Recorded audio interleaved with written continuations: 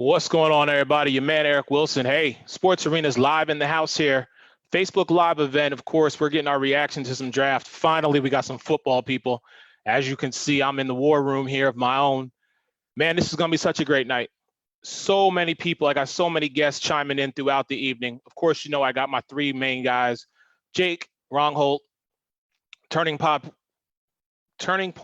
Podcast. I can never, ever say that. And then, of course, NBC Sports Radio 1060 The Hangover, Dallas Cowboy fan, Michael Caratanudo, my man Alex Fleming, he's going to be joining me, Fantasy and Flavors, Florida Sun Review. I've got a couple other surprise guests who said they would be kind enough to jump in and join me throughout the entire evening. I'm pretty sure my boy Mookie, Sports Cube TV up there in Buffalo, I'm sure he's going to chime in whenever he gets a minute. I know he is booked solid throughout the night. We've got Joey from the Truth Serum podcast. He said he's going to be joining me as well. Man, let me just take a minute and first and foremost say thank you to everybody out there for the love and support that y'all have shown, not only myself, but the Sports Arena. It's been amazing. It's been great. Had some great interviews with people over the last couple of months. And a big thank you to all those on the front line, of course, who are out there protecting us, keeping us safe while we stay home and get through this whole quarantine thing. I mean, this has been crazy. It has been insane just to see the number of deaths that have told up in this country. But you know what? Tonight, we are not talking about that.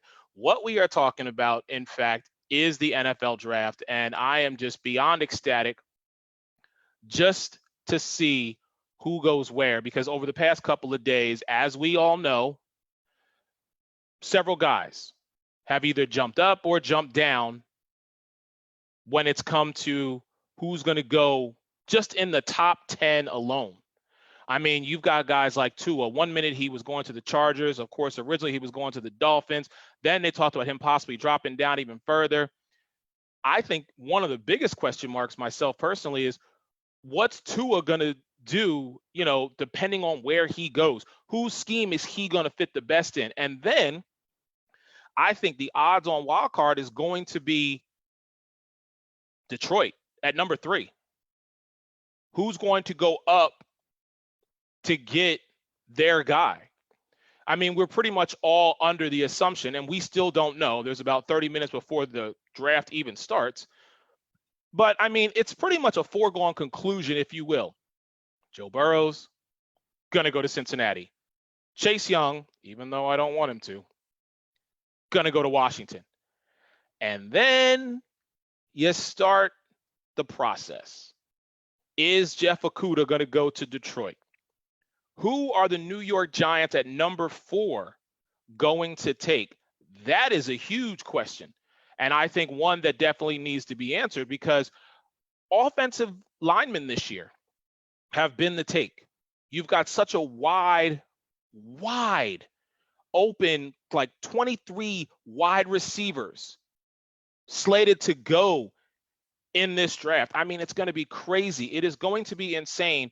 So everybody, do me a favor. Stay tuned, because this is going to be something to really, really behold. I mean, I'm excited. I'm ecstatic. Like I said, I'm just thankful we got football going on, because Lord knows I need it. There was some talk today about the teams that are not drafting in the first round, if they could actually come back in. Teams like Pittsburgh, teams like the Chargers, teams like the Colts. It's going to be a very interesting development if one of those teams actually comes back in. And with that, this man got suited and booted for the draft. Look at him. Alex Fleming, Florida Sun Review, Fantasy and Flavors, man. Hey, Alex, welcome to the virtual draft. You see I'm in my war room, brother. What's going on? Oh, I'm loving it, man. I'm jump skipping today. I thought I'd dress for the occasion because, if it wasn't for all this nonsense, I might actually be there, Might actually be in Vegas. No, I get it. I understand you, brother. So I was just talking to the people about this, man. And so let me ask you before the rest of the crew chimes in here throughout the evening. It's to me, it's pretty much a foregone conclusion. Burrows is going to go to Cincinnati. Chase Young is going to go to Washington. But at number 3, does Detroit keep that pick? You know what? I don't think so. Okay. It doesn't profit them to get and keep that pick when you can get much more and still get the same guy. If you let Miami move up and take that number 3 pick, the Giants weren't going to pick who you were going to pick. They just signed Bradbury and they already had a corner. They weren't looking at corner. And if you're going to pass up on Simmons, Okuda's going to be there and you get an extra pick. Why would you not let Miami move up and get that 3rd pick? Because you can demand a king's ransom. It's a smart move for Detroit. So you're saying that Detroit is either going to slide back because they know that their guy, Jeff Okudah, is going to be there, and just let all these other teams come up and fight for that position. Why the hell not? Okay. Look, you're not getting shot at. It's not the battlegrounds for you. And this guy wants to come in and say, hey, I got some sugar for you. Well, I'm like, you know what? Make it sweeter. If they can make it sweeter, give it to them. Yeah, but I don't know what Detroit. I mean, we know they need a lot of things because I'm looking over here. They do, but I'm looking over here at I've put up a mock draft machine here because as the night goes on, I definitely want to make sure that I see this and look at this because some of these teams, yes, they are in need of everything, and we both know that. However, if you know your guy is there and you know that you can afford to go back, you're going to have to offer a lot to get him. That's my thing. Well, I'm sure. Okay, look, trading 1st-round picks, that's a given. Because if you want the 3 and the 5, I don't know if you're going to give up the 18, but if you give me the 26, I'm going to want something else in return. Now, if you give me the 18, I want a 2nd-round pick. Yes, I do. For the inconvenience of having to wait while you take a pick ahead of me, I want your 1st-round pick, my pick, and a 2nd. Okay. And I bet you Miami will do it because they have 14 picks. I know. So while I got you, before the rest of the crew chimes in, and I know you're gonna be bouncing in and out tonight because you've got stuff to do. You're jumping on Peter Blake's show with the Buck Report. I know you're gonna be bouncing out in the chat rooms, just keeping it going all night long.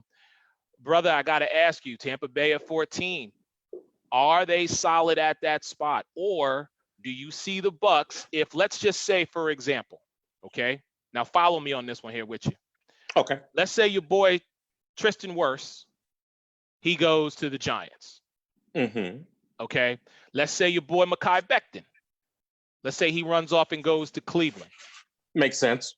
Do you see Tampa maybe jumping up to 11 or 12 to get another offensive lineman since they're starting to get plucked?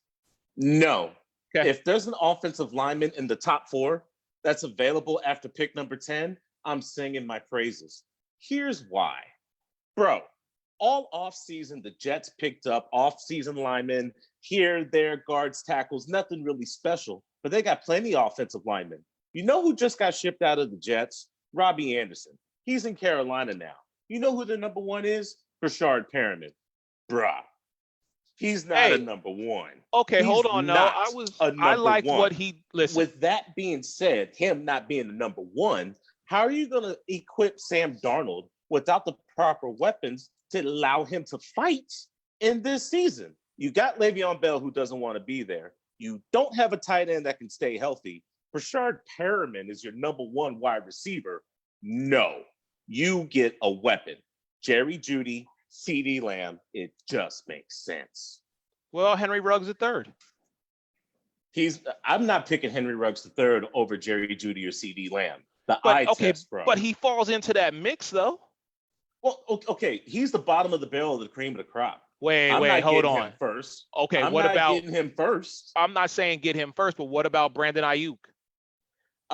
He's number 7 on my wide receiver board. Are you That's serious? Number 7. He's number 7. Bro, okay, since you said something, Jerry Jeudy, number 1, CeeDee Lamb, number 2.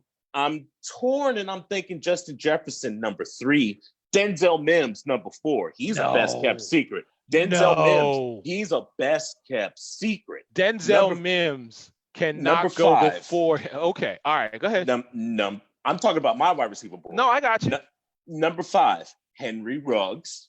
He's in the top 5, but he's the bottom of the barrel of the cream of the crop, bro. Bottom of the barrel.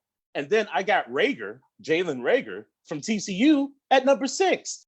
Then I get to your boy, Brandon Ayuk. And then I get to homeboy in Minnesota, Tyler Johnson. He is going to be a sleeper fantasy-wise. Number 9, Antonio Gandy Golden. What do you want from me? All right. You and them sleepers and them uncut gems, man. That's thought-provoking is the one thing I love about this man, ladies and gentlemen. And as we welcome another man into the mix and into the fold, I'm gonna keep it going here. He's connecting right now. This young man, he is a contributor to the Buck Report. Nick Citro, he's connecting to our audio here. Mr. Citro. Up there he is. Nick, what's going on, man? How are you?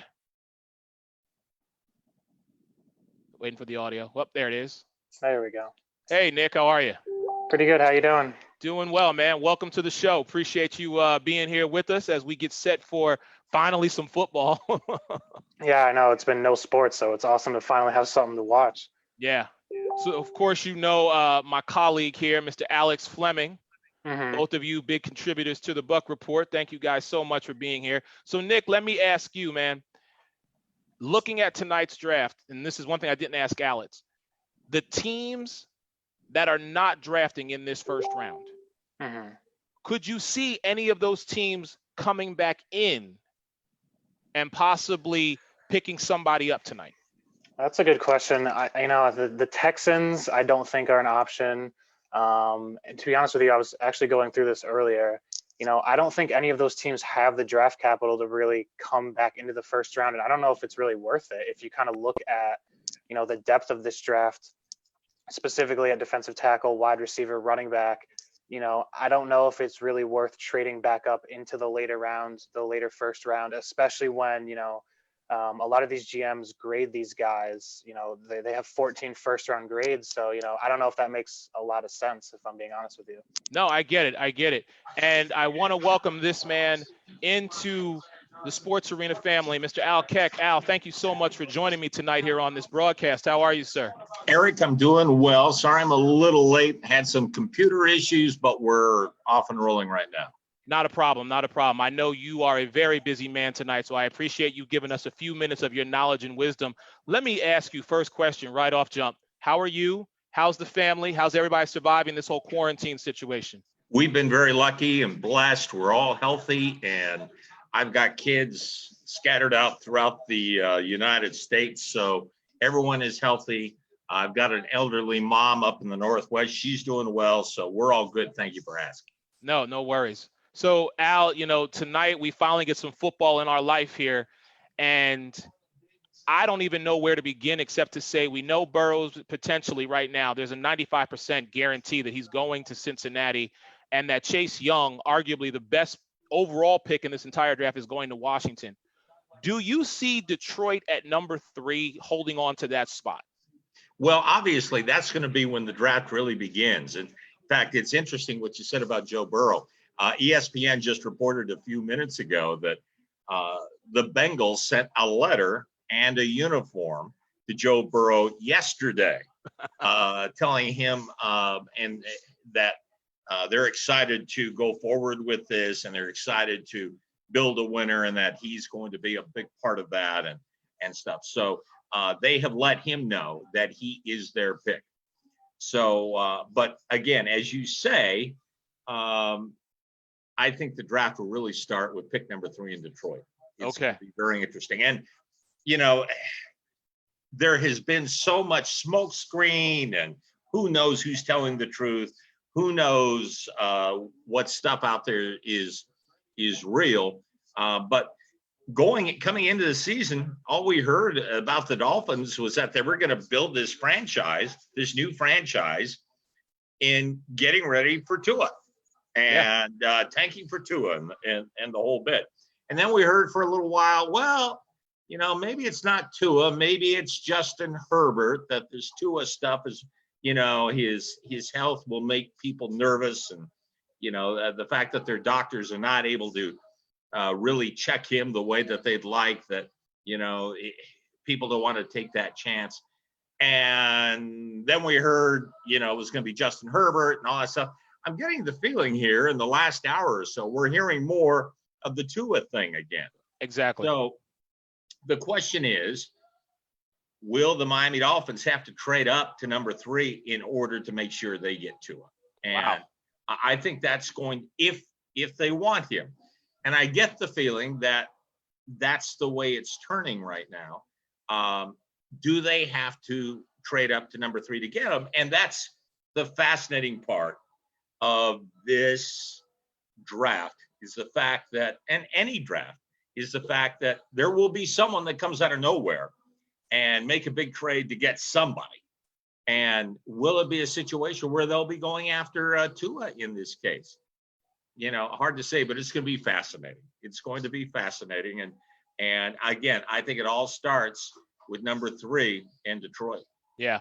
Speaking of Mr. Al Keck, so let me ask you, because a lot of times we don't talk about the offensive line, but this year there seems to be a plethora of talent, especially in the first round with offensive linemen. So I'm going to give you 3 names, and I'd like to get your opinion on who you think the best one is. Is it going to be Tristan Wirfs? Would it be Mekhi Becton? Or would it be Simmons? Out of those 3 gentlemen, who do you think is going to be the best offensive line, or the first offensive lineman, if you will, coming off the board? Well, what I've heard about, until last week, I would have said Wirfs, because he's the guy that everyone says is the most talented of the 4. Okay. And but more and more, what I've heard is that he's basically a workout warrior. That he tests very well in a lot of areas, but when it comes to actually playing, the offensive line position, he may not be as good as others. That said, his coach has been one of the top offensive line coaches in football for decades. So, I think Wirfs is pretty good. Becton is for a man his size, from what I've been told, is as athletic as all get out. There was the test that came out that he failed, supposedly a drug test here in the last couple of weeks. But the fact that something like that comes out at this time usually means that a team that wants him to fall will kind of float that out there. And so, a lot of people talk about Becton.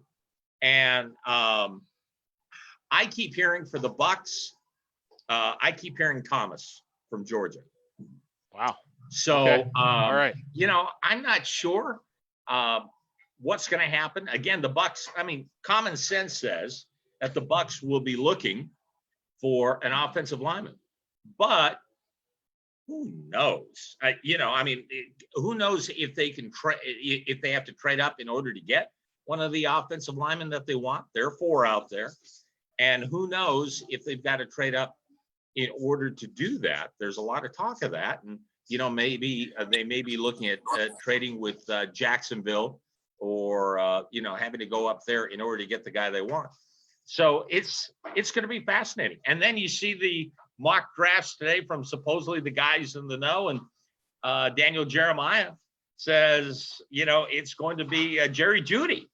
And so, imagine Jerry Jeudy with Evans and Godwin and Gronk, and oh my God, that could be phenomenal. My feeling is the Bucks have made it very clear they have a plan. Yes. And whatever that plan is, they've been very good to kind of stick with that plan so far. And I would think they won't think twice about trading up if they have to in order to get their guy. All right. Last question. And then, sir, I am going to let you go. And again, thank you so much for being on the Sports Arena here. Who is your guy, if you had to pick one guy that was going to be, I guess, a sleeper who may get picked up tonight in the first round? Oh my goodness. There are I'm old school. Okay. Okay.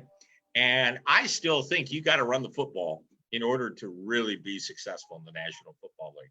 Because come December and the end of November, come December and January, weather plays such a huge part in what happens in the National Football League. And you've got to have that running back. And while the Bucs have loaded up with, obviously Tom Brady and Gronk, and they're looking to, Bruce Arians loves to pass the football. He's also had great success in running the football as well. So I think that there's going to be a running back that's going to be taken a lot sooner than most people think. And that running back could be, Jonathan Taylor. It could be Taylor, who had incredible numbers at the combine. And then you take a look at the guy from Georgia, Yes. who also has been highly impressive. And then don't forget the kid from Florida State that could be really good. So I have a feeling that somewhere in that first round, there's going to be a running back that's taken a lot sooner than most people think. And it might even be by the Bucs. And Wow. If it's a guy that that if they decide to take a running back that early, they are obviously committed to making that running game as good as they possibly can, and to take pressure off Brady. And he could be, if it is a running back, early on, he could be really the story and the key for the Tampa Bay Buccaneers if in fact they decide to go there. And we know that pretty much like you said, the Bucs this year have committed themselves to, I won't say going all in, but as I've been saying, everything is lining up for Tampa to be extremely successful this year. Mr. Keck, thank you so much. I know you are a busy man. Please, you and your family stay safe. I look forward to having you back on the Sports Arena. Have a wonderful evening. Thank you. Eric, thank you so much for having me, and anytime, and have fun tonight. It'll be fun to watch. I will. Thank you, sir. Okay. Ladies and gentlemen, Mr. Al Keck joining me here on the Sports Arena. Let me get the rest of these gentlemen in here. Alex, Nick, I know Mike is working on, there he is. But all right, gentlemen, you heard from Al Keck and what he had to say. Mike, you came in on the tail end of this, so let me go to Nick first. Nick, the Bucs running back at 14, you think so? I think that's a little early. I hate first-round running backs in general. I think the only running back in the first round that makes sense would be to the Chiefs at 32. I think they're a running back away from really taking that offense to the next level. But I mean, it's got to be offensive tackle in the first round for the Bucs. Even, there have been rumblings of Josh Jones dropping to 14 if the big four are gone. I think that's a little early, but if he's your guy, I think you got to take him there. And there's been talks of Judy. I don't think they need a wide receiver. I'd probably put running back, to the bottom of the pecking order there. I got you. So Alex, let me go to you now. We talked, and I did forget about one of the offensive linemen, and I do apologize. I just, this past week, what I've been really focused on have been the three that I mentioned, have been Worst, Becton, and Simmons. And to me, it just seems like those three guys are going to be between picks 3 to 15. I think they're gone because you've got Jacksonville, you've got Arizona, you've got New York, you've got, these other teams that are in need of protecting their quarterback. Do you agree?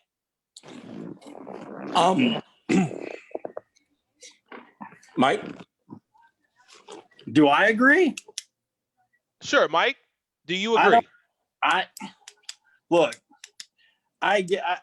see the Knicks from the Mel Kiper School of Running Backs. Never take him in the first round. But all I'm gonna say is the guy that just got the big contract, Christian McCaffrey. Now, I'm not saying one of those guys is Christian McCaffrey, but I mean, you know me. I'm going edge rushers and O-line. I mean, if there's that dominant O-line guy there, because come on, when we were talking about the Giants early on, Eric. I mean, I'm thinking the only person the Giants, instead of wanting to trade out and all this stuff I'm hearing today, but is Isaiah Simmons. You have a guy that can play multiple positions on defense, and their defense was terrible. But if you have that generational offensive lineman, I mean, that is one position that if you're drafted high and you're good, you all three know that you're going to be in the league for 10 years easily. I mean, easily. So, I mean, barring injuries, obviously, but I mean, look, all kidding aside, going back and forth with the Bucks, if I'm the Bucks, I mean, I could see running back, but I mean, if depending on who's there defensively, if you have another edge rusher, I mean, that's who I'm going. I'm going that way. I mean, I probably wouldn't go running back, not because I don't believe in running backs at 14, but I just think they can load up their offense all they want. Their defense is going to get demolished in that division. It's going to get scored on a ton. It's not going to be the Baltimore defense by any means. So I got you. I mean, look, it's interesting because I went back through what we did real quick, and literally, like, I did a thing on NFL.com and on ESPN, and I completely changed half my first round picks. Alex, go ahead. If I may, Sure. I agree with Mr. Citro. Getting a running back at 14 is too costly. They don't need to. And I see two running backs potentially coming out of the first round, but everybody else, they can wait. They're really not worth it. And there's only a couple of teams that are only a running back away.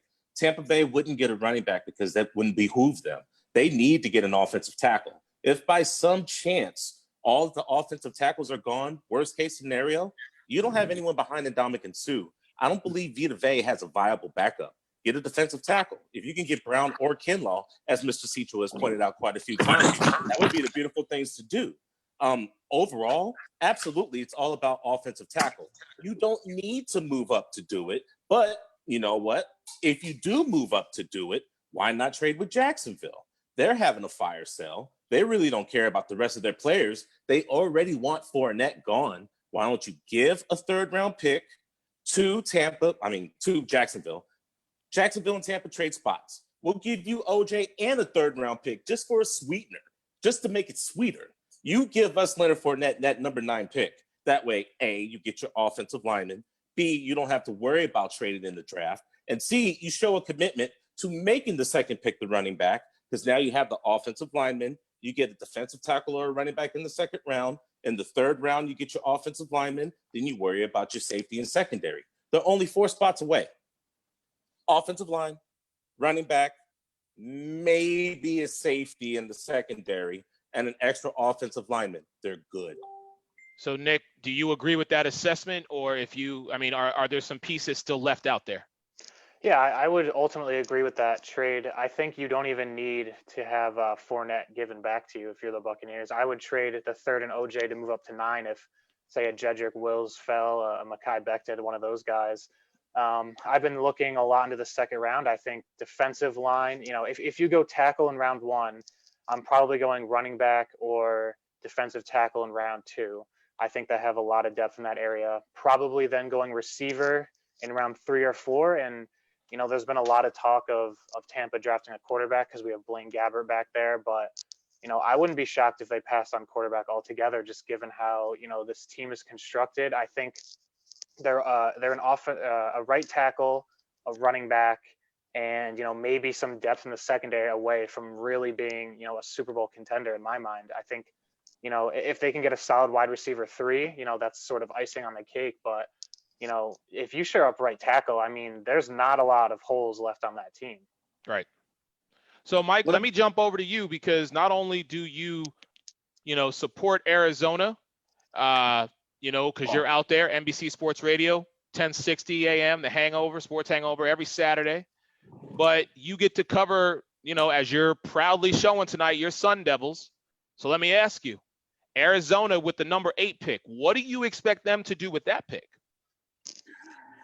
Well, initially I thought they would go D-line. And they do need to bolster the pass rush. But if Wirfs is there, I take him. They drafted Cole a few years ago out of Michigan, and he's moved to guard. He can play center as well. But I think if Wirfs is there, they got to go O-line. But I was going to ask you, too, about Tampa real quick. Speaking of centers, what about the center out of Michigan? because he can play guard too. And to me, he is the best. He is the most complete. I was maybe not the best, but I think the most complete and day one starter ready of interior linemen in the draft. So, I mean, you're talking about protecting Brady up the middle. I mean, I think that guy's another plug in. You just plug him in and there he goes. Cesar Ruiz from Michigan, the Yeah. offensive lineman. Yeah. Yeah. All right. So let me kick it back over to Nick. Nick, what are your thoughts on that? Yeah, I think it's definitely, right guard is a need. They have Alex Caba over there, who I think he's fine until you can replace him. We have Ali Marpet at left guard. I think he's a solid, Pro Bowler every year. So I don't think the interior of the offense really needs that much shifting where I would take one in the first round. But I would definitely consider, a center or guard in that, round 3 or 4. I really feel strongly about right tackle. I mean, there's nobody there. I know they signed Josh Haig, who played in Indianapolis. And in my mind, he's more of a swing tackle. He played, I think, left guard, right guard, left tackle. So in my mind, he's more of a guy that, you have an injury, you can put him in, plug him in different areas. But I don't really want to rely on him at right tackle, which is why, if I'm the Buccaneers and I think I'm not going to get the big 4, I'm trading up and giving up OJ Howard, even a 2021 second if I have to. I think this team is built to win right now, and right tackle is one of those pieces, one of the few pieces they need to really put them over the edge. You're not with going to that- want OJ. With that, hold on, Mike. Hold that thought. With that, I welcome in my man, Mr. Joey Fickle from the Truth Serum podcast. Make sure y'all check him out. Joey, what's going on, man? How are you? Welcome to the War Room. What is going on? I'm doing great, man. How about y'all? Everybody seems to be doing well. Of course, Alex Fleming, Fantasy and Flavors, also Buck Reporter, contributor, and also Florida Sun Review. Mr. Nick Citro, another Buck Report contributor, and my boy Michael Caratanudo, NBC Sports Radio 1060 The Hangover out there in Arizona. Joey, we're just trying right before this starts, because it's going to be about that 8 o'clock time here on the East Coast. Give me your thoughts on what you're thinking you're going to see tonight with this first round. I think that we're going to see the future of the NFL draft. I think that this COVID-19 has brought on something that could be very special. The way that it's turning right now, we're going to see I'm sorry, I almost said a bad word. We're going to see I mean, you guys know me, but we're going to see a fantasy football draft here. So I'm excited to see it. I think we're going to see some splash trades, some things that you might not expect. You're thinking, these teams are going to be a little scared to do it because of the new technology that they're using. They were having some issues with their mock draft they did the other day. So I think we're going to see some movement here, and I'm excited. I mean, the sports world needs this tonight. Yes, couldn't agree with you more. So Joey, I know you're going to be bouncing in and out because you have also everybody wants to get a hold of the Truth Serum podcast tonight. But let me ask you, looking at some of the teams that I think you predominantly cover, and please correct me if I'm wrong. You've got the Colts, the Jaguars, the Texans, and then of course you've got, and I always forget the fourth team because my brain just seems to escape me. Some Tennessee Titans. Thank you. Do you see any splashes tonight with any of those teams? Like, could Indianapolis possibly come back into the first round and maybe pick somebody up?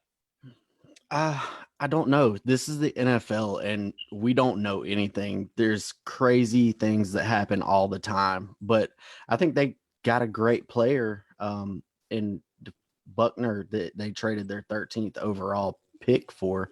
I think they got a great thing there, but I think they need a quarterback to go forward. So if one of these guys slip to the second round, I think they could, grab one there. I don't see them moving forward again, though. Okay. They just don't have the capital to do so in the later rounds. So Jacksonville's got 2 picks in the first round. Yes. What do you see them? What needs do you see them addressing tonight? I see them moving Yannick Ngakoue and somebody to move up. I think that they could make a huge splash here because they got a guy that is going to be demanding a lot of money. And then they also got 2 picks here. So it wouldn't surprise me if they moved up and took one of these quarterbacks either.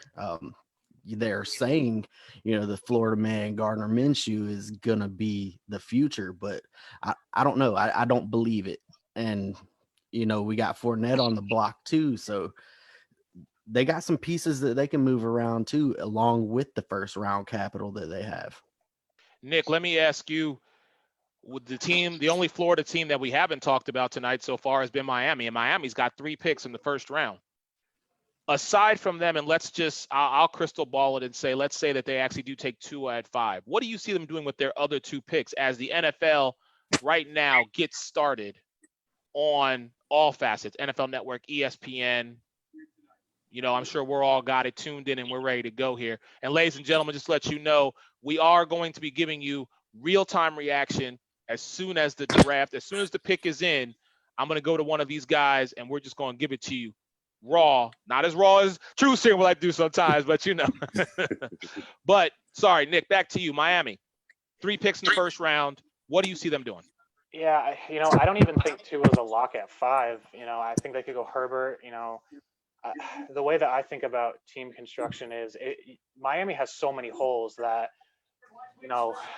I probably would take the stance of I'm just drafting BPA and tanking in 2021 again to take a quarterback. But, they're probably not going to do that. We'll assume they're going to take Tua at 5.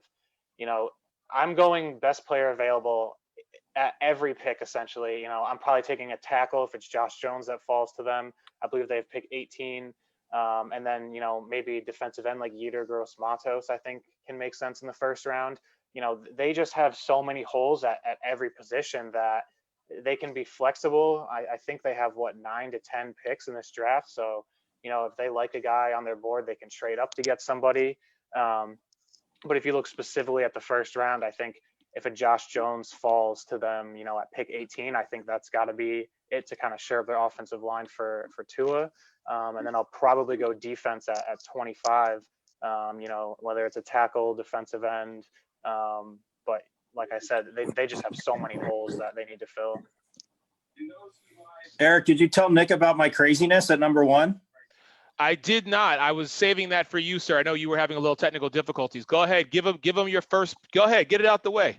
So Nick, because everybody always says every year after the combine and even after pro days, which is, as we know, glorified workout in shorts in a comfort place, right? Mm-hmm. But all the talking heads coming into the season saying, man, I understand the hype behind Justin Herbert, seeing him, and the kid is big and talented. But everybody's saying, oh, Tua, if he didn't get hurt, he'd be number 1, Tua. David Pollock, if you guys watched today, said he made the point about Joe Burrow when he was walking out of the National. He's like, don't let myself get dumb with, obviously not knowing the whole COVID thing happening, but with what I just saw. And that's my theory. All the talking heads, and Eric and I, we've talked about this, have all been saying Tua is number 1. I say Cincinnati upsets everybody and takes Tua number 1. I think that theory maybe could have been plausible, but I think Adam Schefter tweeted out and Al Keck talked about it, that they publicly already said to Burrow's the pick. They sent him the jersey and everything. So, I mean, they could completely pull a fast one and make it Tua, but I would be shocked if it's anything but Burrow. Yeah. So, Alex, let me go back to you, brother. We're going pretty soon here with the number 1 pick, and we're saying that Joe Burrow is going to be a lock. Now, in a draft that I think I did with Jake and with Mike, Jake's going to be joining us here in a few, I said that Washington shocks the world at 2 and does not take Chase Young. And actually, Ron Rivera goes and gets his quarterback, who potentially could be Tua. I know it's crazy.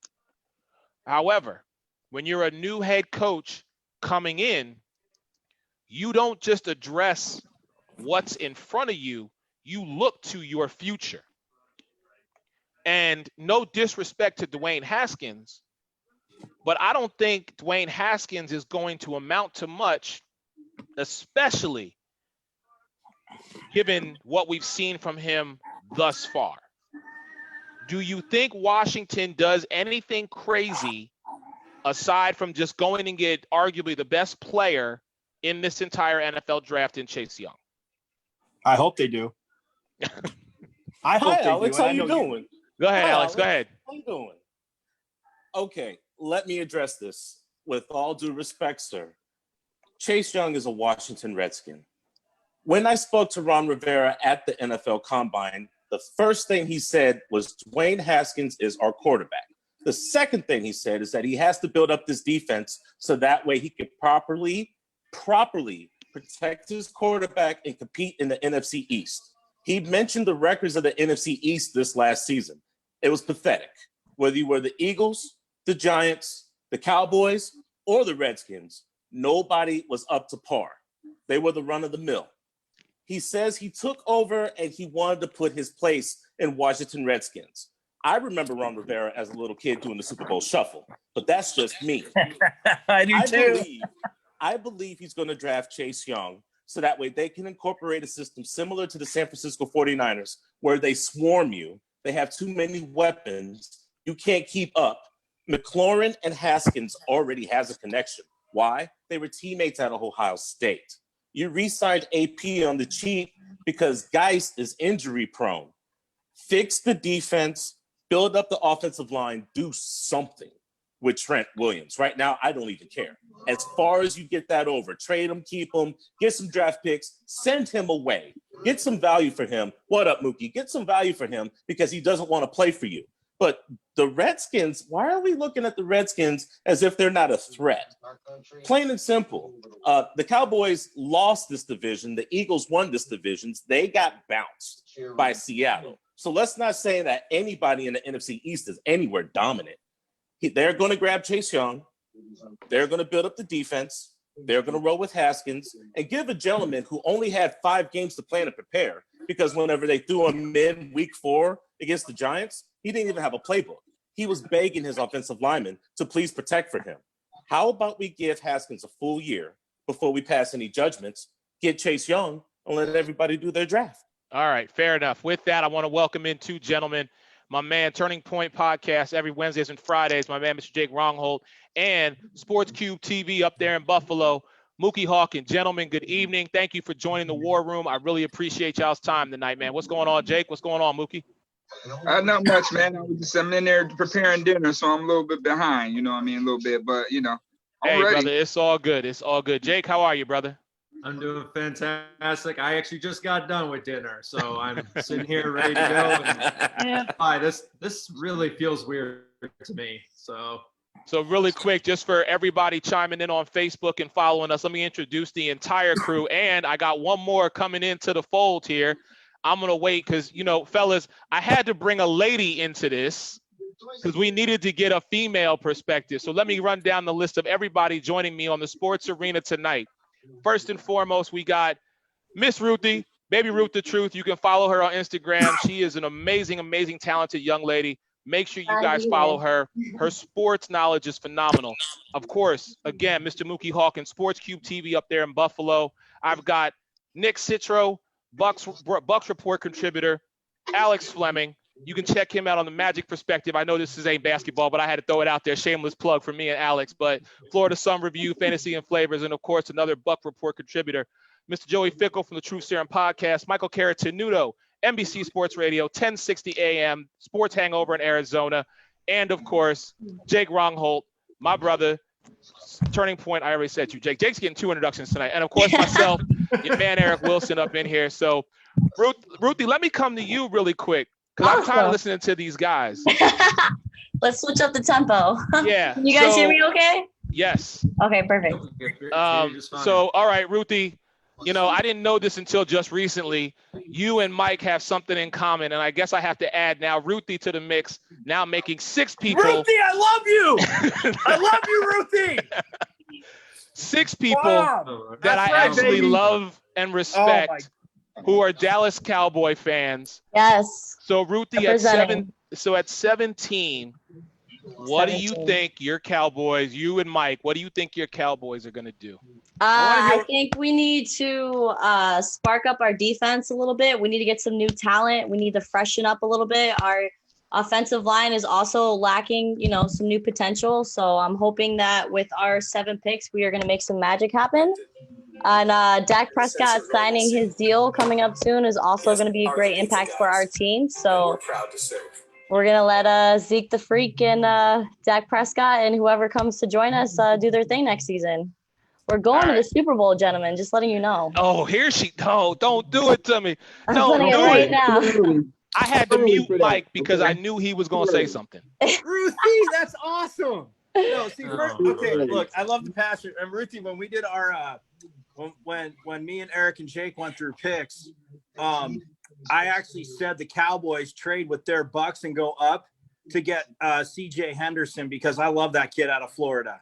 Yeah, So that's absolutely. I would love to. I mean, losing Byron Jones, who again, obviously, you can't pay everybody. I know Eric doesn't agree with paying Amari Cooper that much, but Amari Cooper's, after he trashes secondaries, let's see what Eric says. Yeah, But we'll see. But I like CJ Henderson. I like him trading with the Bucks and the 3 spots because I think they need to get ahead of Atlanta because I think Atlanta would take Henderson too. I love that kid. Yeah, for sure. Yeah, let's see what we could spark up this year. So, I'm Joey, let me excited. go to you really quick, man, because I know your time is very limited, brother. Give me a guy who you think a lot of people aren't focused on tonight that their name's going to get called in this first round. I mean, you just called it. It's me. No, I I'm like looking. that. I like that. I'm looking for Jalen Rager to go somewhere great, like Green Bay. I love this kid's tape, dude. He is an animal. I love him. But I mean, he's already kind of projected to be in the first round. We're expecting what 5 to 7 wide receivers. So you got a record potentially falling as far as receivers coming off the board tonight. but I think it's going to be a run on cornerback as well. I mean, if it's going to be a run on these receivers, you got to have the guys to cover them. So I think it's going to be a run on those cornerbacks too. do you guys think that this could shock us all and potentially form out to be like a fantasy football draft where when we're drafting teams, we're not necessarily looking at quarterbacks because they are, going to score the most points because there's so much depth at that position for fantasy football. Maybe this could shape up to be the same way for the wide receiver position in this actual NFL draft. Maybe. Possibly. Jake, I'm going to let you get in on that one. Go ahead, Jake. There's going to be a lot. It's going to be interesting to see what happens in this draft tonight. I mean, I really think that we might get we got like 40% of this right. I mean, there's going to be at least 5 or 6 receivers that are going to come off that board tonight. There was also reports that were coming out that the Packers were thinking about trading up to looking at wide receiver Justin Jefferson from LSU as well. So, and also your Eagles right now in a potential trade with the San Francisco 49ers, including Marquise Goodwin. So don't be a bit surprised. Keep this in mind. All 32 teams right now are alone. They don't know what's going to happen in this boardroom. There could be something that we just don't see before here. So I think this is going to be a very interesting first round, but don't be a bit surprised. I think a lot of wideouts are going to be coming into the first round. Okay. All right. Sorry, guys. I had a little bit of feedback, so I had to mute everybody except the person talking here. So let me, you know what, Mookie, let me go ahead and get you in here because, this first pick looks like it's pretty much on its way of happening, and it's going to be Joe Burrow from all stance. Brother, let me ask you, Buffalo doesn't have a pick. Do you see your team coming back in at all tonight? Nah, we just chilling today. We gonna chill today. We're gonna sit back and eat good, and just watch some good TV today and see where our draft board is gonna take us as far as tomorrow. I think it's gonna be a lot of trades. I think that it is what it is in this draft, but when you really look at the situation that we're dealing with, can you really trust these guys coming in right now being an impact with the uncertainty of OTAs, voluntary workouts, things of that nature as a rookie coming into the pros? I think that's going to alter, some of these general managers' decisions at when they pick and why they're picking. I think that some quarterback is going to slide, right to New England, basically, if this comes correct. Watch what the Chargers do. The Chargers is kind of seeing where we're going to lie at in this draft.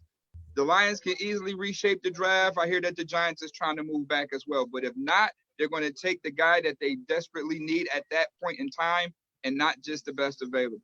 All right, Joey, let me get your take on that because he's talking about a quarterback slipping. What do you think? I don't think it's going to happen, dude. Like, the NFL is a quarterback hungry league, and they're being drafted too early. Yeah, Joe Burrow is very worthy of the number 1 pick. But after that, like, yes, we got concerns with Tua, but after that, like, none of these guys even have first or possibly second round grades for me. But they're going to be taken in the first round because it's a quarterback hungry league. We want to see spread offenses. The NFL's changing and it's a beautiful thing, but yeah, everyone needs a cornerback. Everyone needs a quarterback, whether they say they do or they don't. They're going to be drafted too early. It's just the way that it's going to be. They're not going to slip. I think the Chargers move up and grab Tua ahead of the Miami Dolphins. And I think that's a great landing spot for him. So, Mike, you're shaking your head no over there, brother. What do you think? Oh, I think the Chargers trade up, but I think that's because Burrow's gone. I still feel, and I see what you're saying, Joey, but they always call me the West Coast homer. And going into this season, I mean, I think the kid literally had 2 bad games, but you can't coach 6'5" and you can't coach a cannon arm and decent speed. I think the Chargers would actually trade up to get Justin Herbert because you know what? Tyrod Taylor's still going to start. And if people want to say like, oh, the inconsistent, like he was a little inconsistent this year, it's not like he played against like the worst secondaries. And I get what he did in the Rose Bowl too. So like, I like the Chargers trading up, getting a quarterback. But I'm with you too. I really don't think quarterbacks are falling. I know they're talking about Jordan Love. If the Patriots take a first round pick on Love, like that would actually make me ecstatic because obviously he's not playing right away. You're not plugging him in to start. So I would love this. I mean, they're showing Joe Burrow right now. He's probably going number 1, but I think if the Bengals were true to it, because I think Tua looked good. I think Tua's a little more accurate than Burrow. But Eric, I got to get my West Coast plug in. I will say, if you look at NFL and like NFL.com and like what they put together of the top 20, like top 15 each position, but the top 25 quarterback wise, the highest percentage of quarterbacks rated are all from the Pac-12. Just gonna get that out there for you. All right, fair enough. They get to play Pac-12 defenses. That's why. Well, we also don't get. Alabama gets to play pathetic, like 80% pathetic secondaries. Okay, we're not getting into college. We're not getting into college tonight, gentlemen. Later, I know. Joey and I will talk about that later. Yes, we'll do a whole nother show. Ruthie, let me get you back in here on this because when you look at this class of NFL talent that's coming out, who's a person that you think is going to have an instant impact on whatever team they go to? Aside from, let's take Chase Young out the mix, as we know he is the best pick overall. But aside from him, who do you think is going to be the guy that's going to come in day one, ready to work, ready to contribute? Well, I'm a huge fan of offense. I played quarterback when I was in high school, when I played for our college football team. So I'm huge for quarterbacks. So I think Justin Herbert from Oregon, wherever he lands, is going to be spectacular. The man has shown talent and has, been there for his team. So I think he's going to make a great impact wherever he lands. And I'm excited to see him for this coming NFL season. For sure. And I actually just visited Oregon this past week, and it is phenomenal. If you've never been, you need to visit that place because it's absolutely beautiful. Hey, Jake, I got to talk to you, brother, because you're probably the most well-versed when it comes to this, aside from Mike and Alex. And then, of course, everybody's just more well-versed than I am. So that's why I'm just kind of directing traffic here. But Jake, let me go to you, brother. Let me ask you something, man. Once we get out of this top 10 and we get to those teams, like, we got the Jets, the Las Vegas Raiders, the 49ers, and then, of course, living down here, the Bucks. Is that where we really start to see like the talent really start kind of, you have your pick of the litter, if you will? Because we kind of know where the top 10 is going to be. Oh yeah, most definitely. Because now after the 10 picks, now everybody's sitting there going, okay, all the top best available players are gone. Now what do we do here? Now you're going to be looking at guys like DJ Henderson. You're going to see if Tristan Wills drops down past the top 10. That's a possibility. Mekhi Benton, I mean, if he goes past the Browns, where's he going to go? Is that going to mix up? You're going to see corners probably falling off. I mean, Jalen Johnson, I said was going to go to the Oakland Raiders. That pick number 19. And you're going to see, I think what will happen is we're going to have two straight moments where we have back-to-back receivers get drafted, not once, but twice. Especially from about 5 or 6 teams. And then, as we said, the cornerback position. And also keep this in mind, that defensive line position is also something to watch out for tonight. You got Zach Bond, you got Javon Kinlaw out there, and you got Jason from LSU as well. Keep in mind, the Bucs still have the 14th pick. So we will see what happens. The 49ers need somebody because DeForest Buckner is now gone with the Colts. So I'm actually more excited to see what happens 11 through 32 going forward. All right, let me unmute and bring everybody back in here, because as we know, the pick is in, and in fact, it is Joe Burrow. No surprise. Joe Burrow, number 1 pick, Cincinnati Bengals. They're showing his Heisman Trophy speech from back in October of last year. Mike, just let it go, Mike. Just let it go. Mike, I'm already 0 for 1, Eric. Yeah, Eric, I I'm 0 know. for 1. You're going to be 0 for 17, as you always are with them Cowboys. I said it. Ruthie, He's got the back Eagles here fan. now. Hold on, guys. Hold You're on. actually looking at a dartboard. Since right we're not now. taking anything personal, look for a couple of shakeups in the draft tonight. You need somebody to rebuild this team. I mean, there's a reason why AJ Green is tagged. There's a reason why Tyler Boyd is still there. They got Joe Mixon. They went out and kind of beefed up that defensive line as well. But you need a leader. And they love this guy in the state of Ohio. And keep in mind, it's in the AFC North where Lamar Jackson is, Ben Roethlisberger still is playing, and then Baker Mayfield. So the Bengals are now saying, we can have a quarterback that can become potentially as good as those 3 quarterbacks going forward. All right. Trajectory of the franchise for the next 10 years. This is very, very, very true, Ruthie. So we're all okay with the pick. It's in. I wish we would just get to Washington so we can get Chase Young out the way and then let the fun begin, because I really think at 3, that's where we're going to see some stuff happening. I got one more gentleman joining the fold here. This brother, Mr. Darrington Glover, is connecting to his audio. We're going to get him in here in just a minute. But again, Sports Arena Draft Live Reaction. Everybody is here. Darrington, what's going on, man? How are you? Still having a few technical issues, but we'll get him here in a second. So, Mookie, let me go to you. Jake spoke of the other teams, specifically Baltimore, in that division. Now, when you look at who you've got, you've got Ben Roethlisberger, Baker Mayfield, you've got Joe Burrow essentially being your starter, because Andy Dalton is still on that team, and then, of course, Lamar Jackson. Do you see, and I'm gonna ask a crazy question, a lot of crazy questions tonight. Do you see Cincinnati having a better record than Cleveland this year overall? No way. No. I'm asking Mookie. I don't see Cincinnati having a better season than Cleveland. I mean, they're in a complete rebuild. I mean, Cleveland was that way a couple of years ago. That led them to draft Baker Mayfield.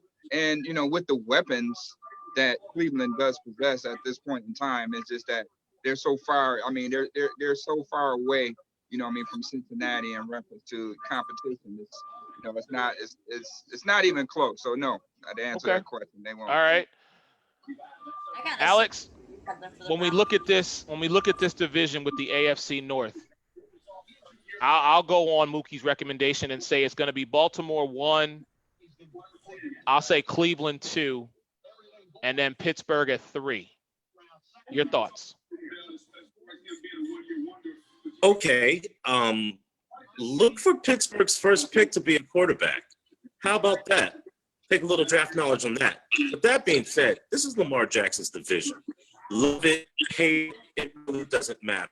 If you copy the stats that he did in Louisville, he's going to dominate the AFC North. Oh, my goodness, he has been dominating the AFC North. He's already won the North 2 years in a row. His rookie year after they benched Flacco, and this last year where they went 14-2. I don't think a lot of you guys are paying attention. If you are paying attention, then you would know Pittsburgh, Cleveland, Cincinnati, none of those teams can stack up or stand to the Baltimore Ravens. With that being said, I think Pittsburgh is a quarterback away from trying to compete in that division. Baker Mayfield's got more commercials than he has wins in the AFC North. Burrow, the best thing that Cincinnati could have done was franchise tag A.J. Green. Tyler Boyd can be a number one wide receiver. They need to do something about Mixon's contract. Don't look at anything soon, because as I'll reiterate, this is Baltimore's division. Yes. But in 2 or 3 years, I can see Cincinnati making some noise. All right. Darrington, how you doing over there, brother? You all right? You good? Good, my brother. Can you hear me? Yes, sir. Yes, sir. All right, Welcome to the just make fold. sure. So, as we all pretty much knew, Joe Burrow, number 1 to Cincinnati. We expect Chase Young, number 2, to go to Washington. So let me ask your thoughts on number 3 this evening. What do you think? Well, it's pretty interesting there because that's where I think the draft gets tricky because number 3 and 4, they're trying to trade out. So they want out and they want out bad.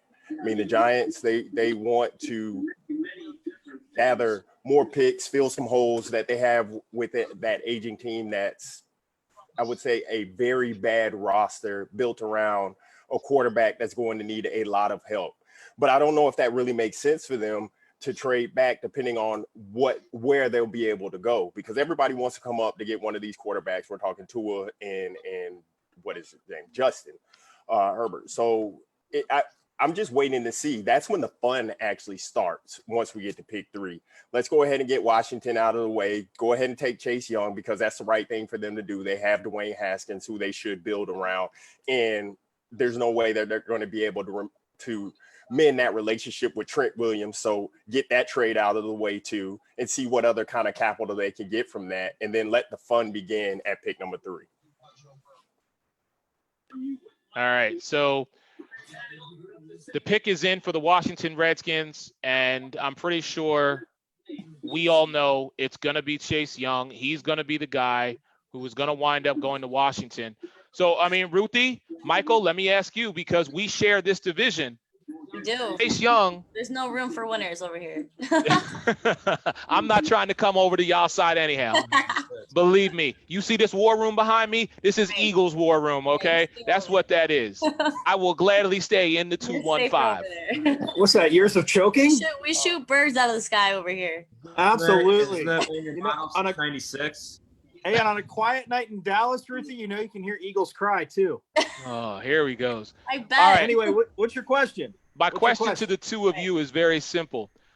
We have the daunting task, if you will, of having to protect our quarterback from Chase Young, who is argued to be the best player in this draft. So let me ask y'all, is Dak going to be running for his life? Well, I mean, the simple answer is, once or twice. But, I mean, let's not get crazy. If he's not lining up against, slouches from Northwestern and Indiana. When he lines up against Tyron Smith, he's going to get his lunch fed to him quite a few times. He just better not take as many hits as he did last But year. the problem with that is that they lost Malik Collins to free agency with the Las Vegas Raiders. So now that right tackle spot is a question mark now. Oh, I get it. So Chase Young could have a great opportunity to go after Dak Prescott. Also keep in mind, Dak Prescott loves to hang on to that football at least 5 or 6 seconds until he finds Amari Cooper finally wide open somewhere at that point. So if you're if you see an offensive lineman that is left on this draft board, you might take a chance on that and move on away from C.J. Henderson. It's possible. Jake, it's not Amari Cooper finally open, because you can ask Eric's secondary. Oh, here we go. The Giants secondary about Amari Cooper open when healthy.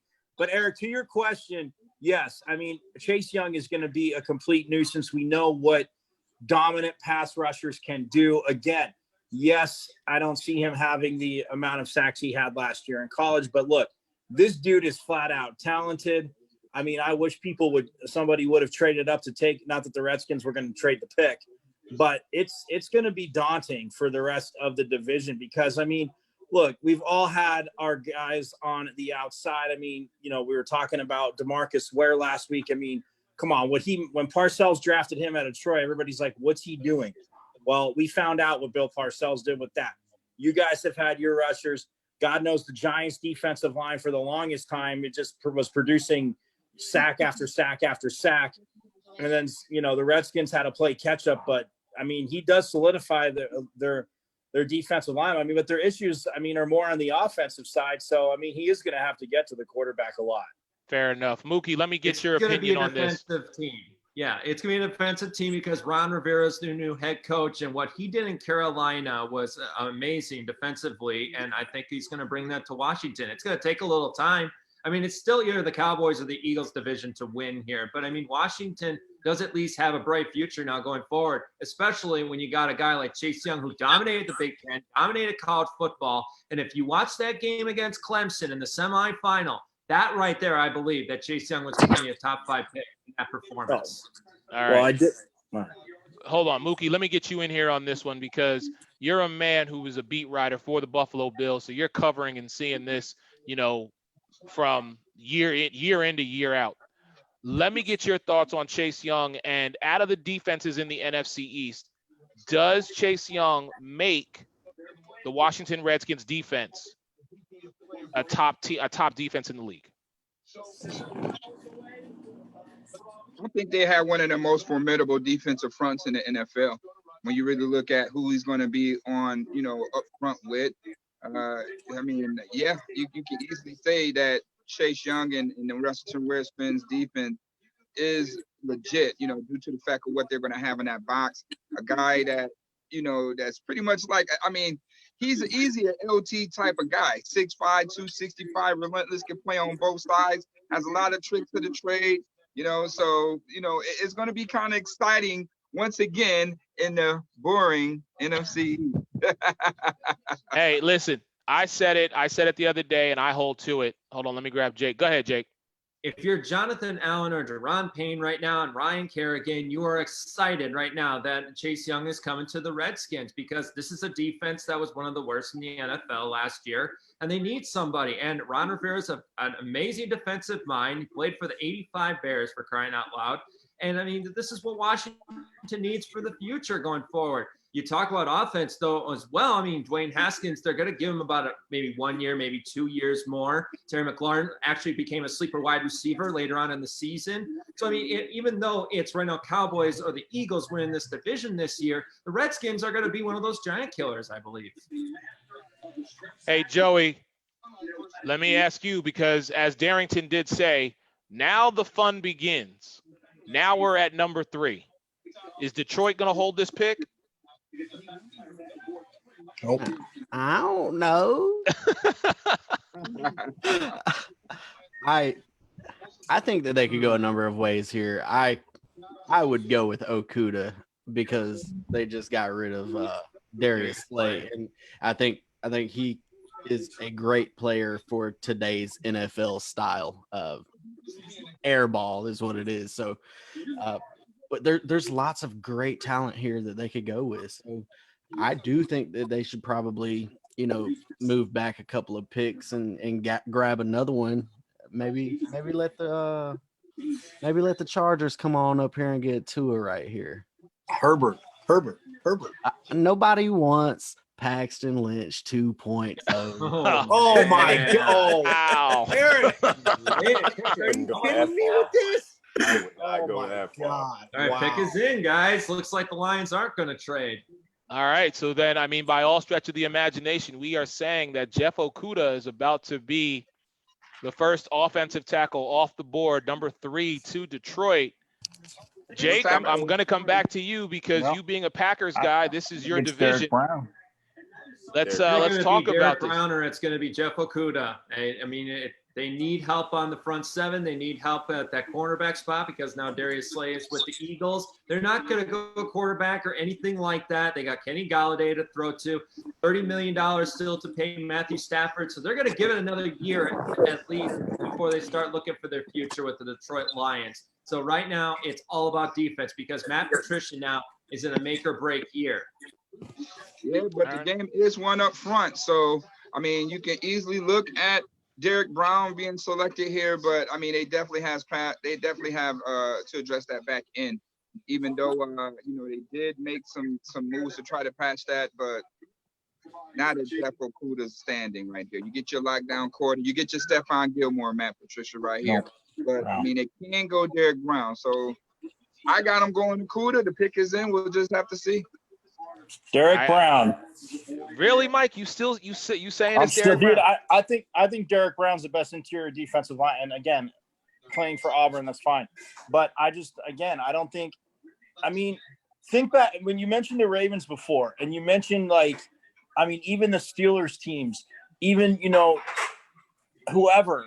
I mean, even the Packers back in the back. You have that big dude in the middle. Like he can literally.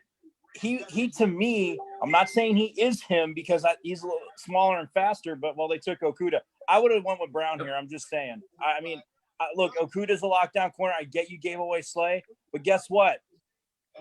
The quarterback's going to have more time to throw the ball, and Jake knows that too, Eric. So I think they did the rest of the division a favor by not taking Brown here. This was a great move by the Detroit Lions. Like you said, now you fill up Slay, but it's also a speedy, pro-ready cornerback that is ready to go, a man-to-man guy that can really shut that down. I mean, if you watch that semifinal game against T. Higgins and Justin Ross, man, he was giving them a headache. It didn't happen until the second half when Chase Young got ejected. That was when Clemson was able to wake up. Otherwise, Jeff Okuda had the number of T. Higgins and Justin Ross. So the Lions need somebody to help out here because, you got Aaron Rodgers, you got Kirk Cousins, and then whoever the Chicago Bears are going to put out there. So. All right, well, we're here at 4, and this is where things get interesting. Jeff Okuda, now the cornerback from Ohio State. He's now with the Detroit Lions. But now the Giants, a team that really needs everything. I'm going to go to Alex on this one. Alex, you and I have had numerous conversations about this because you and I seem to feel that this is going to be where Tristan Wirfs is probably the best guy to go to protect Saquon and protect Daniel Jones. Okay, guys. They need help on defense and they need help on offense. This would be a perfect time for Isaiah Simmons to go. And if you listen to Mel Kiper, it would make sense for Isaiah Simmons to go to the New York Giants defense. They need a linebacker. They need secondary. They need all the help they can get. That's true. But who's going to protect Thunder Thighs? Who's going to protect Danny Dimes? Didn't you just pick him high last year? You might want to get him some offensive linemen. And as far as Saquon Barkley is concerned, he's a monster. But teams are attacking him now. Why? Because he doesn't have help on the offensive line. Do right by your quarterback. Do right by your running back. This is an offensive lineman. The real question in this is it Tristan Wirfs or is it Jedrick Wills? Those, I believe, are the best 2 linemen in the 4. Now, I have the 5th one, but he's the bottom of the barrel. He's a contingency plan. The best 2 of the 4 is Tristan Wirfs or Jedrick Wills. I don't know if they're going SEC or Big Ten, but I like Kirk Ferentz and the fact that he always cranks out top offensive linemen. Hey, maybe that could be the ground game you trust. Sounds like a potential commercial. I think so, I like too. Tristan Wirfs in this selection here. So I believe you need to protect your quarterback and your running back. All right, so Darrington, let me go to you then and ask that question. Do you see the Giants definitely going that route, or do you potentially see them maybe going in a different direction?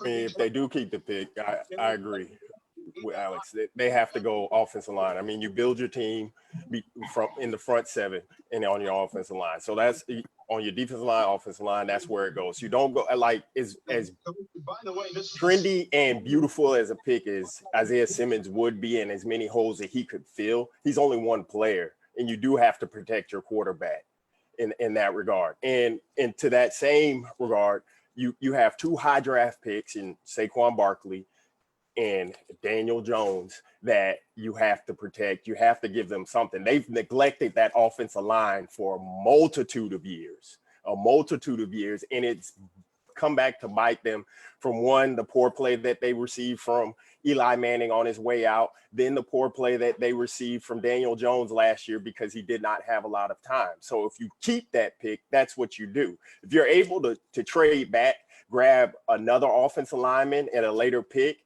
and gain some draft capital just the same to plug other holes, then I think you should do that. But if you keep this pick, go with one of the top two.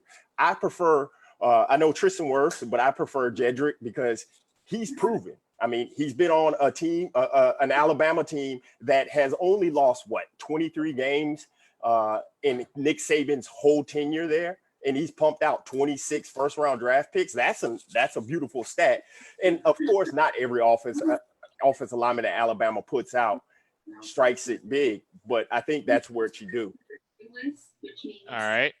So, Joey, go ahead, Mike. I was just gonna say real quick, like I get the O-line thing and what you're saying with Eli's play. Eli got killed because of his line for 3 years. We know that, but I can't pass Isaiah Simmons for everything Jake said when being at the Fiesta Bowl, watching a dude on the field that can play 5 positions defensively. I mean, if the Redskins just took Chase Young, I'm not saying the Giants need to be copycat. I'm not saying offensive line isn't a need, but man, I am not passing on Simmons here. There's no way I'm passing on him here. But in that same token, don't you need to take an offensive lineman if you know you have a porous offensive line and the team in your same division 2 picks before you just took the monster D in? Don't you need somebody to at least put up a fight against him? I 100%, and I think they can if they trade down. I mean, that's probably showing it because I know allegedly they want to get rid of this pick, and I'm not saying they don't. I'm looking at best, in my opinion, best available right now. I take them because I just think that defense needs help in the middle, in the back end, and I love what that kid did the last 2 years. I mean, the defense, the offensive line, yeah. I mean, it's been an issue. I mean, Ben McAdoo ruined that offensive line, but I just can't pass on Simmons. That's just me, though. I don't know. I mean, if we were playing Madden, yeah, you take the best available player every time. But this isn't Madden. You have to. I know. You got to plug these holes. You have to have a stable. You have to have a stable team. You have to build around your quarterback. So if you keep it, take the offensive line.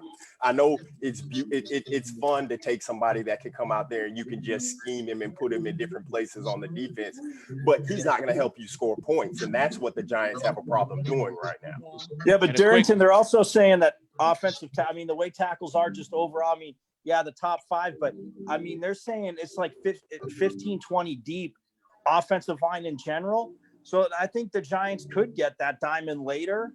I don't disagree. They got to take more offensive linemen in this draft, but I just see that as a generational defensive player too, with the Swiss Army knife that he is. But I can't disagree with any of your points. If they take an offensive lineman right here, I'm not going to be against it. I just think that they're passing on something defensively that's a big hole for them too. I agree with that. A big shout out to our man Mookie, who just posted a picture of him and Joe Burrows at the NFL Combine, man. So yeah, well, Mookie getting that love already, man. I see you over there. Yeah, we around, man. You know, we everywhere. Hey, a big thank you to everybody watching us on Facebook Live and chiming in here on the Sports Arena.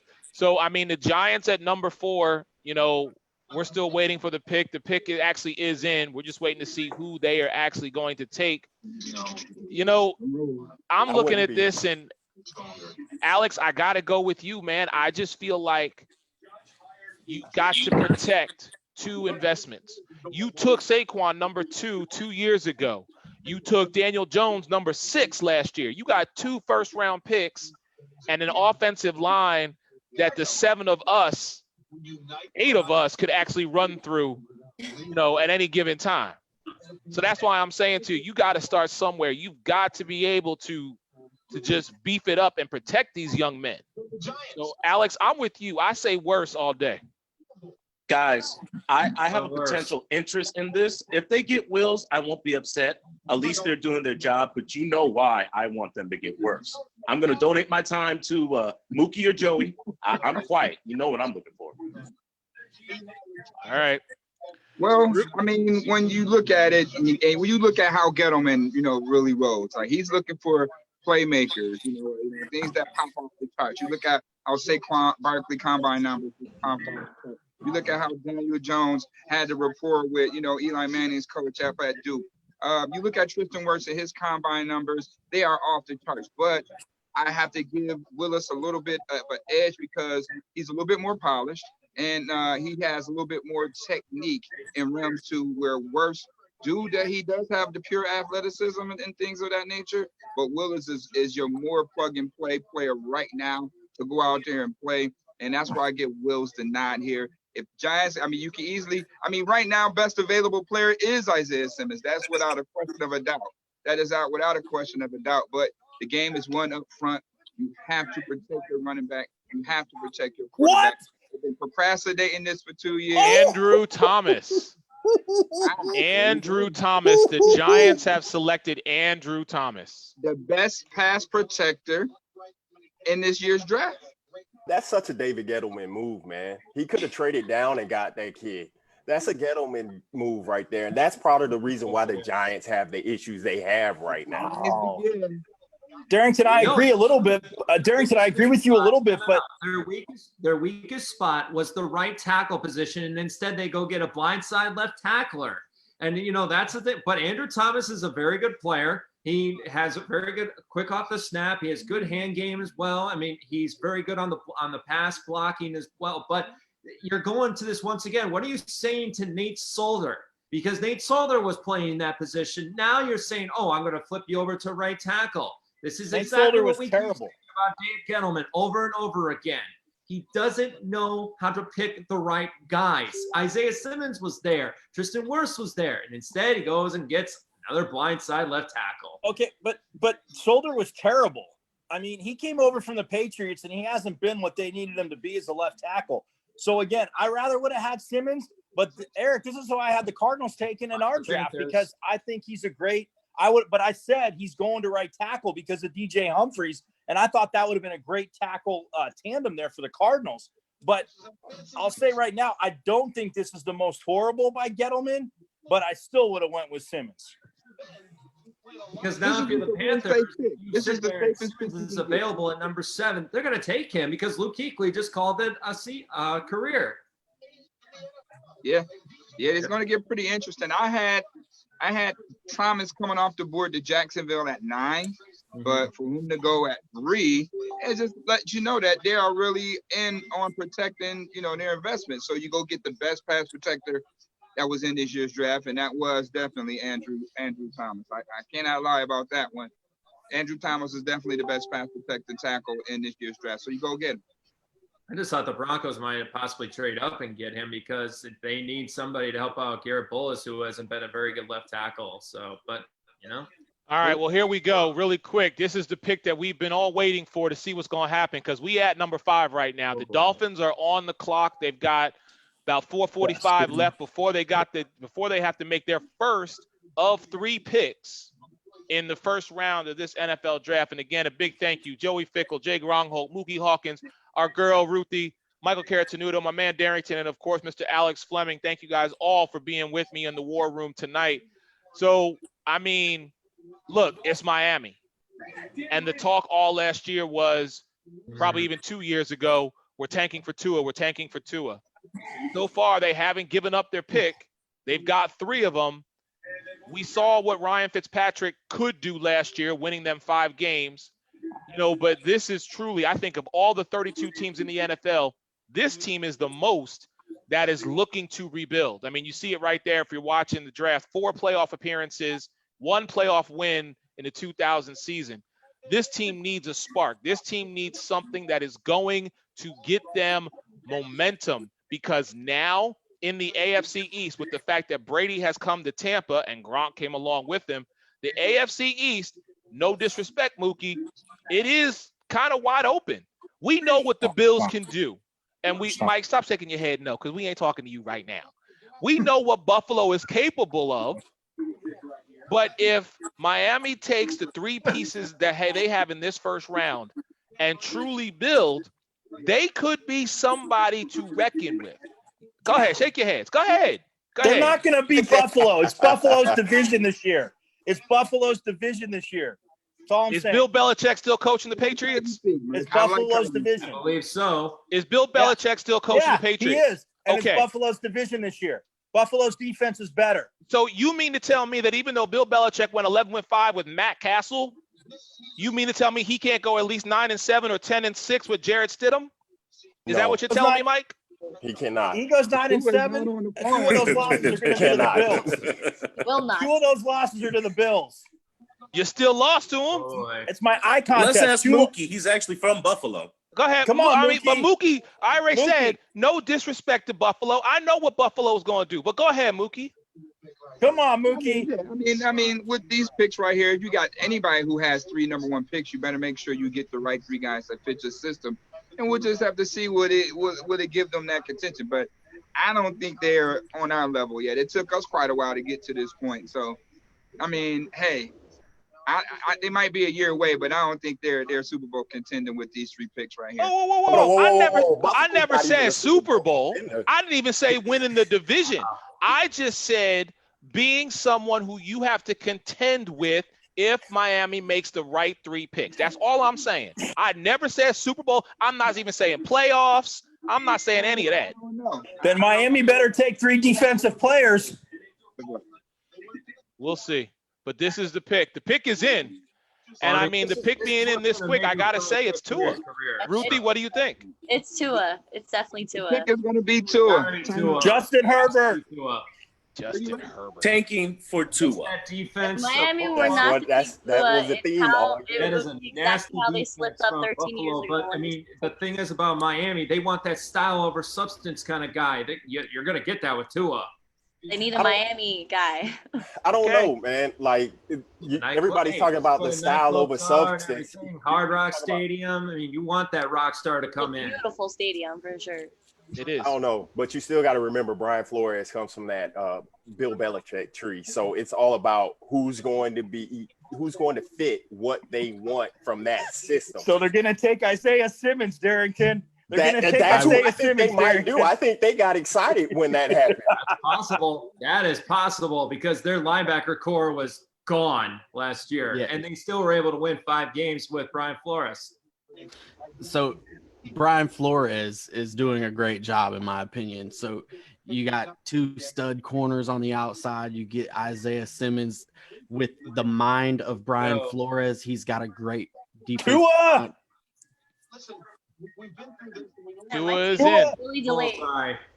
Tua, the pick is in. Tua Tagovailoa. Tunga Viola.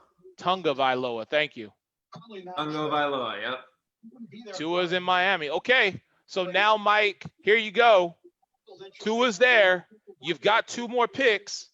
You got to build up around him, and you got to protect it, brother. We'll see what they do at 18 and then again at 25 or 26. But 26. 26. Thank you, Alex.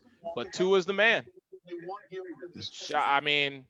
So we're looking for, like, Isaiah Simmons is – we can say that he's falling right here, right? But we haven't come across a team where he wouldn't be an excellent fit. He's fit anywhere in the NFL. He is a game-breaking defensive talent all over the field. So he's someone that offenses will have to scheme around. So I think that at any point the Chargers could take him right here, and it would be an excellent fit for their team. And Joey, the thing too I love about like Simmons and Brown both falling now, like that's just insane because now these tackles, like we were saying, like these tackles are going to come flying off the board, I think. But I mean, again, Tua going there. I get it. I would have went with Herbert, but I think I'm with Ruthie too. I think Justin Herbert is a LA Charger. I got it right, Eric. He's an LA Charger. I don't think so. You know what? Go ahead, Mookie. I don't think they go quarterback here. All right. So then what's your prediction, Mookie? This is where I shakes the draft. Okay. Speak on it. Go ahead. Chargers go Makai back there right here. Ooh, Okay. that's possible. He's right tackle. I mean, you got to understand something. The Chargers are investing in Tyrod Taylor this year. All right, you have a glaring hole at tackle. So are we just not going to just address that situation and get Justin Herbert for the sake of what? We're going to get. Why are we going to get Herbert that high for when we're all in with Tyrod? So let's give Tyrod the fairest and best shot that he has to be in making these guys a playoff run right here. So you go shore up the offensive line and get a tackle. Mookie, that sounds like they're tanking for Trevor next year. I love that. I love that move, and I'm not disagreeing. Not necessarily. I'm not disagreeing with Mookie. I'm not, but I'm thinking a different direction. Isaiah Simmons right here. You just got Chris Harris from Denver. Derwin James didn't play much last year. He was injured. Now you come back with him and Hayward. You add Isaiah Simmons, a linebacker, safety, corner. That's a no-fly zone defense. Absolutely. Oh yeah, absolutely. And Hey, then you add him to if Bosa Isaiah as Simmons well. keeps falling, Alex, I hope he goes to the Cowboys. I hope he falls to 17. He's not going to the Cowboys, Mike. Wishful thinking. Wishful thinking. Come on, Ruthie, help me That'd be out. nice. Heck yeah. I support this. He's not going to the Cowboys. I They're mean, gonna trade up for him, Eric. crazy to They're think gonna about trade that up. with the Chargers Never say decide not never. to get Justin Herbert, because if you keep in mind, Anthony Lynn loves to run the football, and he has Austin Eckler for that reason. I mean, he believes that this running game will be better with Austin Eckler. That's why he let Melvin Gordon go to the Broncos. And if they believe they want to give Tyrod Taylor that opportunity, why not? And then go get a quarterback later on, because keep in mind, they might actually take a chance and go get Jalen Hurts in the latter rounds. Exactly. And that was my point right there. And then when you really look at Anthony Lynn, when he first got there, Phillip Rivers was already there. So that's not his ideal quarterback in his scheme. I'm from Buffalo. A. Lynn was the offensive coordinator here. All right. And what he was doing with Tyrod Taylor, what he's going to do with Tyrod Taylor now, he's going to emulate the same thing that Baltimore Ravens is doing. So who do you go and get? You go and get the guy who was blocking for Lamar Jackson and Louisville, Makai Jackson. 3 minutes. Isaiah Simmons is the best player right now, hands down. He's going to be like that for the next couple of draft picks until Carolina. They still got 3 minutes, and I mean anything is they possible. fielding trades But right now. They haven't brought this pick in yet. They're fielding trades. that's all what that I'm. tells you. That's what I'm thinking, Darrington. I think there's going to be a trade right here at number 6. Well, we have to see. I wouldn't be surprised if you see Las Vegas try to trade up, because they've been talking about John Gruden is as much as he sings the praises for Carr, he doesn't like him.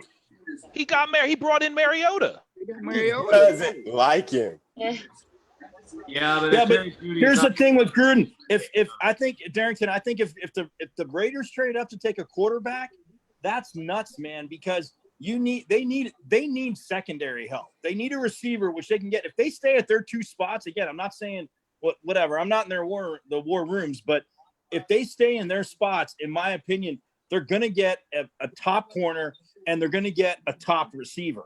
Pick is And in. they need both of that. So I wouldn't trade up if I'm them, because you're mortgaging your other pick and for one person when you have 2. I just don't think they would do that. I don't know, but the pick is in. We're just waiting to see what's going to happen here with this one. Hey, now there's Rodgers. Chargers at 6. They're just showing all the quarterbacks who have been sitting around waiting for their shot. Well, this year they get to sit and wait at home. Look at Geno Smith. Ooh. Ooh, No, oh, thank man. God for the Jets Mama, drafted they got Geno Geno Smith. Smith. You gotta love the Jets. The harmless Jets. Jets. Oh, his attitude was such an issue. Same with Johnny Manziel. Hey, but Eric, Yeah. Eric, if you're the Chargers, though, he's a West Coast guy, and like you said, Rivers wasn't his guy. I just don't see how you don't take Herbert here. Again, his game fits what they want to do, and again, he's not going to start. I'm all with Tyrod, but I think Herbert goes right here. I don't. Yeah, see- but okay, Mike, think of it like this really quick before the pick comes out. If you take Herbert in the first round, what are you saying to Tyrod? Because if Anthony Lynn is basically saying Tyrod is their guy, and then they go get a guy in the first round, can you imagine what the mental psyche is going to be for Anthony It's going to Lynn. be He's the like, same thing. It's going to be the same thing your boy Andy Reid said to Alex Smith. He knew it. It's for a year and that's it. Herbert's but not going to play. Andy Reid didn't get not- him. Andy Reid didn't get him in the first round, though. Andy Reid didn't get who in the first round? Yes, Andy he did. Reid, he got Pat Mahomes he got at pick number Patrick 10. Mahomes He in the first traded round. up to He go traded Oh, get that's Pat right. Mahomes. You're right. So Right. that's my point. When he got So down I to think McNabb, I think that's Anthony cool. Lynn takes a page from a coach in his own division's book. You tag Herbert. You say, hey, Tyrod's a starter from day one, man. There's things that we need to work on. We're going to get him in there. And I guarantee you, because look, I saw Herbert play for 3 years, and look, he trashed some pretty good secondaries. That's all I'm going to say as the selection comes in. Oh my God, Mike, you hit it on the nose. Bam! Well, so did Ruthie. Ruthie said Justin Herbert too. I'm just saying, I love Called it it because on my list. he's gonna sit. He's gonna sit for a Wrote it year, Eric. down. Eric, he's gonna sit for a year. It's gonna be just like Patrick Mahomes. If I'm Anthony, I'll tell you right now, if I'm Tyrod right now and this pick come down, I just It's the same thing with got Baker I got Mayfield. mixed feelings. Yeah. I do. I got mixed feelings. Hey, he's gonna call Alex Smith. That's what Tyrod's gonna do. He's gonna call Alex Smith right now. I guarantee it. You can't go wrong with a guy who had 32 Tyrod did it touchdowns. before. Tyrod did it before in Cleveland with Baker, so he's been through that already. You know, Yeah. he's been through that Also already. had that resilience. But at And what Justin point- Herbert, sorry, he's better than Baker. well, we all agree to that point. We'll But at find what? out. Okay, but hold on. To Change. Mookie's point, at what point, if you're Tyrod Taylor, do you finally say, listen, either you believe in me or you don't? Or you just stop promising this. I mean, they did that with Cleveland, and then they're doing it with Los Angeles. Why are you promising Tyrod Taylor the keys to the kingdom when actually then you go get Justin Herbert? Well, you got to. That's standard coach speak. He's a though. coach that inherited Phillip Rivers. He was the one that drafted him, so he's been waiting to draft his guy. Now Tom Telesco and Anthony Lynn now can be able to hitch their star to Justin Herbert. But you always you don't know how the draft is going to play out. So you have to tell Tyrod he's your guy until the draft comes and your guy is there that you actually want to draft. I mean, that's standard coach speak. I mean, what are you going to do? Tell him, hey, you're my guy, maybe? Or we're going to go get another quarterback. You have this position right now. What would that do to you and your locker room and that whole team if your coach was telling you that and talking that way to players on the team? You would not gain any trust. If I was the coach, I wouldn't say anything. I would wait till draft night, and then at that point, then I would pull Tyrod in and say, listen, here's the direction we're going. We want this young man to learn under you, but don't look in my face and tell me you're my guy. And then in the first round, in the top 100%. 10, you go get a quarterback. I mean, I'm looking at it from that standpoint. I understand it's a 100%. business. Right. I It is a 100%. business. It is a Because- business, and Tyrod but only again, had 1 year I left still on the think- contract. I still So, think mean, he's you taking gotta- the you same gotta- page. So I'm 100% with you, Eric. You're right. I mean, I don't know why anybody has to say it. The best coaches always say it. I mean, look, Herm Edwards being out here, man. They got three of the top 300 quarterbacks to come into ASU last year, and Jaden Daniels started. They say it's about competition. They want to get to the NFL. It's about competition, and I know they know it, but at the same time, all I'm going to say is that if you're Herbert, like I said, you're sitting for a year. If you're Tyrod Taylor, you got another year to show off what you can do. Because I do like Tyrod Taylor. Hey, But pick is I in just- right I now just for the think- Panthers. Wow, Oh, yeah, that was we already quick. that's Simmons. They're gonna get Isaiah. That's Simmons. You know that was going down. 100%. This is Simmons. Isaiah Simmons. And also keep in mind too, Mike, also your Cardinals are next at 8. So there is a possibility too that Derek Brown could also go there. So either Derek Brown or Isaiah Simmons is gonna be Right. picked That's here. well, and that's what I think the Cardinals need. I mean, Eric asked me in the beginning. I mean, look, Tristan Wirfs is still there, but I'm telling you right now, if Ooh, Brown or Simmons is there and the Cardinals don't take them, to me, it's a flat out F. I mean, there were other reporters here in Arizona that were going with CD But the Lamb. pick is number 7. It's the Carolina Panthers. No. And But so I'm we're saying talking about the Carolina Panthers. right, but Do you go Brown? Do you go Simmons? but Hey Alex, guys, Captain America just retired. They lost their starting linebacker, their leader on defense. Who else better right now than Isaiah Simmons? You lost Bradbury to the New York Giants. You lost Vernon Butler and Madison, I believe so, to the Buffalo Bills. Trey Turner just left as well. You got a lot of rebuilding. You need to fix your defense. Gee, if there was only a specimen in this draft that could help out my defense. Hey, Right. No, but Alex, that what I was saying is that it's definitely Isaiah Simmons. I could see at 7, but I'm saying for the Cardinals, they're either going to have Simmons or Brown right there. And if so, I take one of those before I go O-line. I'm sorry, because their pass rush is absolutely brutal. And like I said, there were other reporters and stuff saying CeeDee Lamb. A lot of guys went with your guy, Jedrick. They were saying that they should take him out of Alabama if he's still there. So the Cardinals are going to have a gift fall to them no matter what. It's going to be interesting. It's going to be really interesting as we keep it going here. Sports Arena live in the war room. I got Jake, I got Mookie, I got Ruthie, I got everybody. I'm rhyming all night long. I got Mike, Darrington, Alex, of course, your man, Eric. This has been, well, I can't say I'm shocked by these picks, but I will say I know there's going to be a lot of talk surrounding Tyrod and this whole Justin Herbert. But Mike, I got to give it up to you, man. You called it. Congrats, brother. You were right on the money with that one, man. I mean, yeah, like I said, being out west, and again, I watch other quarterbacks, and yeah, I mean, I'm down with. I mean, last year, if Justin Herbert came out last year, I literally think the Cardinals would have taken him over Kyler Murray because of what he did through the end of last year. Not this year, and not that Kyler Murray's not good. It would have been very interesting if Kyler Murray did go first. Maybe the Giants have Justin Herbert right now. That's my point. Definitely have Justin Herbert right now. Yeah, exactly. If he came out last year. Right, Darrington. So yeah, I mean that's my thing. Like I think 72% accuracy last year. Yeah, but you know what, Jake? Accuracy or not, dude, the kid lit up secondaries and whatever you say they played against. At a conference, they destroyed people. Bowl games, he destroyed secondaries. Yeah, ASU secondary. I will be a little bit of a homer. ASU secondary. What was one of the more improved in the country, and they picked him twice.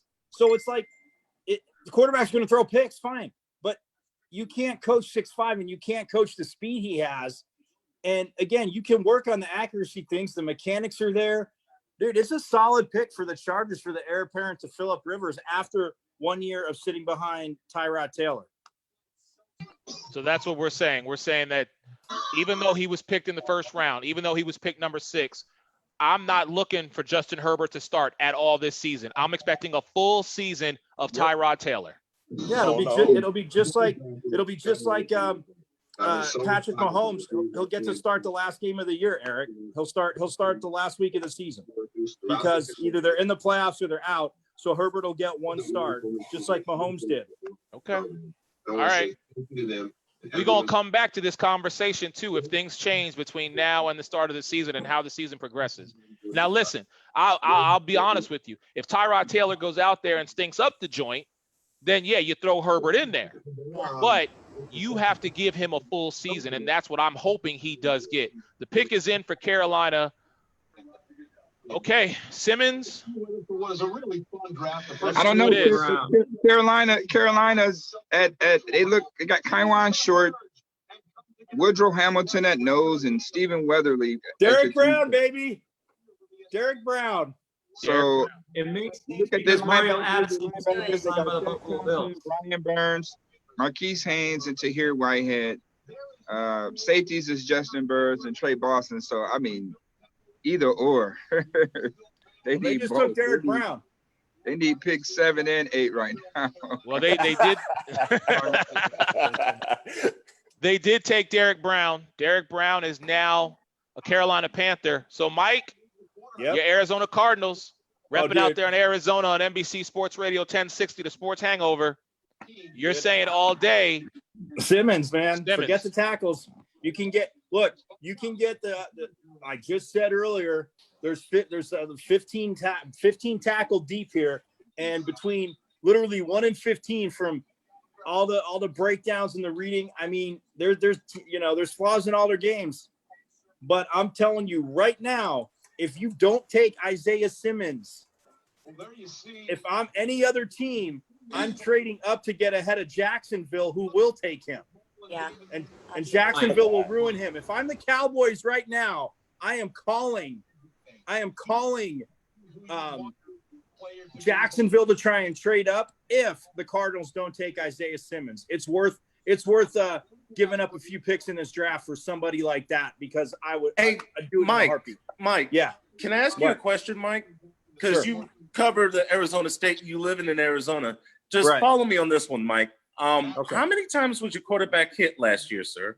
Your rookie quarterback, Kyler Murray, who won the Heisman out of Oklahoma. Oh, he How was many hit, but times not was as your well, quarterback hit last year, Mike? He was Let hit. me ask this. You Yeah. just got DeAndre Hopkins. Pardon me, sir. You just got DeAndre Hopkins. You're about to lose Larry Fitzgerald, and you have Christian Kirk.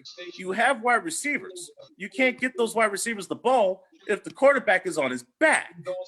Wouldn't this be the best time to get an offensive lineman? I mean, I'm just speaking in metaphors here. I mean, Okay, I you're haven't not, been but drinking I'm yet, just but saying, I right, think but an again- offensive lineman would probably make sense here. But Alex, they also went offensive lineman when it quote unquote made sense.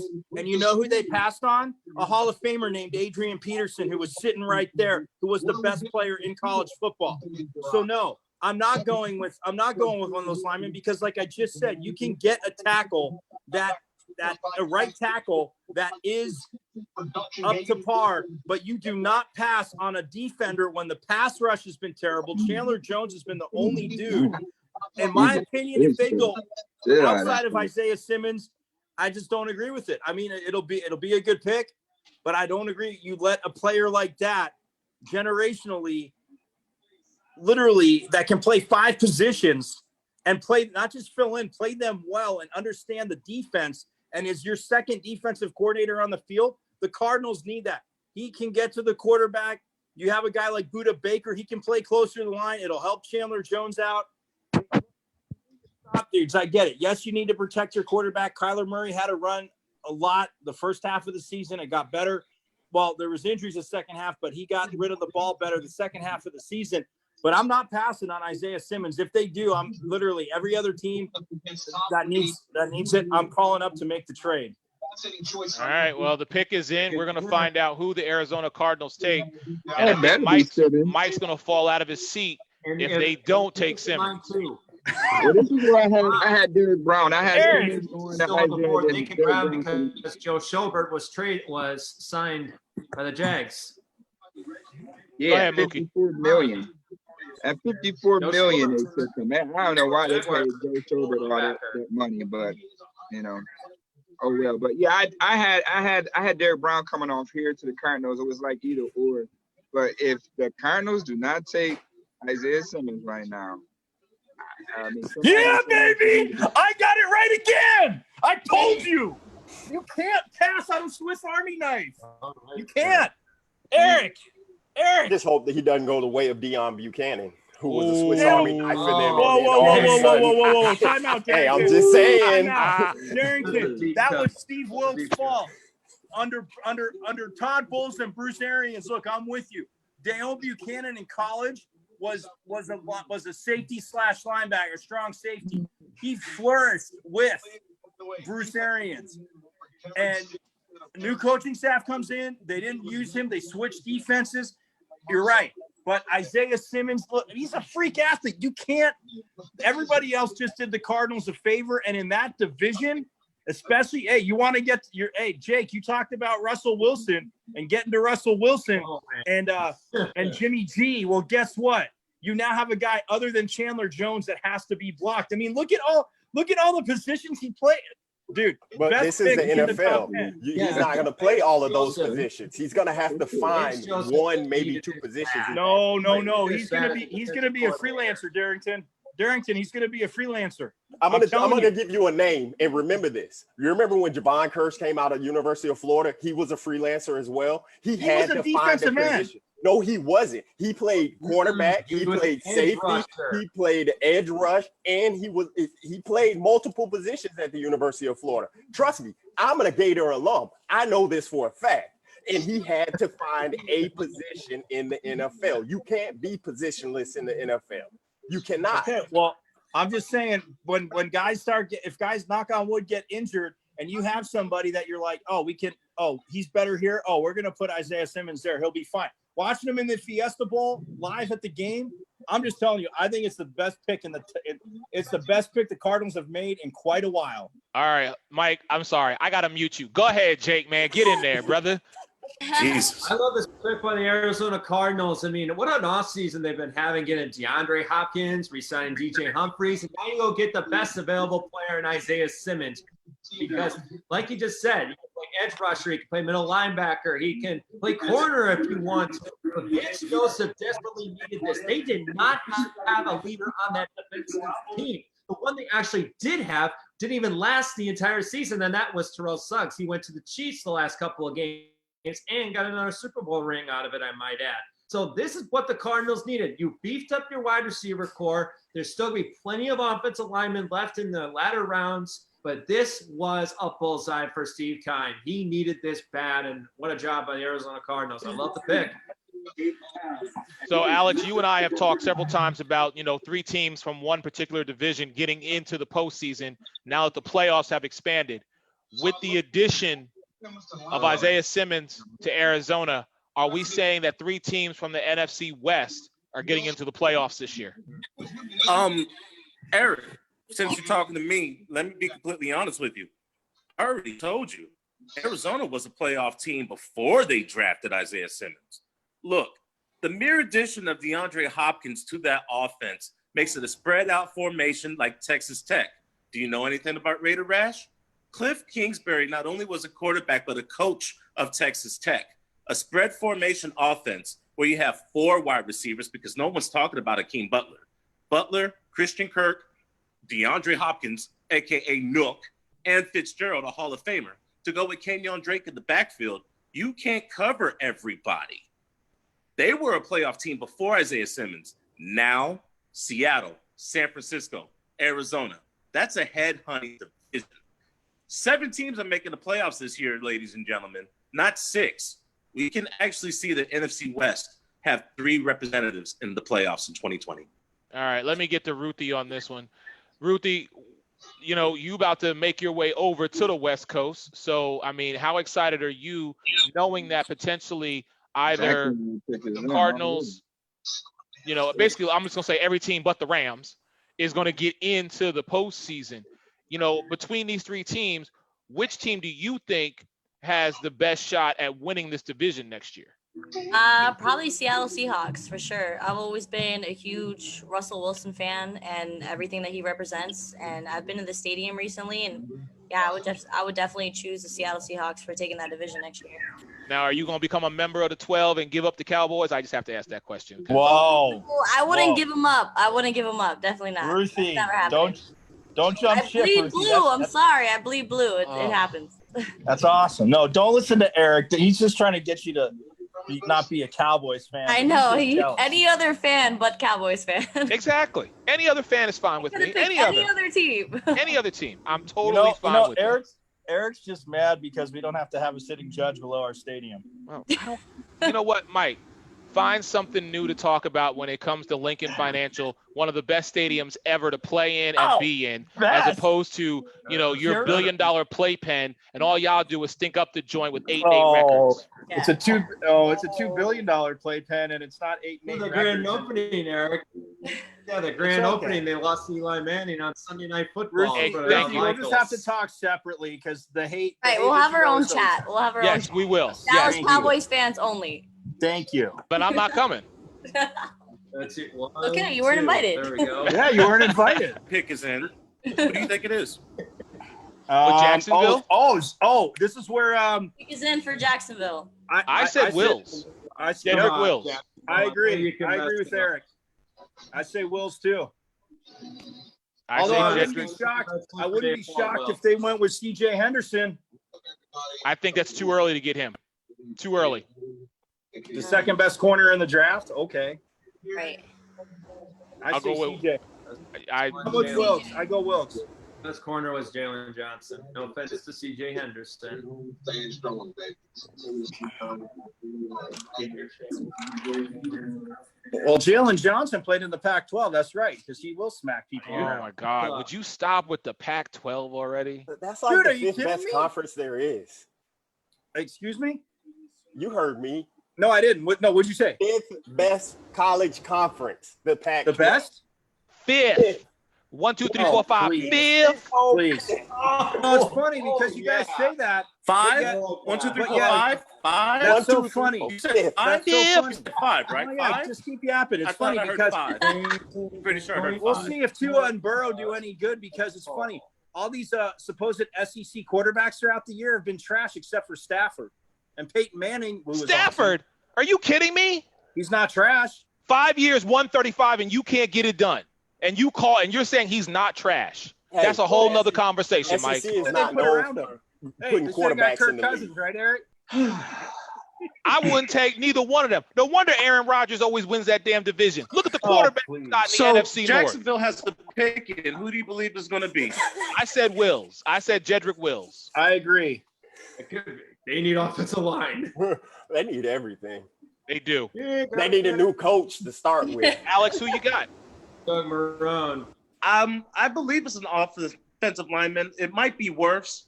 Okay, look, Jacksonville is in a fire sale. Here we go. Whoever gets drafted here, I feel sorry for him. Whether it be Jerry Judy, the wide receiver, because you know they mess things up, or whether they go offensive lineman. CJ I feel sorry for Henderson. whoever goes Oh, to I called Jacksonville. it. It's CJ. Again, I was right. They Yeah, I lost told TJ you. Bowie to Denver. Well, guess right. what? Bowie got signed by Denver, so they needed help in the cornerback position. And also Jalen Ramsey gone. CJ Henderson, Dude. I think is Well, better they than cut Jalen Bowie. Ramsey, I honestly. mean, they essentially they cut Bowie. They cut ties with Jalen Ramsey because they didn't want to pay Jalen Ramsey because they had paid Bowie before that. Ramsey went to the Patriots. No, Ramsey went to the Rams. They traded Ramsey him. is with the Rams. Goodness, that actually made sense. Jake, do you believe in Jacksonville now?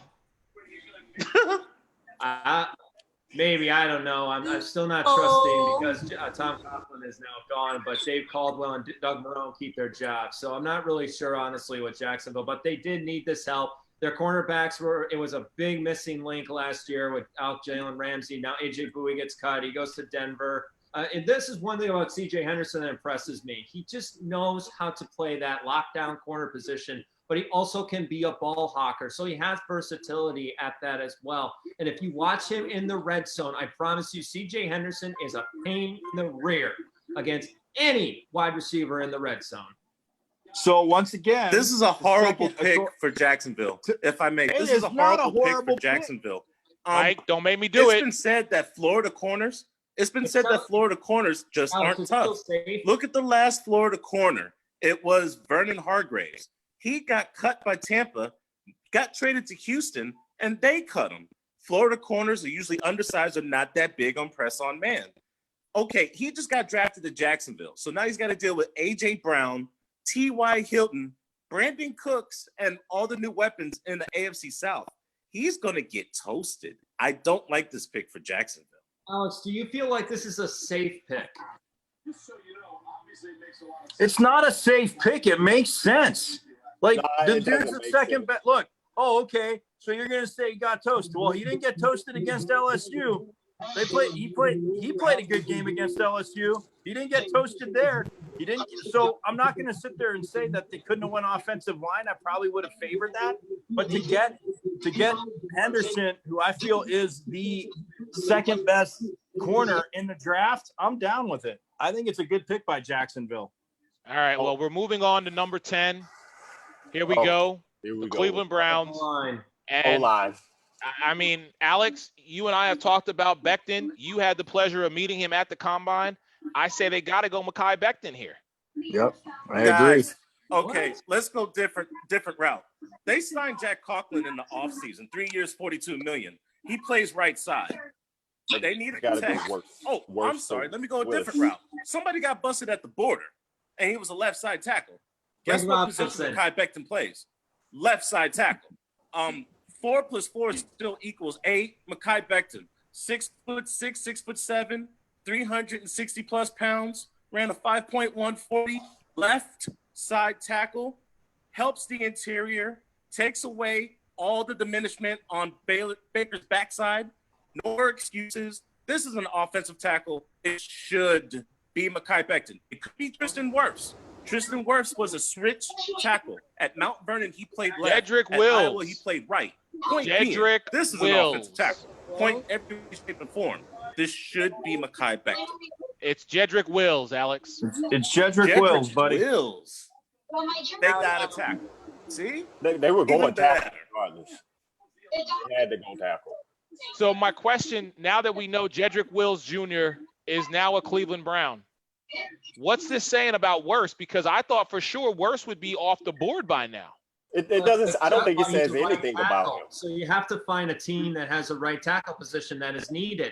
Okay, so this is the thing. Mekhi Becton had that opportunity. Well, when you need this, you got Jack Conklin. The reason they signed Jack Conklin to that contract because he's going to play that right tackle position.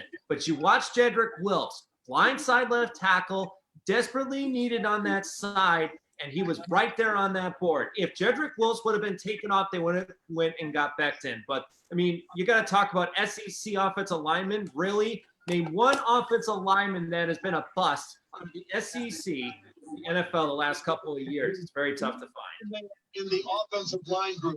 All right. Well, here we go at number 11, the Jets, Jets.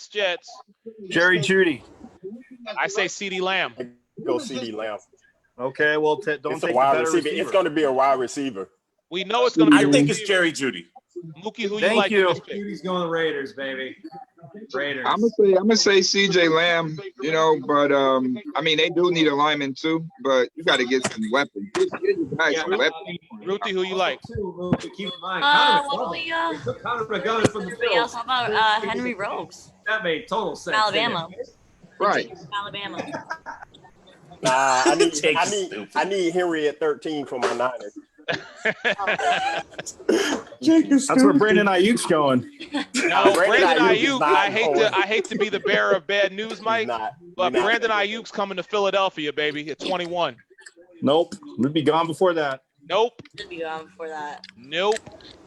All right, well, you want. I know you want him there. Oh God, it would be so hard to root for him. I mean, I'll root for him, but I won't root for your team. I hope he has like 4 touchdowns a game and you lose every game. Now the big question is, guys, do Tampa Bay take Tristan Wirfs? Do Wirfs just fall in Tampa Bay lap? Oh Yes, my Oh God. yeah. Yes, he They does. need He offensive line does. badly. Ironically, the top two, the ones that I had for Tampa Bay, they're both there. Right now, I don't care. Don't care. If Worst goes to Tampa Bay, we are never going to hear the end of Alex.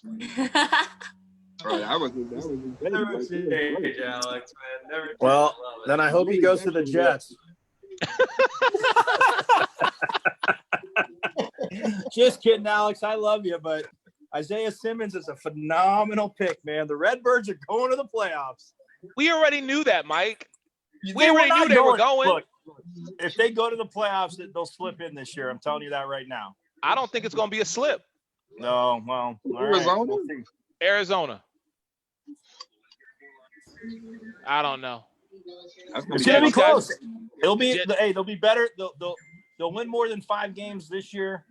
Then they'll win more than 5 like they did won last year. But yeah, I mean, I just think. Look, man, the Dolphins tanked for Tua. They did their thing, but I like what the Chargers did. I love what the Cardinals did. I mean, the Panthers. Everybody got some good picks. It wasn't really a bad pick from nobody so far, really. No. No, you're right. No, it's more about need. Panthers needed their linebacker. They needed a defensive line. Mario Addison gone now. Now you got Derek Brown, and that guy is like a sniper basically on the D line. So Right. you just never know when he's coming. This is going to be really interesting. I can't wait to see who the Jets take. Yeah, because we got the Jets followed by the Las Vegas Raiders, and then we've got Darrington San Francisco 49ers followed by Alex and Ruthie's Tampa Bay Buccaneers because they both cover them. You know, and then 3 more picks down after that. Mike, it's your turn with Dallas. Well, you and Ruthie again with Dallas. So, Man, Beating Brady this year, guys. I'm excited. no trades yet, though. No trades, and everybody expected there to be trades 3 through 10. No trades. Everybody's holding on to their picks this year. That might happen around number 13. Minnesota. Well, I mean, Minnesota has 2 picks. So. Yeah, Minnesota's almost back to back. well, I think Minnesota. Well, I could see him trading up, but I think they need the 2 players. We talked about that. They need somebody. They need. I would go with another. Like I said, I would go with one of those running backs there to get next to Dalvin Cook to keep him fresh too. Because you mentioned it for the Saints, Eric. I think the Vikings could take the same. The Vikings could take the same approach. Like I was saying to you with Dalvin Cook, because I mean, again, I think he can carry the load a little bit more than Kumara can. So, a little more than Kumara. But yeah, I mean, I could see the Vikings going running back with one of those 2 picks. But I wouldn't again, it depends on what they're looking at. But well, the pick is in for the Jets. And here's something we didn't talk about. Alex mentioned it earlier. You know, Le'Veon Bell doesn't want to be in New York anymore. Could the Jets shock the world and get a running back? No. Sam Darnold needs a weapon, man. Go get that man a toy, please. Get him a weapon, please. Can we get him a toy? All right. Get him a target. He needs a target. Get him a toy. You want Rashard Perriman as your number 1? Really? No, you don't. Really? No, Really? So it just makes sense. no, that's why it's going to be Jerry Jeudy. Jerry Jeudy is the guy. Mike is saying Jerry Judy's going to the Jets. I still say CeeDee Lamb. Yeah. I say CD. I got Judy going to San Fran. It just sounds catchy. Jerry Jeudy to the Jets, Jets. Yeah. Judge Judy. And right now, you got to be so frustrated with this draft. Those 2 wideouts go. If CD Lamb and Jerry Jeudy both go, and San Francisco on the board, that would be frustrating. Yeah, because the Raiders now, I mean, Henderson got off the board, so I know this where this get interesting right here in these mid to late rounds. It's get real interesting right here. Oh, yeah. The deeper we get into this first round, the more interesting it is going to get. But these next 3 picks are going to be the telltale sign for what I think the Bucs are going to do, and then everybody else as well. It's going to be very interesting. The pick is in for the Jets. We're just waiting on to see who they actually take. Some of us are saying Jerry Jeudy. Some of us are saying CeeDee Lamb.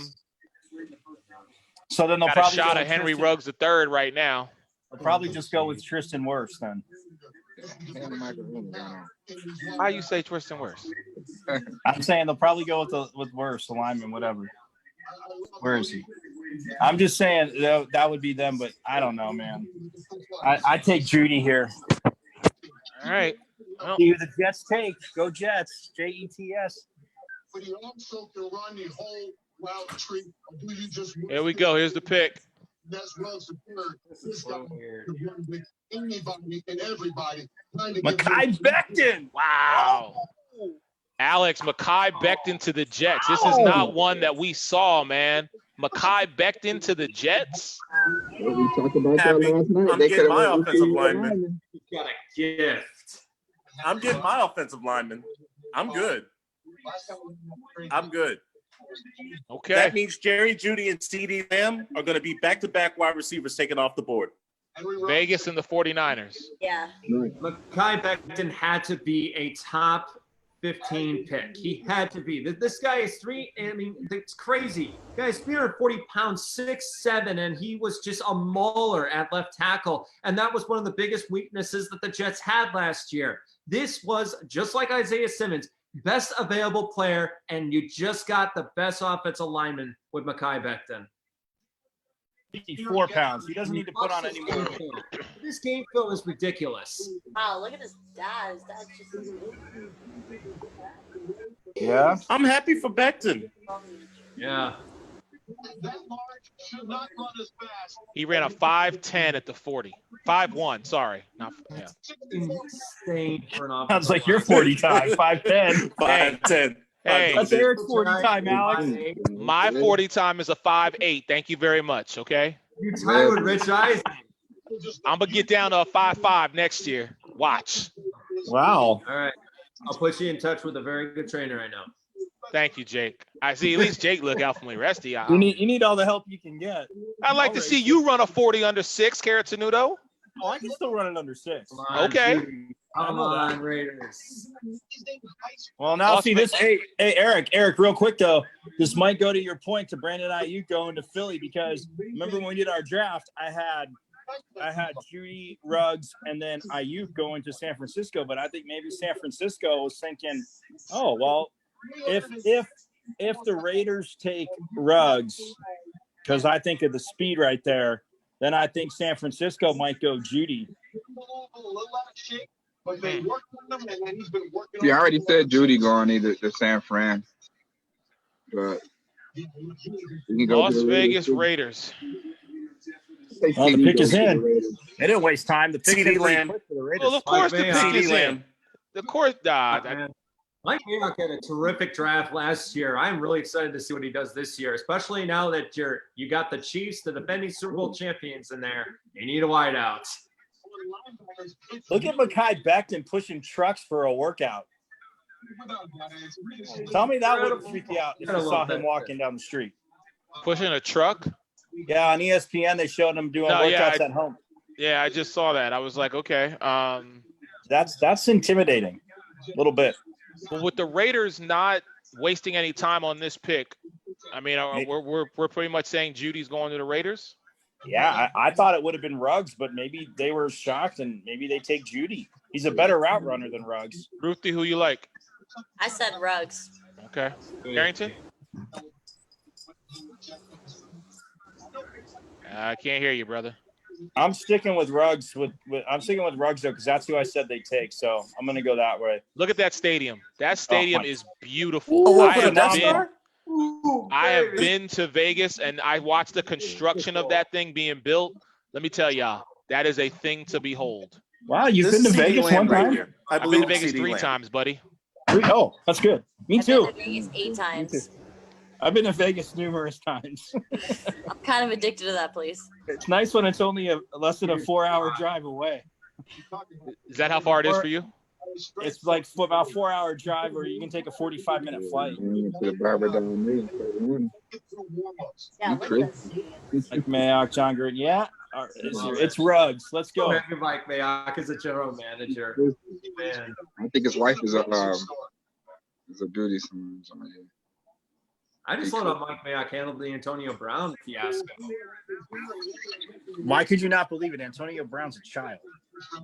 No, he said he liked the way Antonio. He liked the Will way Antonio Brown be back in the NFL? Gentlemen, I want He your- won't be. You know what? Yes, he If will. you cover the Bucks. That was one of my favorite things of the offseason was when Bruce Arians said there's no chance Antonio Brown will be a Buccaneer. I like Oh that. yeah, no, Bruce Arians wouldn't put up with that crap. We have cutting stars of Las Vegas. Here we go. And there's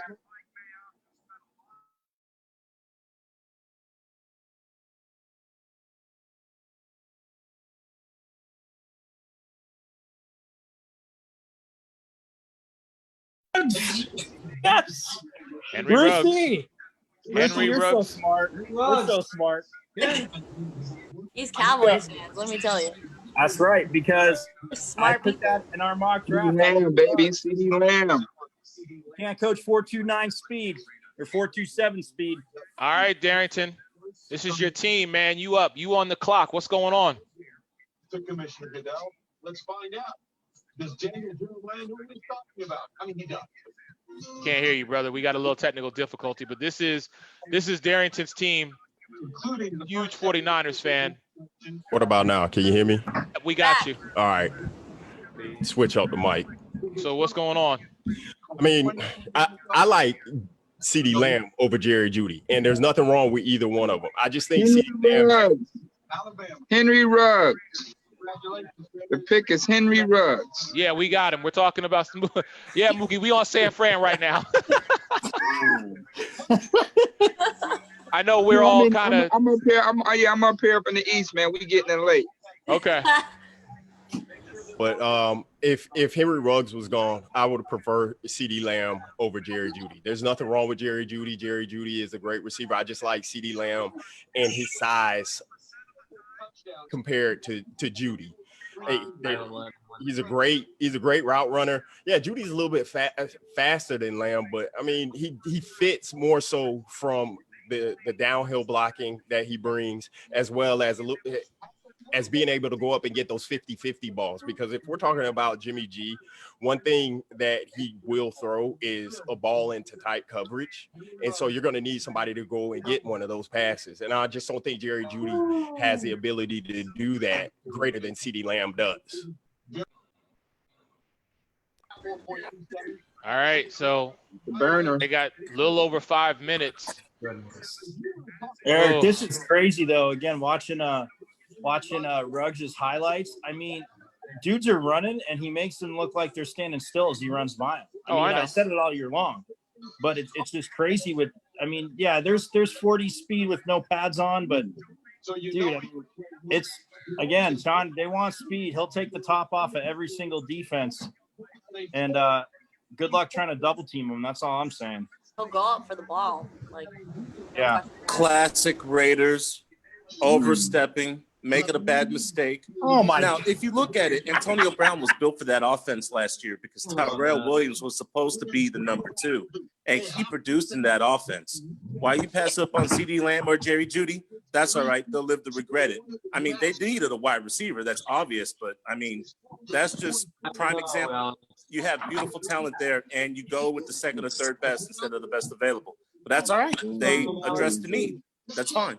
The Raiders want attitude. Henry Ruggs has a bathrobe on and a gold chain. I mean, if that's not Raiders, I don't know what is. He's got that. Yeah, you know what's rebellion. Raiders too? 4.27 speed that guys can't keep up with and cover. Like, dude, you want to lay off in 15 yards? He'll throw him a little dump and he'll run 20 yards. Like, I don't. You mean like Darius Hayward Bay? What's that? That was all Al Davis. That was that? Al. That was all Al. But that's sticking to the same MO that the Raiders have had throughout their history. They go for these type of guys, and these guys they're boom or bust guys. So like Henry Ruggs is a very small receiver. You have to remember that he's going to have to put on a lot of weight to be able to handle the type of hits he's going to take in NFL, because people are going to be able to run just as fast as him in the NFL. There's a reason. Tyreek Hill doesn't take too many hits, and they can't run as fast as him. You can't just coach. But he's not going to a Kansas City style offense either. Break it down. Understand. I'm just saying with Josh. Look, I'm not the huge. I mean, I'm indifferent about the Raiders, but I mean, you got Jacobs last year. You got a guy that can run the ball. I do like. Obviously, I like Derek Carr. So I mean, again, you needed a big receiver. Yeah, could you went maybe with? I would have went with Jeudy. I think he's a better route runner. But once again, when he gets in the open field with all the offensive rules, with all the rules benefiting the offense, Darrington, like you can't touch. You sneeze on him after 5 yards, it's interference. So I mean, but he's gonna. My thing is he's got to get off of the offensive line though. So they're gonna line him up as a traditional receiver versus in a scheme like the Kansas City Chiefs, a scheme like the Chicago Bears, a scheme like the San Francisco 49ers, where they'll put him in motion, allow him to come either on a fake jet sweep, something like that, and then let him come out of the backfield free or come off for that offensive line free, and he doesn't have to worry about a cornerback being able to put his hands on him, jamming him off of those routes. That's what concerns me about Ruggs and going to the Raiders. It's a fair concern. I mean, I agree with you. It's a fair concern. Hey, the Bucs just made a trade, boys. What? The Bucs just made a trade. Adam Schefter's talking about it right now, that they're going to move up one spot. Oh, I'll take that. That's what we wanted to do as the 49ers. We wanted to make a trade to get some picks in rounds 2, 3, and 4 because we have zero. San Francisco traded it to the Bucs. I'll take that. So the That's Bucks fine. now have 13 and 14. No, they swapped picks. They traded up one Yeah, they spot. Oh yeah, no. No, I'm seeing Bucks 13 and 14. Yeah. Oh my. I'll take that. Maybe they're fixing the graphics. Wow, they are really mortgaging everything to lose to the Saints. That's awesome. Oh, here he goes.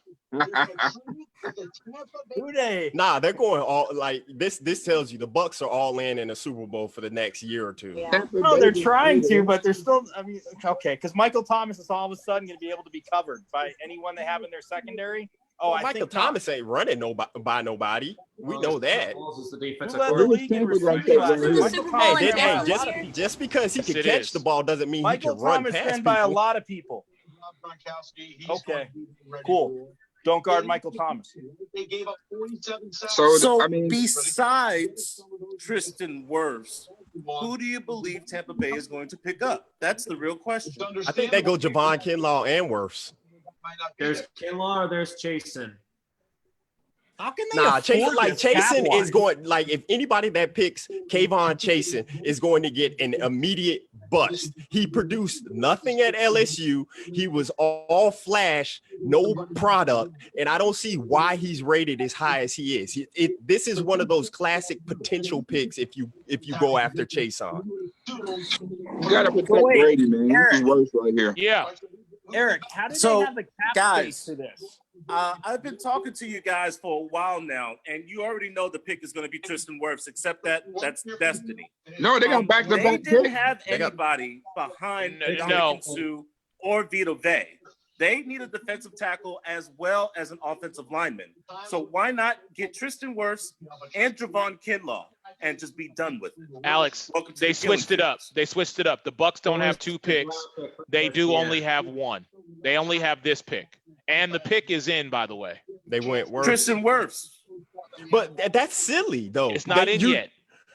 But if you go, this is my thing. If the Bucks traded up one spot to go after Tristan Wirfs when they knew the 49ers were not going to draft Tristan Wirfs, that's just a bad. but Okay, who else but was talking to Darrington, the we fo- don't know. Yeah, Hold on, but who Darrington, else we was don't talking know to the what other 49ers? calls were made for that pick.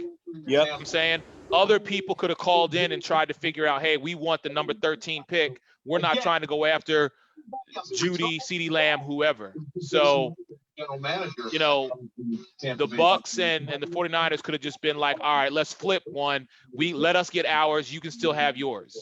In the 6th round. In We'll that see. draft. I'm happy. Is there anybody else that would match up? We needed an offensive tackle. This was, signed, sealed, delivered. No one should be shocked. I can't believe Wirfs fell to us. I'm happy. But what if you don't get an offensive tackle, Alex? It happened. I don't have to think about that. So what they do? They traded OJ Howard to move up. I'm trying to figure out what they gave up. Did they trade That OJ wouldn't make Howard? sense to trade OJ Howard because they already got Kittle. We don't know what they gave up to get it. They may have just said pick for pick.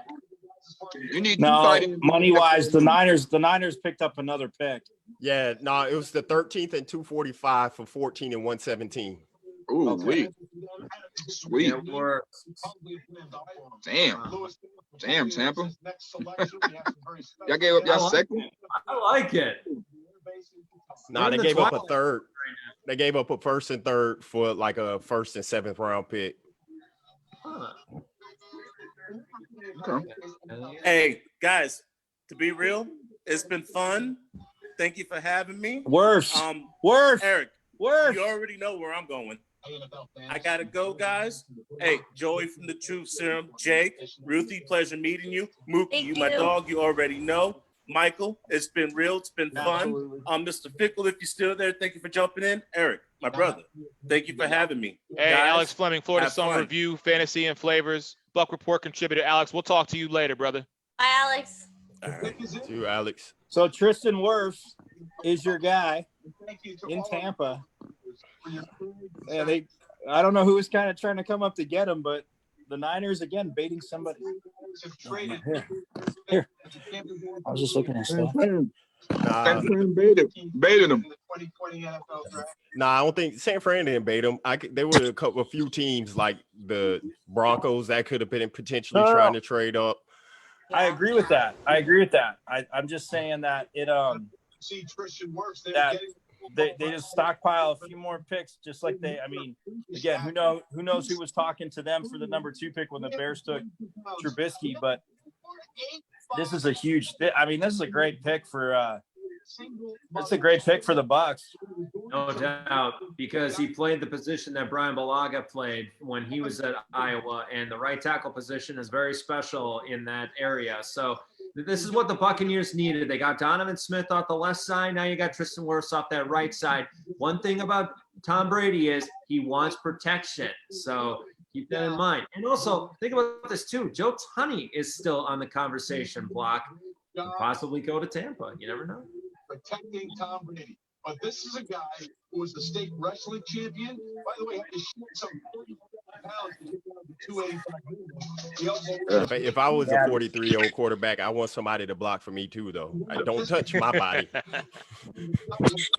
Well, we'll see what Cameron Jordan. Well, how Cameron Jordan walks into the NFL. Great program at Iowa. That is something people take very seriously. And oh, by the way, explosive? Yeah. And if you're a visual learner, this will That's a solid pick, man. Just got a No shot. I mean, it's Jake's favorite lineman. We know that, Eric. It's Jake's most favorite lineman in the draft. This is true. I mean, again, he did play at Iowa, so we know that he got to maul a lot of people that out of conference games that were midgets. But he still is a badass, and his athleticism is sick. I mean, we'll see how he adjusts in the NFL, but I think he'll be. I mean, you got a guy like that out front blocking for a running back. You're in trouble. Times is a little bit of an issue as well. They say Kirk Ferentz coaches them up. Now in the NFL, you need to step it up as well for Tristan Wirfs and maximize all that awesome athletic. We're talking about a team that's going to get a running back. The Bucs will probably pick one up in the second or third round as well if they have another third round pick. Yeah, San Fran got more draft capital, and they get to pick it a little between Judy and CeeDee Lamb right now. Exactly. Denver's sitting pretty too because they getting receivers, so they getting either or.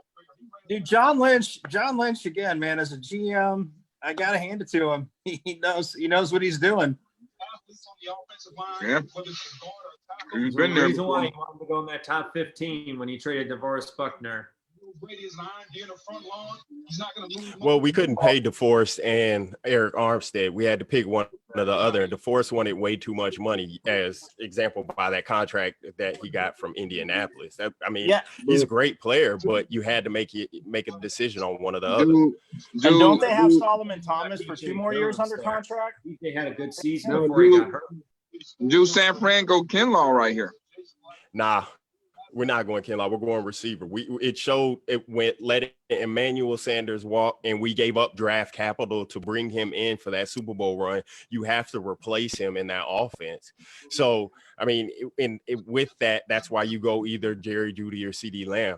Like, we're stacked on the defensive line. We have Eric Armstead. We still have Solomon Thomas that's there. We still have a lot of good rotational players that can now prove that they deserve to be starters from last season. Hey, Darrington, does Solomon Thomas have 1 year or 2 years left on his deal? He's only got 1 year left. Okay. But they're going to re-sign him. Yeah, they'll be able to get him for less money than what his cap hold will be in this last year, too, because he hasn't produced like a number 3 pick. They're not going to pick up his option. What's that? They're not going to pick up Solomon Thomas' option. You think they're going to pick up his 5th-year option? No, that's why I said he only has 1 year left. Oh, I think they pick it up. I don't know. I mean, I think they just re-sign him to a longer-term deal that makes more sense from the cap standpoint instead of signing him to that cap hold of a high draft pick or right. Picking up that option to a high draft pick. Right. Oh, I think playing next to those guys help, but I think he definitely. I think this year he's gonna. Unfortunately, as much as I hate to say it, I think he's gonna blow up even more. I would be okay with that. I mean, it's kind of it'll be under the same type of trajectory that Eric Armstead had. He was a high draft pick, and he had a couple of decent years, and then last year he had a great year. Yeah. Well, it's just when you get put in the right system and you got a defensive coordinator that understands. I mean, And that's why I always laugh, because I love Kurt Warner had a famous tweet like two or 3 years ago before the draft. He just said everybody's a system quarterback because coaches draft a quarterback for what's going to fit their system. Mm-hmm. So but with Armstead, I mean, again, getting to see him play at Oregon, I'm like, dude, that dude is just. I mean, I stood next to him on the field, and it's like, yeah, these guys are big, but even with pads off, it's like when the Cardinals lost Calais Campbell. And to me, that's like the nice sneaky pickup, not even sneaky, but Baltimore getting Calais Campbell. Are you kidding me? But when you stood next to Calais Campbell, I mean, he was 6'8", but he was just so big. And you're like, dude, this is intimidating. That's both of them. When Armstead and Buckner were both at Oregon, they were huge. They just intimidated you walking out on the field. Yes, they did. John Lynch is looking all happy. I mean, I'm going to say this, Derek, if the 49ers are ringing my phone, I'm saying, nope, no, thank you. You're scamming us. You're scamming us for more picks. You're scamming us for more picks. Hey, but that's what you do in the draft. You try, you move back as much as possible to get your people, and you have a bunch of guys that that are going to fit your system. If you could continue to move back, get that draft capital, whether it be in this year's draft or next year's draft, to get that young talent to help you from a cap standpoint, that's the perfect example. I mean, the Patriots do it all the time. And company trying to figure out the draft. Right. Well, I mean, they're showing Jerry Jeudy now. So again, this is where I had him taking Brandon Ayuk, because if you look at, I was looking at their routes and everything, and I had Jeudy going to the Jets. But when you look at it, to me, it's one of those things where I love what Ayuk does, but if Judy's still on the board, there's no way they're not taking him. Because I mean, again, you said Emmanuel Sanders, and I mean, defensively, they're just flat out nasty, as much as I hate to say it. I mean, if like CJ Henderson would have fell here, I could have seen them taking CJ Henderson as well, because Richard Sherman isn't getting any younger. And as we saw in the Super Bowl, he just can't run anymore. I mean, that is what it is. And we have nobody on the opposite of him. Seen in all of his years. Right. Well, the pick is in for the draft. So, I mean, for the 49ers, 13th pick, this one seemed to take a little bit longer than anticipated. And they had extra more time. Trades, baby. Filled in more trades. I guess so. This is what I love, Trey, about diversity. John Lynch is always open for business. McKinney. Nah, I think it's a little too early for McKinney. What? Javon Kinlaw. I guess Solomon Thomas is done. Javon Kinlaw. Wow. Darrington, what about it, brother? I don't dislike it. Okay. I mean, I'm okay with the pick. I understand why. Because you give up a top D tackle, you're able to get another top D tackle. A lot of people had him going in the top 10 picks. So if you're able to get him at number 14 and able to trade back and get him just the same, grab him. He was the number. It goes back to what everybody's been saying tonight: the best available talent. So you take it. But you look at their defensive line right now. That's why I said Kinlaw, because you got Eric Armstead, Solomon Thomas, Nick Bosa, and DJ Jones. Where do DJ Jones fit in that equation? Dude, as a rotational player. That's the nastiest rotation. I mean, look, Kinlaw, again, he's going to have to prove it, but still, that's, again, as much as I really do not like that team. But that being said, that's just a disgusting pick. That defensive line, let all these teams get their offense, because when your quarterback is on the ground, you can't double team everybody on the line. I'll say that much. That's the best defensive line in football, and it's not even close. But it's where being in that. Go ahead, Jake. Go ahead. But the one thing I like about this pick for them is that this is what they needed. They needed to get that need for Buckner, because that was his position. But the best thing about this player out of South Carolina, I call him the Predator, because he is invisible until he knocks you out. And that is just incredible to me. But not only that, he can also play an edge rusher. So there's a lot of versatility that he can work in with San Francisco.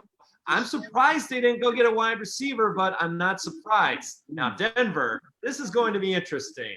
And Jake, anybody from Goose County, South Carolina deserves to be drafted. That's the coolest home city ever. Goose County, South Carolina, wherever it was. That was awesome.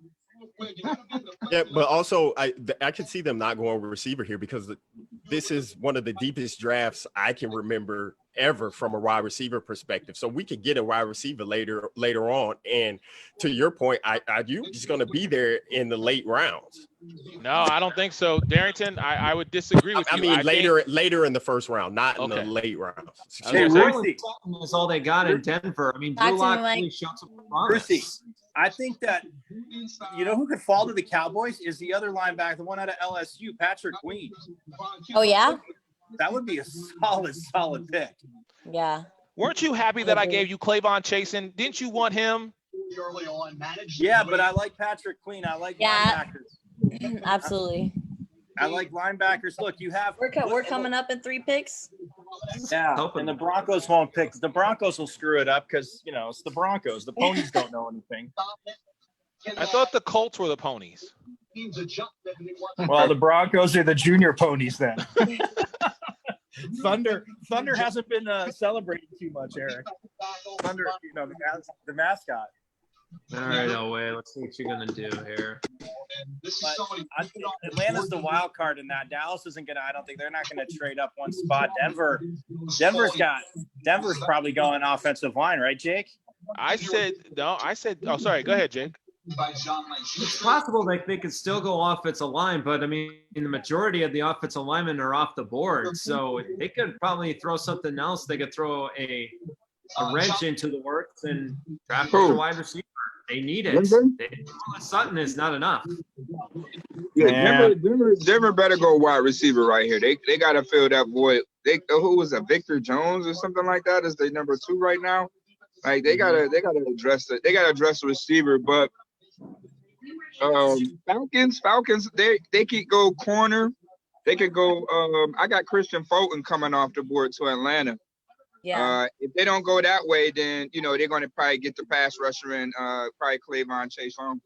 See, I said originally was the Broncos were going to pick up Kenneth Murray because I saw him as the guy that was going to be the next heir apparent to Von Miller, because Von Miller's getting up there in age, and pretty soon, it'd be nice to have him as a mentor and get him ready to keep that intensity.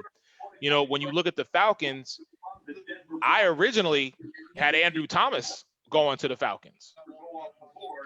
And then that's right. That's right. And then I had Clavon going to Dallas, even though I was not a fan of that. I was like, okay, Dallas needs something. So give him an early Christmas present and give him Clavon Chasen. You're so sweet, Eric. Eric, you're so nice. I try. Every once in a while, I got to do something. Nice. Like I was saying Dallas need a cornerback. AJ Terrell. No. Yeah, but they did just get booed. All right, Broncos pick is in. Here we go. Oh, no more. Oh, no. Jerry Jeudy on the sweater. Jerry Jeudy. For the Broncos? The Broncos. There you go. Nice. Oh my goodness, that's a bullseye for the Denver Broncos. How in the world did they just get Jerry Jeudy? Because he fell into their lap. Because he's the best route runner he's a better route runner than CeeDee Lamb. Lamb gets into space. I get it, but Jeudy can run the route tree. The thing with Courtland Sutton is he's more of a deep ball guy, more of a go route guy. You need somebody that has that versatility, the ability to work on the short passing game and work on the long ball as well. Jerry Jeudy proved that. He was one of the most electrifying wide receivers in college football last year. He's going to be huge because not only, keep this in mind, why these teams like the Raiders and the Broncos are getting wideouts is because the Chiefs have Tyreek Hill. They're trying to find their Tyreek Hill to really help out with their offenses so they can compete with the Chiefs defense, which is not very good even though Steve Spagnuolo did a good job against San Francisco in the Super Bowl. Well, the Chiefs, you got to think about it. That Chiefs defense played very well down the stretch. Spagnuolo had them playing very well. Once he switched up the game plan and started applying more pressure with that defense, and it took a lot of pressure off of that weak secondary that they have. And it doesn't help that, I mean, it doesn't hurt that they have the Honey Badger in their secondary as well from the Chiefs standpoint. He's one of the smartest players there is, period, point blank in the NFL. Yeah, I mean, I'm very surprised Judy has dropped that far, but you know what? Good pickup for Denver Broncos. Yeah, I'm surprised he dropped that far. I will say that, yeah, I mean, Jake, I see what you're saying. I mean, deep routes, yeah, he can go, but I mean, that's the guy that, again, he could run that little 5-yard drag across your face, and once he gets there, I mean, again, you can line him up in a slot on the hashes, everything. Dude, I mean, look, they got the best route runner of all the receivers. I mean, deep draft, yes, but they definitely got, I think, the best route runner of the receivers. And yeah, there's that. Now they're showing highlights of that pathetic Ole Miss secondary that he got the torch, but still, like, I think it's such a solid pick for Denver. I mean, again, I would have went pass rusher. I'm kind of with you there with the Von Miller thought, but yeah, I mean, if Judy falls that low, I mean, Eric, I know you're bummed. You only had 5 more picks, and then he would have been there. Yeah, I know. That's all right. Your boy Brandon is still there for me, so my hope is that at 21, Philly just gets Ayuk. Well, and Ayuk is the second best route runner. Other dudes might be taller, go up and get the ball, but I'm telling you right now, behind Judy, Ayuk's the second best route runner. I like Ayuk's wingspan. I mean, yeah. Oh yeah. Oh yeah. Go ahead, Jake. You know, the Eagles now have a chance at Justin Jefferson. The Packers have a chance at, T. Higgins and all these wide receivers that are still wide open here. So this kind of helped the Eagles and helped the Packers with their wideouts, because don't be surprised if the Packers trade up and go get a guy like Justin Jefferson. It's possible. Mm-hmm. Yeah, I definitely see that happening. So, I mean, look, we're when it comes to Atlanta, Mookie, what do you think Atlanta's biggest concern right now is? Cornerback. Cornerback and edge rusher. I know they had a big hard on for C.J. Henderson at one point and was rumored to trade up to try to go after him. So, that's where you get your cornerback there. But they do need some guy on the edge to get pressure after the Bradys and the Breezes of the world. So they can either go. I got to take on, and then you got Desmond Trufant with the Detroit Lions. So you're looking at cornerback. Also, keep in mind, Ricardo Allen is gone too. Robert Alford is gone too. So they had that problem with their secondary. They got to get a corner in this. I mean, this is a no-brainer for Atlanta. Nah, but look at the edge. When you look at the edge, they got Allen Bailey and Tack McKinley. I mean, you got to look at the edge position too with Clavion Chason. You know what I mean? So I mean, they can move back to try if he's high on the board like that. But he could go either corner or Well, if they go, I'm with you. If they go corner, I mean, their pick is in, so they're not moving back. But I like Jalen Johnson here for them. I think he fits in what Dan Quinn wants to do and the kind of corners that Dan Quinn. I mean, he's not as tall as a Richard Sherman, but man, you talk about coverage wise, Jalen Johnson. I'd have I mean, with Okudah and Henderson being gone, I think that would definitely fit. Seeing what Dan Quinn likes from his corners, I mean, again, like he can get up and press. He's not gonna make that. He's not gonna get beat. I mean, if he's playing man, he can get up and press. He can knock receivers off their pattern. So, I mean, again, if looking at that, that would fit Dan Quinn if they go corner. I mean, I could see going rusher there, but I would think that Jalen Johnson would be a great fit there. So I think you would take him. You would take him fitting that scheme and fitting that mold a lot better. Is what you're saying? Look, the way that Whittingham has been playing at Utah, the way Utah's secondary played the last 2 years, because believe me, Utah's defense traveled. Anybody that played them, like, you were going to get punched in the mouth. But the secondary, I mean, they didn't have to blitz. They would get to you with their 4. Like, I think it was like over 88% of the time they just rushed with 4 and they got home a lot. But those guys were able to get home because of what they had in the secondary. And Johnson, to me, again, I just think it fits. I think it just fits Dan Quinn's what he wants to do. But again, I mean, like you guys are saying too, you can't if you feel that edge rusher is there, then you need to take him. You got to replace Vic Beasley. Who's replacing Vic Beasley? Dante Fowler. They just signed him as a free agent. Oh, yikes. But I mean, what are you talking about? Yikes. Dante Fowler had a great year last year. He did. And he finally played up to his potential. I mean, this kid, he's still young. They got a very young pass rusher at a good a nice solid contract for them. So they feel like they've shored up their edge rush position. They now need to shore up their secondary. So you're talking about AJ Terrell, you're talking about Jalen Johnson, you're talking about Christian Fulton. Those are the names they're probably throwing around, and which one is going to fit best in that cover 3 scheme that Dan Quinn likes to run. Yeah. It'll be interesting. Great if they drafted Jeremy Chin, though. I don't know. And the Falcons they've got to do something, especially with Breeze and Brady now being in that division and you play them twice a year. I mean, it's going to be, I want to see the Falcons' entire draft and then stack rank it against other drafts because Matt Ryan, we know, is on the downward spiral of his career. Yeah. I mean, yes, Mike, you can make all the faces you want, but Matt Ryan has not played up to his potential. And we all know this. I'm just saying. That's why and now you add Brady to the mix twice a year. Come on.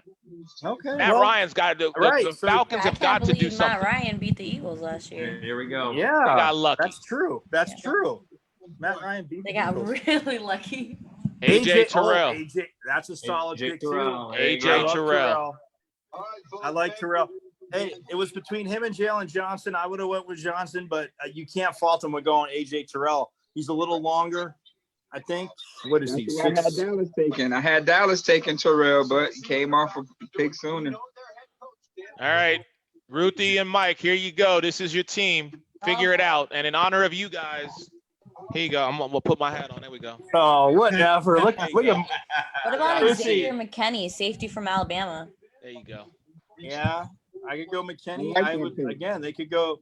They could go Jalen Johnson if they want corner. They could also go Patrick Queen. Yeah. I mean, I love that, but man, yeah, Terrell would have been. So, Mike, he's sitting right there for you. Why not go get Chasen? Go get him. I don't know, man. They need cover guys though. They beefed. I'm not saying with the. They don't need edge rusher. They got Arden Smith. Yeah, they brought. He hasn't played in 4 years. Mookie, come on now.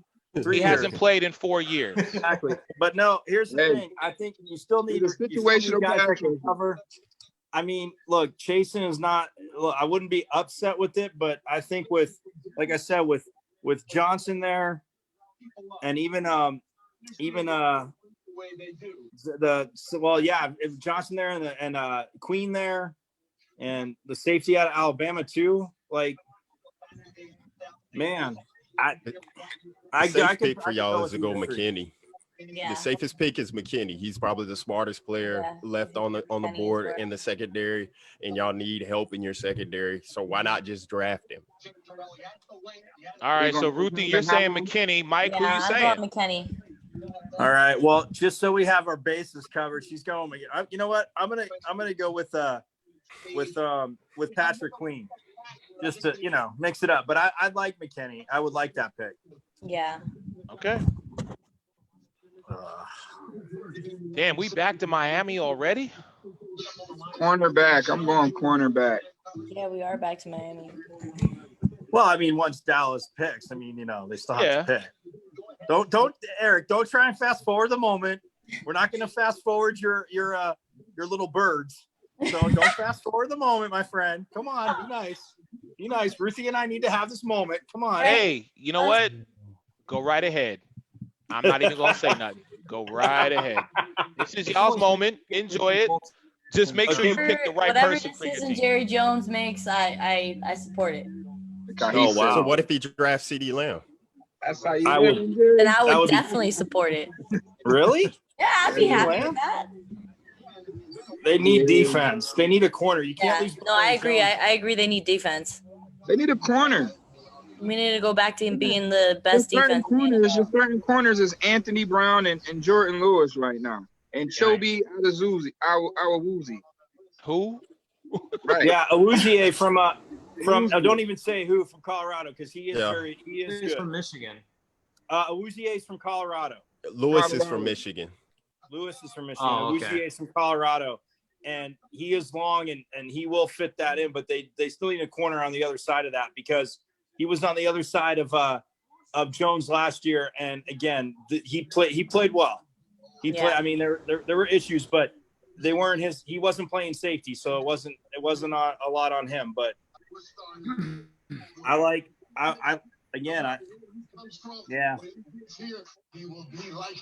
I think CJ Henderson they would have had to obviously trade up to get, but I would have went with Henderson. I would have traded up. How do you for feel him. about Mike McCarthy joining the squad?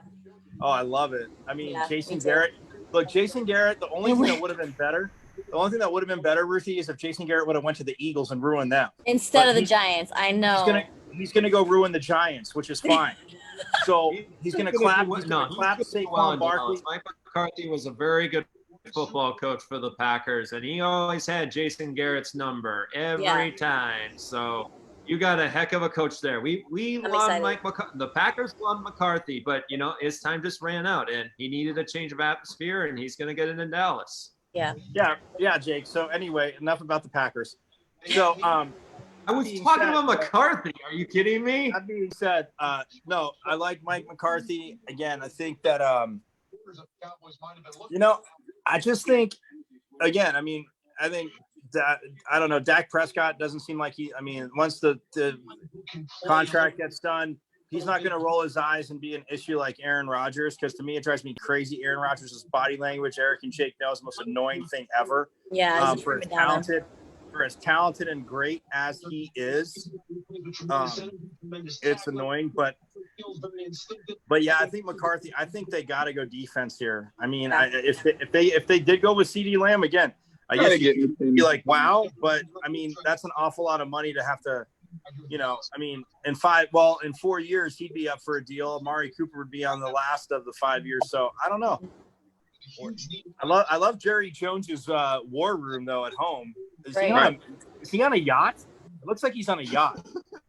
It wouldn't surprise me. It wouldn't surprise me. Eric, would you mind taking CeeDee Lamb at 21? I say he's on a yacht. I'll take CeeDee Lamb at 21. Man, Eric would do cartwheels if CeeDee Lamb fell to 21. Yes. Well, CeeDee Lamb's not getting to 21. It's not going to happen. He done fell this far, Mike. He only got to fall a couple more spots. Well, that's because he doesn't run the best routes, and Ruggs is faster. I mean, we talked about it. You can't coach 4.27 speed. Like, you can't. And not everybody's going to be jamming him off the line. People don't jam. Do people jam? Tyreek Hill's smaller than him. Do people jam Tyreek Hill off the line successfully? No, because they keep Tyreek Hill off on the move the whole time. Right, but they're going to do the same thing with Ruggs, though. I think the Raiders do the same thing, Darrington. I don't know. Right. We didn't see that out of their offense last year. So all right. Hold on. Here we go. Pick is in. Let's go, Ruthie. Big pick. Here we go. I'm a little behind, so don't say CeeDee anything. Lamb. They took CeeDee Lamb. They got my Lanta. We need a defense. Oh Gotta my take the best Lanta. available. Eric, it's gonna be great when he. No, it's forces okay. the- We have more weapons. We have more weapons. We have more That's the best targets for available. Prescott. I'm okay with that. Dial Yeah, over but we substance. don't have a Strikes corner. again in Gotta Dallas. take the best available. They're going to love Oh, man. Darrington, why are you laughing, Darrington? Hey, we still got 3 more picks. Oh, we got 1, 2, 3, 4, 5, 6. We got 6 more picks. Why are you laughing, Ruthie, Darrington? Because y'all got to talk yourselves into that being a good pick right now. No, I had to. Ruthie said she would be all for it. I don't mind it. I just would have went defense, but Yeah. again, it's a copycat league. So everybody's copying Kansas City. Now the Cowboys don't have Travis Kelce, nor do many teams, because he is the best tight end in football. Yeah, we just got rid of Jason. No, he's not. George Kittle is the best tight end in football. Travis Kelce's the best tight end in football, but that's okay. George Kittle is the best tight end in football. Kittle's That would be the a fun best. debate. We can All argue right, about whatever. that Either all way, day. Kittle's not, but it's Kelsey. But they I'll both start create with a the K. separate show for you two to They debate both that start with the topic. K. How about that? But with CeeDee Lamb, but everybody wants to copy the Chiefs, and it's a copycat league. So if you give yourself more weapons, I mean, you now have Michael Gallup who can take the top off of any defense as well. Amari Cooper, again, Eric's just staying fine, whatever. But CeeDee Lamb, I mean, Jerry Jones, look, he's from Oklahoma. It was a homer pick in a way. But at the same time, it's not like it's terrible. So, yeah, the Cowboys figured he would have probably slipped to that team that has cheesesteaks next to his stadium. Right. We didn't want to let that happen. Okay, Exactly. I see where we came from now. This all makes sense. Exactly. But Also keep this in mind, even though, yes, Michael Gallup, that guy's a number 3 guy, but Amari Cooper can go deep, Gallup can go deep, and so can CeeDee Lamb. That was one of his best assets. So now you got 3 deep ball wide receivers ready to go. Not to mention his yards after the catch were the best in college football. So you want to use that guy off the screen pass, the quick slant, anything like that really fills in that need that Randall Cobb was running in Dallas. Didn't do much, but CeeDee Lamb is faster, and he's going to be able to be that versatile threat. So a heck of a job by the Cowboys. It's a classic style over substance move. That's what the Cowboys are known for. And Ruthie, the best part is now it's really going to trash the Eagles secondary even more. We're gonna make a fool of those Eagles this year. Eric, your Eagles aren't going wide receiver, just so you know. They're going cornerback because they have to now. We shall see. Oh, Darrington, they're going receiver. This is a chess move. This is a chess move that you have to do. You see what your biggest rival did in your division. Now you have to. This is chess, not checkers. If they're playing checkers, they go wide receiver. If they're playing chess, they get a cornerback. Okay, well, if they're playing chess, then why wouldn't they answer to what the Redskins did? Because I mean, Eric, you can talk about your offensive line, but I mean, didn't you say you had some gaps there? In our offensive line, yes, we have gaps. Yes, Jason Peters is gone. Big V is not there, who we've used in several different positions on our offensive line. So I would prefer somebody on the offense to protect Carson. That's right. We're in that Oklahoma. Got his Oklahoma on. But here's what I will say to you, Darrington. I completely agree with you in the aspect of Chase Young being the edge rusher. I would rather an offensive guy to protect Carson. You look at Andrew Thomas, a tackle who was able to now maybe protect Daniel Jones and Saquon Barkley. So it does make sense for us to go defense. However, like you said, with Dallas picking up CeeDee Lamb, which congratulations to you guys. Now, I want somebody to be able to contain those guys at least for the first 5 to 10 yards off the line of scrimmage. So yes, we should go defense. Because if we can hold up, Mike, if we can throw these runners off their game within the first 5 to 10 yards, guess what? Dak's not going to be able to find his guy. And he's going to have to either do the short dunk, dick and dunk pass, or he's going to have to hand the ball off to Zeke. Well, I don't think your congratulations was really that heartfelt is all I was going to say. You don't sound too thrilled about that. Congratulations, Eric. He definitely didn't mean it. Okay, here's the thing. You got a overpaid wide receiver in Amari Cooper. He's not okay. Whatever. You've got Michael Gallup, who I can appreciate him, and now you add another speedy guy in CeeDee Lamb. You did what you needed to do. I'm not going to discount that. But what I am going to say to you is your defense is not as good as it used to be. And Ruthie even said it in the beginning. She wanted to get the Cowboys defense back to where they once were. They haven't been there in how long? I agree. So what do? So now you go get a wide receiver and you give Dak another weapon. Who's to say Dak's going to have the continuity? Dak is known for handing that ball off to Zeke. He has a beginning of works with Amari Cooper and Michael Gallup. So now you want to throw a third guy into the mix. I hope for your sake that it pans out. I really do. Amari's gonna be open all the time now. No, he's not. Weapons on the field. Ruthie, no, he's Eric, not. what is Too many your weapons on the field. Cooper? Yes, he is. He runs by people when he's healthy. Either way, that's a subject for another day. My point is that yes, defensively, I would have loved, to have CJ Henderson. That was the guy I wanted the most at corner. But they did need to go defense. But again, if they figure, hey, an offensive line would have been an issue too. I don't think they would have went offensive line there. But I mean, you need that next generation center. I mean, it's crazy, but I can't, like you said, I can't hate a pick where you have now a third receiver like everybody has, Right. a power Right. 3. I can't hate that pick. No, you're Mike. I take nothing away from the pick. Right. I'm just saying it wasn't what I don't think it was the primary need of the Dallas Cowboys at the first round. I just don't think it was. Well, Rizzy and I were both talking defense anyway. Either way, it should have been defense. You got to take the best available. I mean, at that point, that's the real best available pick right there. Do they need a safety? Blair was CeeDee Lamb, plain and simple. I mean, you have to understand that. How could you pass up on CeeDee Not Lamb? always about the first round. The first round is, it's kind of like a movie trailer for everybody right now. The latter rounds is what's going to really, truly matter about trying to get defensive sleepers out there. That's why I always say the first round's a lot of fun, but I love the latter rounds because you find those guys that come out of nowhere. You got to look at it. You got to look at it the same way. They said this is going to be a receiver type of draft. Okay, who's checking those receivers? It's going to be a lot of depth at corner too. As we can see, it's probably more cornerbacks being drafted. Oh, guys, hold on. Dolphins, Steelers trade. Steelers are coming back in. No, that was during the season. Oh, okay. Oh, that's from Minka. Sorry, That I was was the like, Minka I just saw Fitzpatrick Dolphins trade. Steelers trade. I was like, wait, what? But yeah, Minka. Never mind. Yeah, the Steelers good. traded Fitzpatrick back. They got a defensive player now, so it. Do the Dolphins take McKinney? Do the Dolphins go safety and take McKinney? I say Dolphins go because safety. Fitzpatrick is gone. Yeah, Dolphins go safety here. I could see that. Delpit or McKinney? I have to go McKinney. I'll go Delpit. Oh, he said good news for Tua. So it's either a receiver or a lineman. Could it be Ayuk? Probably a receiver. And look, the Steelers are very happy with that trade. Austin Jackson, USC. Wow. Left tackle. So it's protection. So there you go. I'm going to say Jones.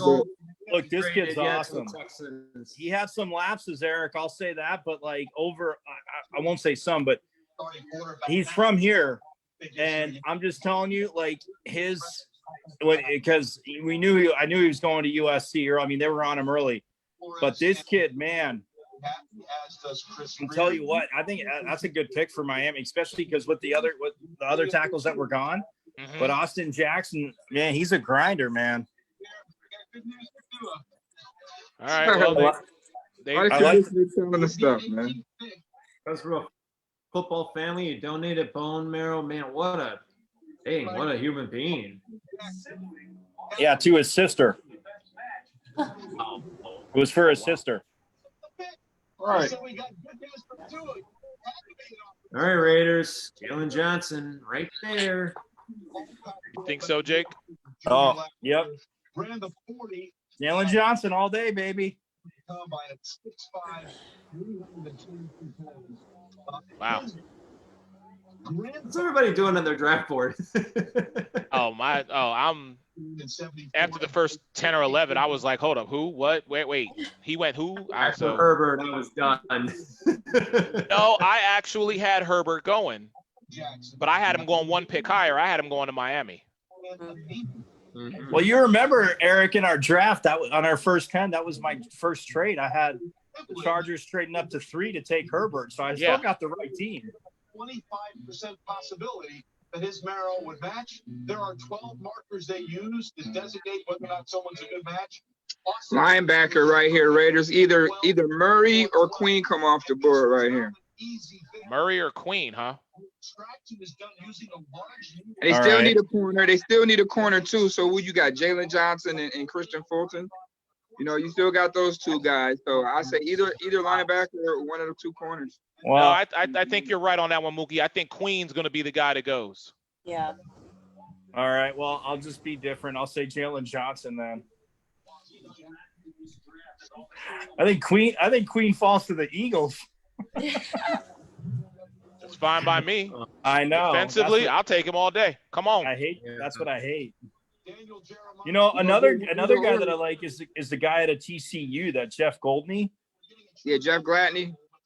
Gladney, sorry, yeah, I can't read my writing, but anyway, I'm like Eric. I can't read my writing, but Yeah, I can't. I saw him play quite a few times, and I like him too. But I'm not going to take him over Jalen Johnson if Jalen Johnson's sitting there. No way. That was one of their biggest problems last year was their cornerback play for the Raiders. Diggs too. Don't forget about Diggs. Yeah, no, like Queen would be a solid pick right here too for the Yes, it Raiders. was. Don't forget about Diggs. Another DB. Trayvon Diggs. Trayvon probably has the highest because he just recently transitioned from wide receiver to cornerback. We've been playing that position for what, two seasons now? Yeah. Certainly did the same thing at Stanford. I really liked that move by the Dolphins. That was a heck of a pick. Austin Jackson? Yeah, I didn't see that one coming. Well, we did say that, though. We did say that, Jake. We said, now you got this young quarterback. You need somebody to protect him. So, I think that's definitely because the way they want about it. He'll probably be an all-pro, Eric, because left tackles out of USC. I don't know, Tyron Smith. He's an all-pro. Just saying. Just saying, Tyron Smith is an all-pro. Yes, I heard you, Mike. Tyron Smith, all pro. I just wanted to make sure because he went to USC and played left tackle. He's a left tackle for USC. Raiders. Offensive tackle, Austin Jack. Meanwhile, we're up. That's a really good picture of the Dolphins. Look at that stadium. Oh, that's so awesome. That's a clear. And it's really close to the strip too. Oh, it's yeah. like It's supposed to be there right now. Yeah, it's If really. if you stay at Mandalay Bay or the Delano, you can see it out your window. Oh yeah. Oh yeah. Oh yeah. It's supposed to be there right now. Game day traffic's gonna I'm very upset. But I'm happy I have my. There you go. It'll just Ruthie. It's just gonna add to that traffic. That's already there on the So street. bad. Damon Whoa. Arnett. What? Oh, that's a reach, man. Who? Damon Arnett. From Ohio State. Really? Keep in mind, they said the same thing about Cleveland Farrell last year, but Mike Mayock he thinks outside the box. Hold on, Yeah, but isn't that just like Jaron Conley, the Jaron Conley pick that they got rid of too? NFL. Okay. That was a waste of 19th pick. I was like, wait, I had to go find him. I'm like, wait, he wasn't even on I my know. Las Vegas. Look, man. Look, Drew's from Sandusky. Like everybody says, Ohio State defensive backs. Dude, I'm not saying he's bad. But come on, man. You passed up Gladney from TCU. You passed up Johnson, Diggs, Fulton. Like, you got to be kidding me. Like, he does not grade better than them. I don't get that at all. A lot of levels. There had to be something that Gruden and Mayock saw within him. Yeah, Mookie, you absolutely right. Reaching. You got to keep in mind that even though all the mock drafts say something, sometimes those mock drafts are 100% wrong. So, yeah, Raiders might have saw something different. Dude, I unfortunately have to watch a lot of Ohio State junk on TV because it's on. And I'm just saying, Jake, yeah, he's not bad, but Johnson, Trayvon Diggs out of Alabama, Gladney out of TCU, Fulton, Jeff Okuda, Ohio State, and CJ Henderson. The kid out of Mizzou, man, Cameron Dantzler. Like, I don't get it, man. I think they just reached, but if they're happy with them, good for them. But I don't see him being better than Jalen Johnson whatsoever at all. I mean, I don't know. I mean, I think Jalen Johnson, look, say what you want. You go up against the speed again, and obviously Bama had speedsters. You see it there, but I mean, Oregon's receiving core is insane, and what he helped do against them the last few years, like man.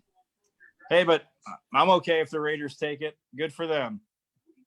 Yeah, I mean, best of luck to them. Maybe They need this help is one against of the those guys Chiefs. that we see, and he might surprise us, this season. I don't know, but I have to agree with all of y'all. That's a stretch because I really want to know what they saw in him that they decided to take him in the first round. I mean, he was available later rounds. Yeah, they know something that we don't. Yeah, of course, of In the course. draft last year. That wasn't their first round pick. They picked up Henry. Well, yeah, but I mean, you get 2 picks in the first round. Yeah. I remember when all the armchair analysts were talking about how bad Cleveland Farrell was. All was a reach, and actually Cleveland Farrell was actually one of their top players that improved week by week for them. So I mean, yeah, we're saying it's a reach right now. We're saying it's a stretch right now, but like it or not, Mike Mayock did a great job in the draft last year, and so far I like this. This is outside the box. This is completely off the bend. I'm good with it. Yeah. But Jake, you're good with it. Again, I'm not saying it's not. I mean, he was. I know, and if you look at just like position rankings, like all different sites. So I just when they take. I mean, obviously we didn't have pro days, so I'm glad we didn't have to like put that into account. But I'm telling you right now, a lot of these guys that are breaking it down, it's not a homer thing. It's one of those things where when you look at it, again, like I said, you have Gladney, you have Johnson, you have Diggs right there, guys that are graded out higher than him. So again, if he fits what they want to do, maybe, but anybody that can cover and that can sit there and literally run with speed dudes, like that's who I want. So I don't, again, I mean, I'm not saying he wasn't maybe overshadowed a little bit in that Ohio State secondary, but man, I mean, like I said, Eric, you got to be stoked in a way because there's going to be some there for you that, again, I don't think anybody can truly go wrong in the first round. And I'm not saying the Raiders did, but yeah, it's a reach, man. It's a Listen, total I reach. mean, if you look at who's still available on the board, between Jacksonville and the Jacksonville pick is in. So as far as I'm concerned, I mean, whoever they pick, congratulations. When you look at who's still on the board for Philadelphia, I mean, we could go get McKinney. We could go get Delpit. Hell, we could go get Justin Jefferson as a wide receiver and get a weapon. So, yeah, we've got the pick right now of the litter to be able to complement what we need. What do we need? In my opinion, it's defense. We have got to go defense. However, that being said, I won't be upset if we get an offensive guy to give Carson another weapon because, we lost. Well, we didn't lose him. We sent him to Las Vegas. Nelson Aguilar is now in Las Vegas. Deshaun Jackson's getting up there in age. Elson Jeffrey needs to stay healthy. So wide receiver to me would be that promising pick of trying to build up. But we got Greg Ward, who was a basic no-name until the end of this season. You know what I'm saying? I'm not worried about the run game.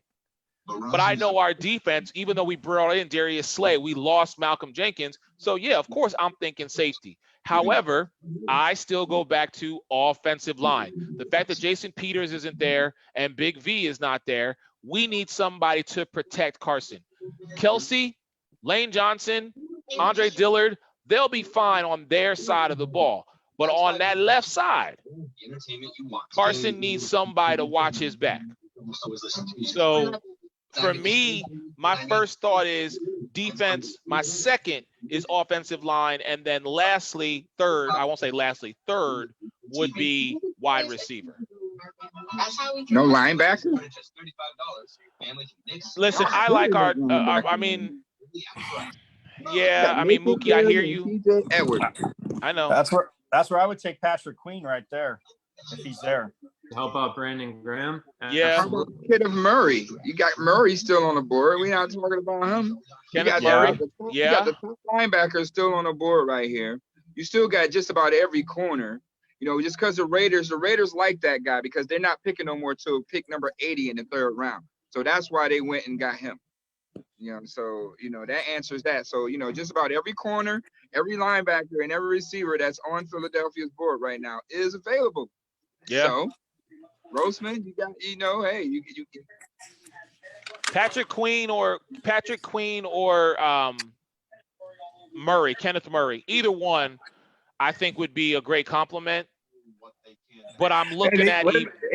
I know who they should take. They should take Jordan Love. Oh, jeez. Mike. I'll laugh if Jacksonville. I'm sorry. I know. I just had to mute you. I just had to mute you for that one. I did. All right. Come on. I was kidding. Oh. Ooh. They took Clavon Chasen. Clavon Chasen. Which we And knew they he took was. CJ Henderson with the. So yeah, they're going all defense, baby. Jordan Love, top 5 right now on Kuiper's board. Jeez. Wow. So there's Chasen. He could have been a Cowboy, Eric, but he's a Jaguar now. All right, your Eagles, come on, give me Mike, the pick. you know that all those CeeDee Lamb jerseys are gonna fly off the shelves. Come on. Of course they are, but you know what would have flown off the shelves too? McKinney jerseys would have flown off the shelf. We needed a corner or a safety. I wanted McKinney. That's all right. We'll take him. I'm happy to take him. Just to stick it to y'all. Ruthie, maybe the Cowboys trade back up right in front of the Eagles won't trade with the Cowboys. Yeah, that won't happen. Y'all already know. We did that to y'all in Dallas. Don't think y'all gonna try and repay us. No, I ain't gonna. Come on now. Oh, it's okay. So that means they're about to get rid of Ndakwe if they with this pick right here. You think so? Yeah. Who? Ngakoue? This is Ndakwe's replacement. Oh. Hey, Eric, what about your boy from Penn State? Oh, Gross Matos? Matos. Yeah, I mean that would be, but see, here's the thing, Mike. That would be the homer pick. You know what I'm saying? Yeah, but he's a beast. It's not a homer pick because it's a homer pick. I mean, believe me, I'd rather have him not end up there, but he's a beast. Listen, I'll be happy with him. Any man that could come around the corner and put his hands on deck like that, okay. Right. I think Jason's going to be good for Jacksonville. I really loved he had a relentless motor in the playoffs. Yeah, it's a good look. I mean, again, if he would have ended up in Dallas like we were originally talking about too, I wouldn't have been sad about that. He was there. Why are we looking at Doug Marrone? Your pick is already in, Doug. Can we go over to Howie or Doug Peterson? The wrong Doug is on the screen right now. Oh, here we go. All right, you know what, though? I'll let you have your moment. Oh, now it is. It's your time, Eric. I mean, Doug Marrone is not the Philadelphia Eagles head coach. Let's go. Put it in. Let's go. Give me Xavier McKinney. That's my pick. I'm saying give me Zay. I'll take him. Or give me, like I said, I'll take Gross Matos. There we go. Look at them two handsome guys right there. Beautiful. Let's go. Special right there. Well, Jerry Jones is in a yacht and they're in a shack, so that just says it all. Yeah. Howie Roseman's house is a shack. If Howie Roseman's house is a shack, you could put me in there anytime. Eric, me too. No, you can't come. Oh no, I'd come. I'm a good guy. I'd come. Oh, Eric, you won't get past the front door. I know. See, they're saying wide receivers because look at who we have. Oh, that's ugly. Brandon Ayuk, baby. Brandon Ayuk. Hey, I told you Brandon Ayuk. Bring him. Oh, God, Bring him. In Philly. I don't want him in Philly. It'll ruin him. Oh, God. He'll be rookie of the year. Probably.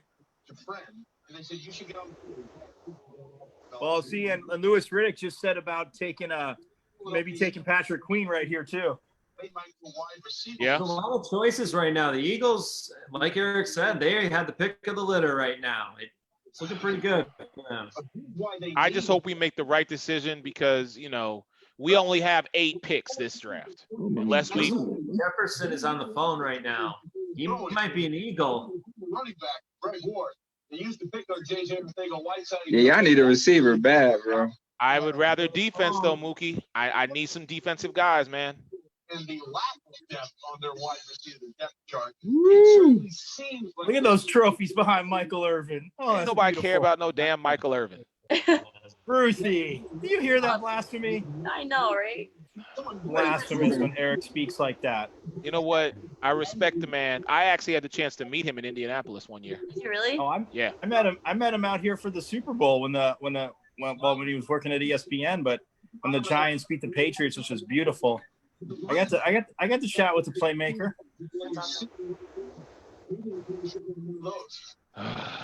Come on. Oh, the pick's in, Eric. I know. The pick is in. I know. I'm waiting. Justin Jefferson. Michael Irvin would talk a little bit The about wide receiver from LSU. It's not in yet. It's not official, but Brandon Ayuk, Arizona State. Sun Devil, baby. Well, Works I'm up. curious who the Vikings will look at now next. Justin Jefferson. You gotta be Jefferson. He was on the phone and everything, talking. Patrick Queen. see, I'm gonna take Xavier McKinney over Patrick Queen. Just my opinion.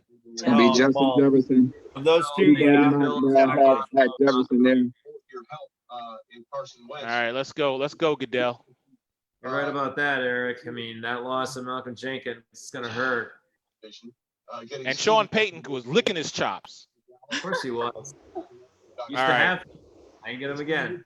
We talked about Dak Prescott last season. He threw for almost 5,000 yards. Yes, Roger. We get it. Thank you. Feel like And this is truly something that we cannot just overlook. Everybody doing their part during this whole COVID-19 thing is huge. Doug Peterson obviously had the Here we system go. that worked for him. It's been with him and been with him when he was at Kansas City under Andy Reid. Translated that very nicely to what the Eagles. You went with Jalen Rager at a TCU? Wow. 3 wide receivers. Oh. They're the team. Whoa. Lewis. Whoa. I didn't Okay. listen to you, Eric. All right. He's a big boy. Pick, Eric. All right. Jalen Rager out of Jalen Rager. all of these people. Watch his game film right now. I'm telling you, man, this is why I wanted him in Green Bay. He's 5'11", though, 200 pounds. So is Henry Ruggs. So that means Justin Jefferson is going to Minnesota. Oh God, no. Oh God. Jake, Packers lose. Oh, that would blow. Thank you again for your support. You know what? We got It's a weapon. open. It's We got a open. weapon, and then- you know what? then I'm gonna take it. really advantage. And his dad played in the NFL, Eric. I'll take those bloodlines. Yeah. Wide receiver. I mean, Philly will ruin him, but he's a hell of a player. How do y'all pass up on Justin Jefferson? Player in the name. Something we just was something. Listen, Mookie, something we saw that did not set with us, and Jalen was the guy to go with. Rager got the Yeah, speed. and though. look at his speed. He's faster than Jefferson, I'll tell you that. Yeah, he blows the top off of the defense. I don't know. Hey, Jefferson ran 4.43 at the combine. Okay, You know, listen, for also gotta 5'11", he realize ain't too- afraid. I want to know what his vertical was because he ain't afraid to go get it. Right, he's a and big return Rieger punch did too. not Eric, 42 you inches. see a punt returner? quarterback play. Yeah. So Rieger was able to make a good career out of Aguilar with inconsistent better hands. quarterback. That's something that's going to make your Philadelphia Eagles happy. Plus, Oh, he yeah. can return. Oh, Plus, yeah. he can return punts. I didn't realize he was a punt returner. Yeah. Well, I still would have went Not Brandon really Ayuk get the then. job done on that punt. Again, it's about what we saw and who's going to fit the scheme the best. Right, and thank God Ayuk isn't in Philly. I wanted Ayuk just to stick it to you, Mike. Oh, that I know. You're gonna get That I kicked know. out. See, I got my Sun Devil shirt on for you. Go Devils. I know, I got my Cowboys hat for you too, buddy, right here. Mike. I already told you. See that, Ruthie? I got Eric, my you're going Cowboys to have hat. fun with Jalen. I can go Rieger. get mine too. We can, Oh, I mean, look, I can you're do this all, stylish in and Mike. of itself. You do what you want. I'm in the war room. I can do this all night long. Okay. Oh, you got toilet paper? Yeah. You need some? Right on your head. You need some? Yeah, let me. Can I borrow guy your who hat? can work the screen. The yak. Oh, yards My to the catch sister and- bedazzled it for me. Oh my God. nice, solid. Yikes. Blue is so much better than green. So much better. Just remember, Hey. green's the color of money. I knew you were gonna say that. I was waiting for that. Yeah, but Blue is the color of the sky. Read the movie, too. green is also the color of vomit. What the hell Depending are on you speed. drinking? Oh, Hey, you seen the emojis? He's vomiting green. Oh, I okay. don't know. All right. okay, so we're gonna factor in emojis. Okay. That's what Well, Mike's I mean, doing. if you're the Minnesota We're in Vikings, 2020. and you What do get you expect? Yeah. exactly. I think they should Vikings, have you made look at everybody. cornerback. I They think should've running made- back. Mike, I like your assessment Yeah, of see, finding someone Oh, to go alongside Dalvin Cook.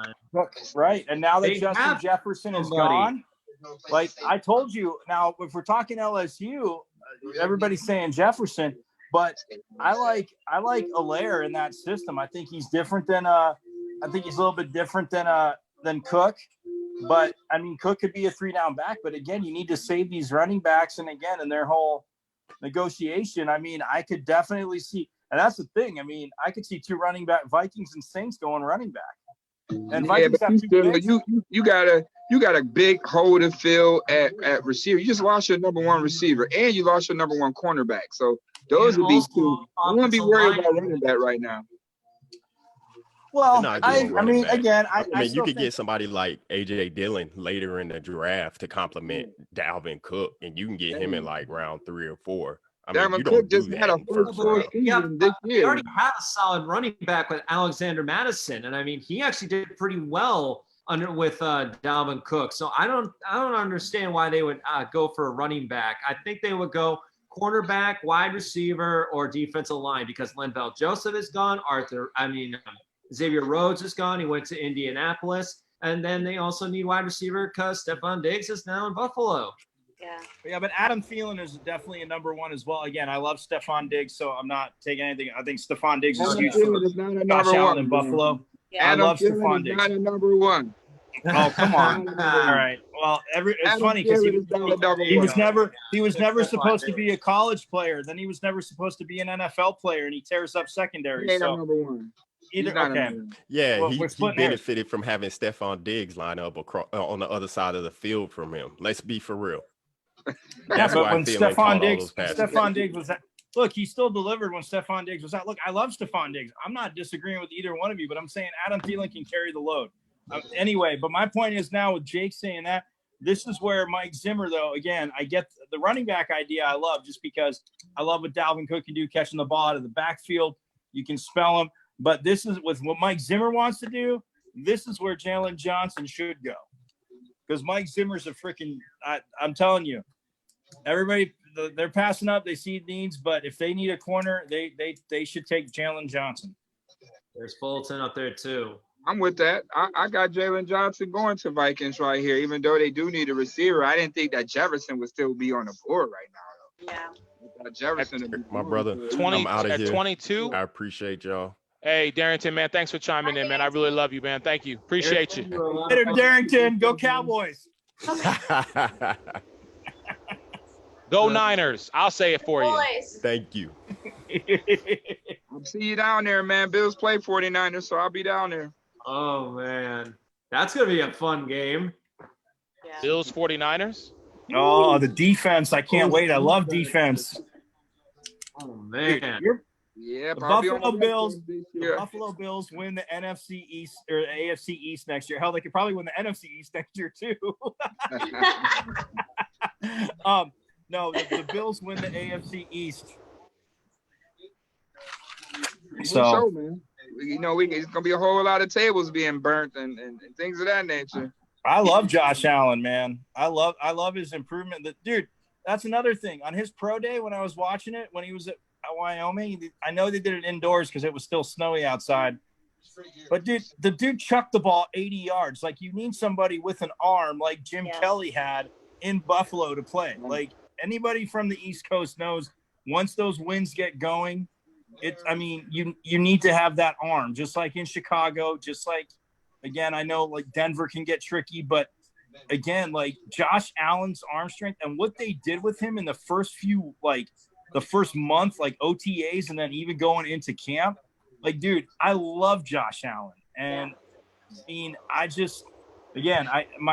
Jake and Eric know my disdain for the Patriots and Tom Brady and either that, but what that defense has done Dude, they were 2 plays away from beating Mike, the hold that Patriots thought. both Pick times. is in. All right. Yep. Here it is. Bad color for anybody.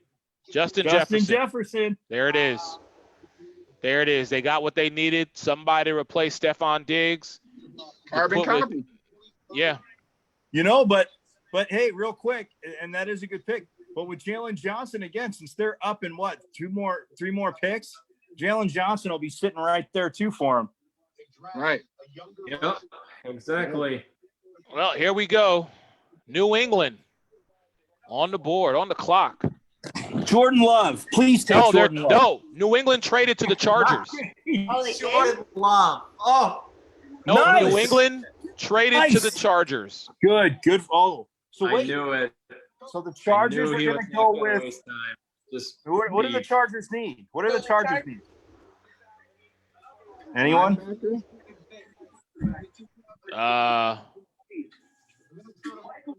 They need a lineman still. Offensive line they need. Yeah. Oh, the center. Okay. What's his name from Michigan, Eric? Cesar Ruiz. Mr. Ruiz. Yeah, Mr. Oh, Ruiz. yeah, Right the center. They need no for line. the Chargers. Chargers got Mike Pouncey. Oh. Yeah. Yeah, but They Ruiz can play get a guard. linebacker to come out here. Oh, Patrick Queen? How about a safety? How about McKinney come off the board? Do they need What a about, all right, what about Delpit then? What about corner? I mean, they got Hayward, Casey, and Chris. Or they got Chris Harris now. Yeah. Chris Harris. So what about you said McKinney? What about Delpit? Take Delpit from LSU and put him out there. Okay. They could go. They can go lineman. They could go tackle here, or perhaps a linebacker, or safety. So you're saying offensive line isn't really a need though for the chart? Like, I mean, other They like need a it's not tackle. more- They need a right tackle. Oh, they need offensive line. Yeah. Right tackle. You got Jones, and then you got Isaiah Wilson. But there's a Wilson is a reach right now at this point, or is he? They need help off the outside too to help out Melvin Ingram. The linebacker spot. All right, yeah, I'd probably go with McKinney here then. I'm with Pick you. on is that. in already. Chargers knew they got their guy, so they came back in. The pick is in. I hope Justin Jefferson's a bust. No, it's a good pick for the Vikes. Okay, Justin Jefferson is going to they'll probably hand him off the ball because the Packers can't stop the run. So just give it to Jefferson, let him run all through him. We'll be fine on the run. Thank you. Oh yeah, they were fine against the Niners. Yeah, because we have Blake Martinez. I mean, thank goodness he's gone. Look at this player on tape. He reminds me so much of Keenan Uh, Oh, I see what they. Okay, that's an interesting point. all right, come on, all right. Enough with Justin Jefferson. I want to see the Chargers pick. Thank you, Mike. I agree. No more Vikings, No, please. but At least for If I'm the Chargers here, though, if you went again, I could see Ruiz. I love him, but I could see going McKinney. Favorite receiver in the draft. He's going to catch 1,000,000 balls. Wow, they got a second and a third from the Chargers for that. Wow. Wow. Second and a third. I'm not surprised by Belichick. No, this is what Belichick does. Joe Brady really improved. Coaching up the Yeah, eliminated those drops. I mean he didn't last year, but Completely different player in took 2000. Nikhil Harry, baby, forks up. But no, this is interesting for the. But I mean, look, if you drafted the quarterback, my theory is, yeah, defense would be a good idea right now because you get 2 first-rounders. But I mean, are you drafting somebody on the line? Like a lineman would make sense, but again, I'm taking best available there. I'd go with McKinney. I think you have to. I think right now you have to go best available. And Who you do they to have at take- corner? Who do they have at corner? Casey Hayward. Los Angeles Chargers for second and third round picks. There are the details. Wow. I mean, again, Jalen Johnson, I think anyway goes to Minnesota, but yeah, for the Chargers, I mean, again, an offensive lineman, they said the tackles are deep. I don't think they really had to trade back in. So maybe they are going with McKinney, or maybe they pick up somebody like Queen. I mean, obviously they're not taking 2 quarterbacks in the first round, although that Right. would be funny. That'd be hilarious. That'd be hilarious, but we know that's not going to happen. what the Chargers are That's doing. something the Washington Redskins would do. At least we can agree on that. Yeah, I mean, I can't believe you think the Cowboys are worse than the Redskins, Eric.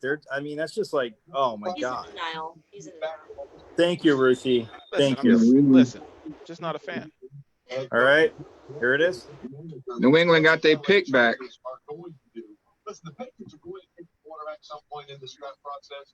But Wow, they took Murray out of Oklahoma. Wow, Kenneth Murray. Hey, Well, that's an awesome pick. That's an Patrick awesome Queen, pick. Ravens. Kenneth Murray. Okay. They needed that inside linebacker to help out with Melvin Ingram. So this makes a lot of sense. He's a good middle linebacker, pro-ready, quarterback of the defense, and this is what the Chargers desperately needed on that side. So I love this pick. Yeah, that's a good pick. Yeah, you mentioned Murray before. I thought he dropped Eric, you mentioned the Murray Ravens, for but your Eagles. No, Gus Bradley loves that blitz on the east side. So he is going to crash that A gap with Kenneth Murray every chance he can. So Gus Bradley got himself a winner. Well, yeah, and Eric, you said that for the Eagles, which would have been an interesting pick there too. But yeah, no, again, I mean, I know they got beat up by LSU in the obviously in the semifinal game, but overall, I mean, the way this kid played, especially last year too, like, I mean, you need these guys that can go sideline to sideline, and obviously he does. I mean, he'll get pressure. That's a solid pick for them to trade back up, but I don't know with the teams left. I mean, he probably wouldn't have made it to them tomorrow.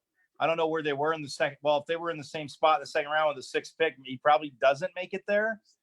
But man, that's I don't hate it. I definitely don't hate the pick.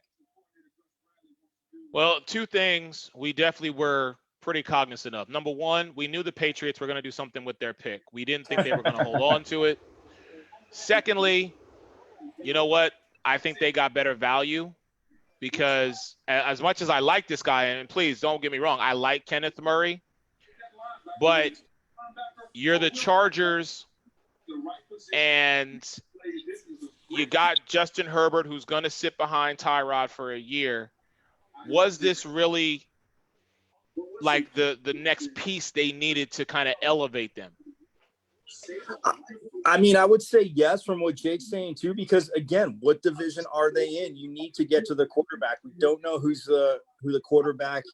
Obviously, with Denver, I mean, Denver has their issues, but I mean, you need to get to Patrick Mahomes. You need to have guys that can cover, but I mean, the pass rush, you need to get there and wrap up. So, and make him make tough plays. I mean, Mahomes obviously is a freak. We've seen what he can do. I mean, he's not going to make too many mistakes if he has to roll out and get away. I mean, their offensive line had its issues, but man, I mean, again, it's again, like, Alex was saying earlier, or Jerrington was saying earlier about playing checkers or chess. Like, you have to see what, obviously the teams in your division, I mean, that is 6 games on your schedule, as we all know. Right.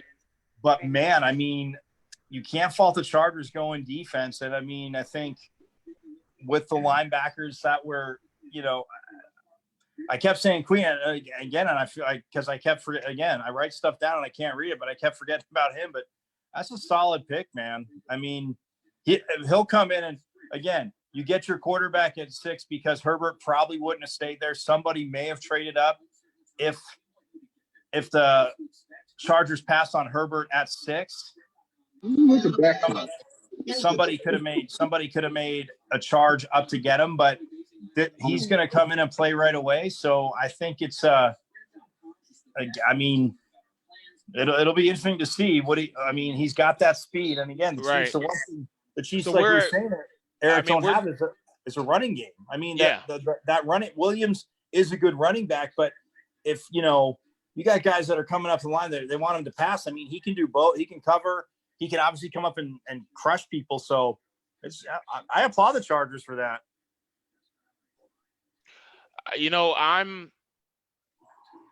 I can agree with you, Mike. I'm looking at right now substance versus style. Yeah.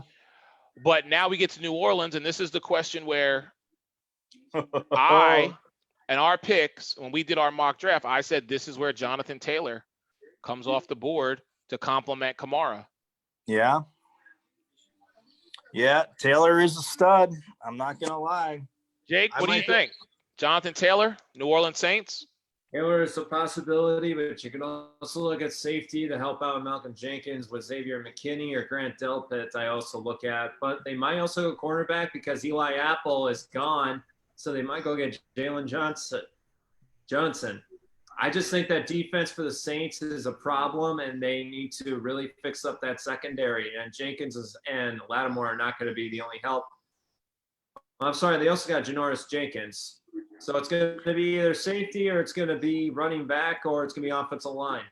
Yeah, but Jake, to the point though, I mean, if you're playing copycat like Eric, like Darren was saying earlier, like Eric's thinking too, is they need more offensive weapons too, because nobody, again, I mean, defensively, as we know, you can only double team so many players. You can only run so much scheme. You can disguise, go whatever.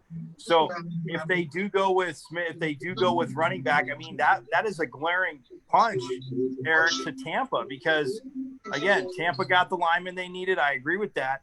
But you get a big time running back like that. And again, not that their one won't be in the second round, but if they take Taylor, like you say right here, I mean, that, again, with the Saints offense, imagine, I mean, you can put 6 of those guys, they can all be on the field at the same time.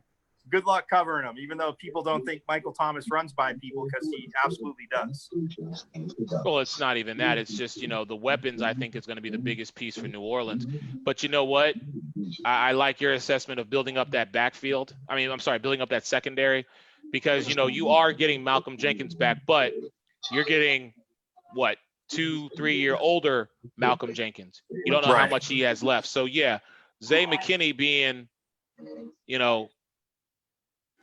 right now, best available, you kind of got to go with him. But I do think that you need somebody to complement Kamara. Can you get that somebody in the later rounds? I guess it just depends on where the Saints fall. Yeah. How about Patrick Queen, linebacker? I would rather go safety on this one to kind of protect to kind of go against those wide receivers, not only in the division, but just, throughout.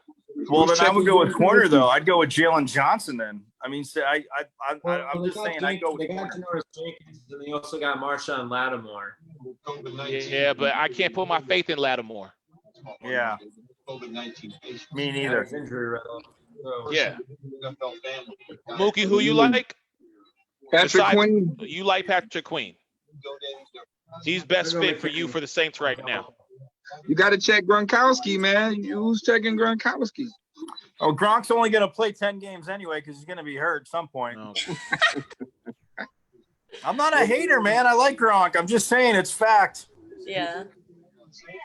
If you're putting on weight to come back and play with Brady, whether this be the 1 or 2 years, I think Gronk's going to play a full season.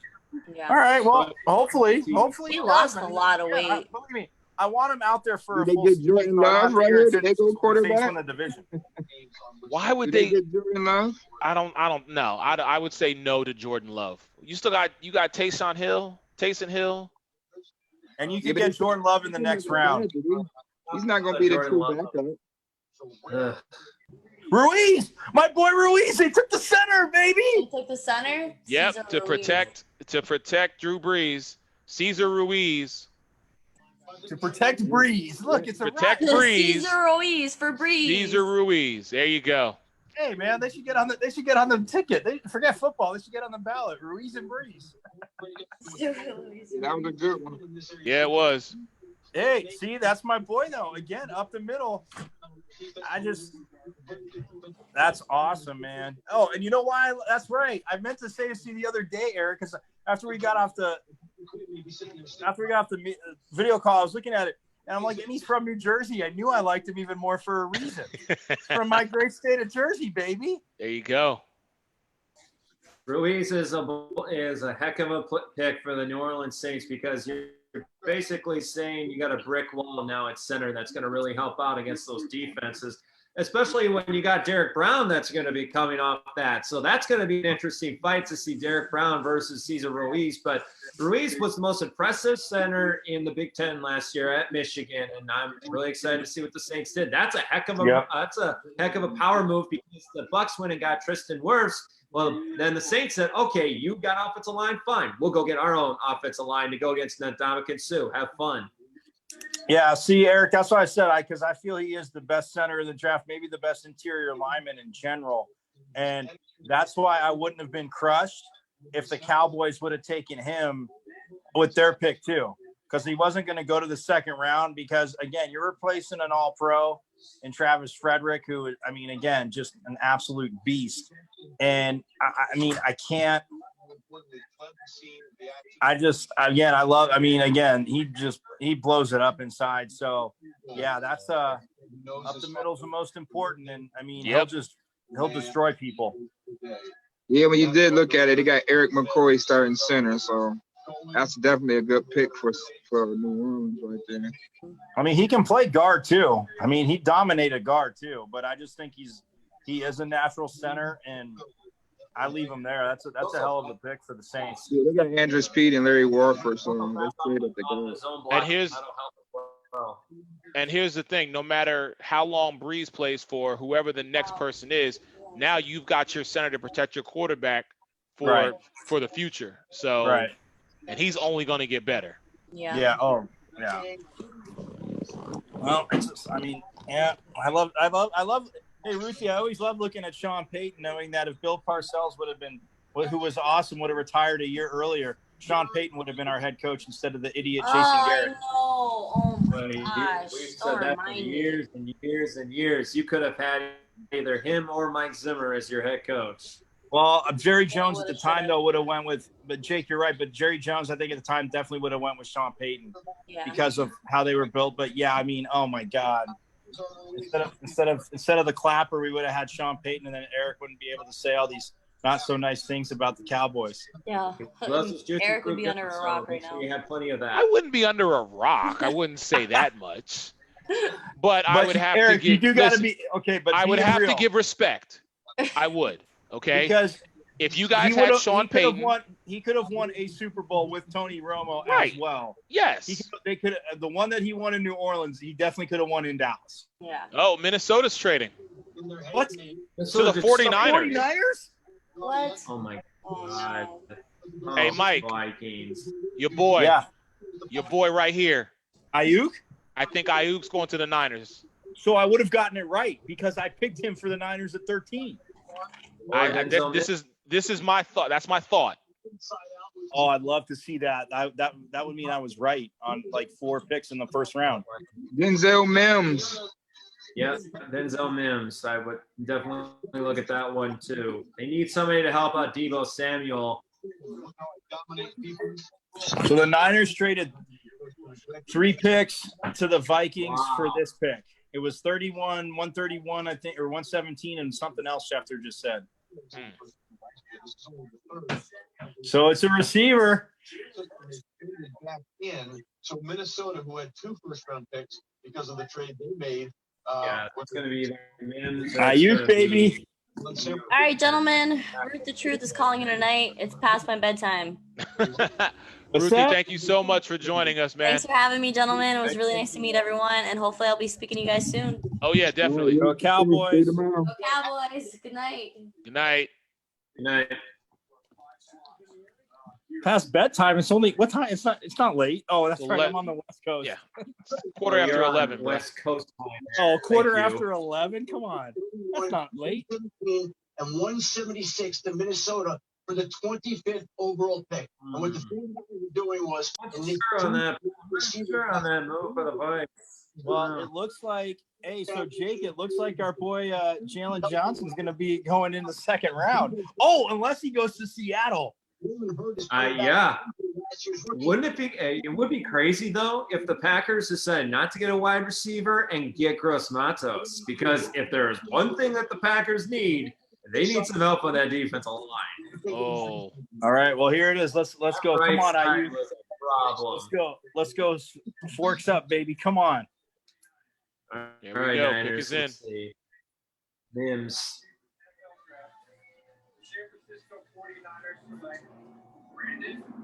Yeah, baby. There it is. I told you, Mike. I told you, Mike, he was going. Great, but I picked the right team for him. I told you when they came back. I said, "This is Ayuk right here." Your West Coast boy, now a 49er. Congrats, man. Right, I know, but oh, dude, this is awesome because I picked him at 13 for the Niners. They went to the Niners. Not the right number, but I got the right person. Hell yes. Yeah, they sticking in their region. They sticking with what they've been covering. It's easy to cover out there in that Pac-12. Yep. Yeah, but I'm saying he's got an 81-inch wingspan. The dude can return punts. He is the second best route runner of all these dudes. Because look, some of those bigger guys, obviously they're not terrible at running routes. They're playing major Division I ball. But I'll tell you right now that his demeanor and everything, like, dude, he is a day one other side. Look at this against Oregon. Look at this. Oh, wait, you want to cover me? Oh, I'm sorry. I broke your ankles. Look at this. In stride from a true freshman quarterback. Like, dude, Eric, I'm telling you right now, if he was in an Eagles uniform, you would have been loving this. Because, I mean, it was like N'Keal Harry with just a teeny bit more speed. So that's the thing. I mean, N'Keal Harry, again, does have speed. But, I mean, you look at him. I mean, he makes these moves. He doesn't break focus. Look at this return and punts. Dude, the Niners hit it. Again, to me, he might not be faster than Ruggs, but I'll tell you what, he's a better route runner, and he's as good of a route runner, if not better. To me, he's a better route runner too than CeeDee Lamb. He's just a little bit smaller, all right? But I'll tell you what, man, I knew it. I have to root for him, but I can't root for the Niners. You know that. I know. Sorry, I didn't mean to carry on, but I love the kid, man. Listen. You've talked highly about him, and I'm glad that like I said, when the trade came in, something inside me just clicked and said, "This is your boy right here. This is Ayuk teaming up now with Deebo Samuel and the rest of that and the rest of that squad out there in San Fran." So, Right. 2 good picks for John Lynch. So I mean, again. Miami with their 3rd and final pick of the night, unless they find a way to come back in for yet a 4th time. But listen, they got a quarterback, they got a center. Now what did they do? McKinney. Because now T. Higgins is there, and the Packers really liked him. And then you also got Denzel Mims there. So this might actually help them, honestly. But Ayuk, that's a good pick for the San Francisco 49ers. But keep in mind, their second year for Deebo Samuel and then, a rookie wideout. But that offense runs around George Kittle. So it'll give Ayuk some time to get used to the offense that Kyle Shanahan runs. And he had a pretty solid offense to run in Arizona State, even though he had a true freshman. But he still had amazing numbers, 8 touchdowns, over 1,000 yards receiving. Great job of the Niners. This was a good trade. Hey, Jake, another thing too, it kind of made it, and I wasn't going to give this to you guys when we were giving our picks too, but you do know who coached John Lynch in Tampa. That you do know who was one of the defensive coaches in Tampa when John Lynch was there. That'd be a Herman Edwards. And last year when ASU had their pro day, because they did their spring ball early, but ASU had their pro day, and it coincided with the owners' meetings, and owners and the GMs are out here. It coincided. Herm Edwards purposely did that because, I mean, I talked to John Lynch. I talked to Marvin Lewis that day. I talked to John Lynch for a while. So, again, it's no surprise that he would take somebody. And, again, he learned from N'Keal Harry, again, a JUCO transfer that came in. And he even said last year he wasn't picking up the offense. He just felt comfortable in the route trees and everything. It took him till about halfway through last season. But then, I mean, again, he got to practice every day with somebody like N'Keal Harry. And again, that kid's going to be a beast too, his health and everything. But that being said, like Ayuk, it's no surprise to me the Niners took him. He'll be a punt returner. I mean, Kittle will help open things up, but again, you throw that guy a 2-yard bubble screen and he could take it 80. Now, again, I get NFL. We all know it shuts down a little quicker, but again, you get a convoy in front of him. I mean, that's just again. Listen, if you got Kittle blocking for this young man and he can get loose, it's gonna happen. What I'm really anxious to see when it comes to him is him being able to just see if he can definitely, is he going to be more of an outside or a slot guy? Because, from the tapes that we saw, he's definitely more of, I'm gonna break your ankles on the outside. So, Mike, let me ask you that, positional wise, where do you see him accelerating more at the slot or at the outside position? I mean, I think truly he's playing the outside, but I'll tell you this. I mean, it's the same thing we were saying earlier with like Tyreek Hill. No, I know he's not as fast as Tyreek Hill. He's not slow, but he's not Tyreek Hill. But you put him in the slot, Eric, there aren't too many slot cover guys that are gonna be able to stay with him. Okay. I mean, linebackers. Look, I know linebackers are being hybrids. Linebackers sure as hell ain't staying with them. Yeah. I mean, if linebackers can't stay with, and as an example, with guys like Kelsey and Gronk, who again aren't slow, but if linebackers aren't staying with them, they're not going to stay with Ayuk. And I mean, a slot cover guy. I mean, again, it just, when you go with nickel corners and if you're going to a dime, you're playing constant nickel. I mean, Shanahan will spread the ball around. So, I think obviously, I think to help him get catches, he's going to line up more so maybe in the slot, but you do need somebody on the other side, obviously, of Samuel. So, I mean, Shanahan will mix it up. I think it's a great fit for him. And real quick, I was going to say too, because with college and recruiting, the number of receivers at ASU, I mean, with the help of N'Keal Harry, but Brandon Ayuk, the guys they just got commitments from, Chad Johnson's son is coming. They got three of the top, I want to say 2 or 3 of the top 20 receivers in California coming here next year too. A lot of them were already here for spring ball before everything got shut down. And ASU actually had 8 practices. They were the only school in the country that had an early spring ball, but the wide receiver thing. But man, Ayuk will be lined up all over, Eric. And wait, is there another trade? Yep. Miami is trading their pick. Jake. Miami's trading their pick to the Packers.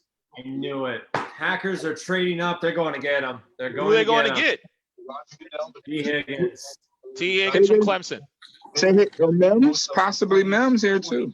Yeah. Or Denzel Mims. We are not taking Jordan freaking Love. Jordan Love. No. Come on, say it with me, Eric. His game film was deep ball Joe Gilliam-like football. No, thank you. Dude, Jordan, oh my God. This kid, look, he needs work. This kid's gonna be an everyday starter. I'm telling you right now. Wow. It might be Jordan Love. You gotta understand, it's a new coach there too. Aaron Rodgers is not his guy. He was there when he got there, so could be a quarterback or could be a receiver. Ooh.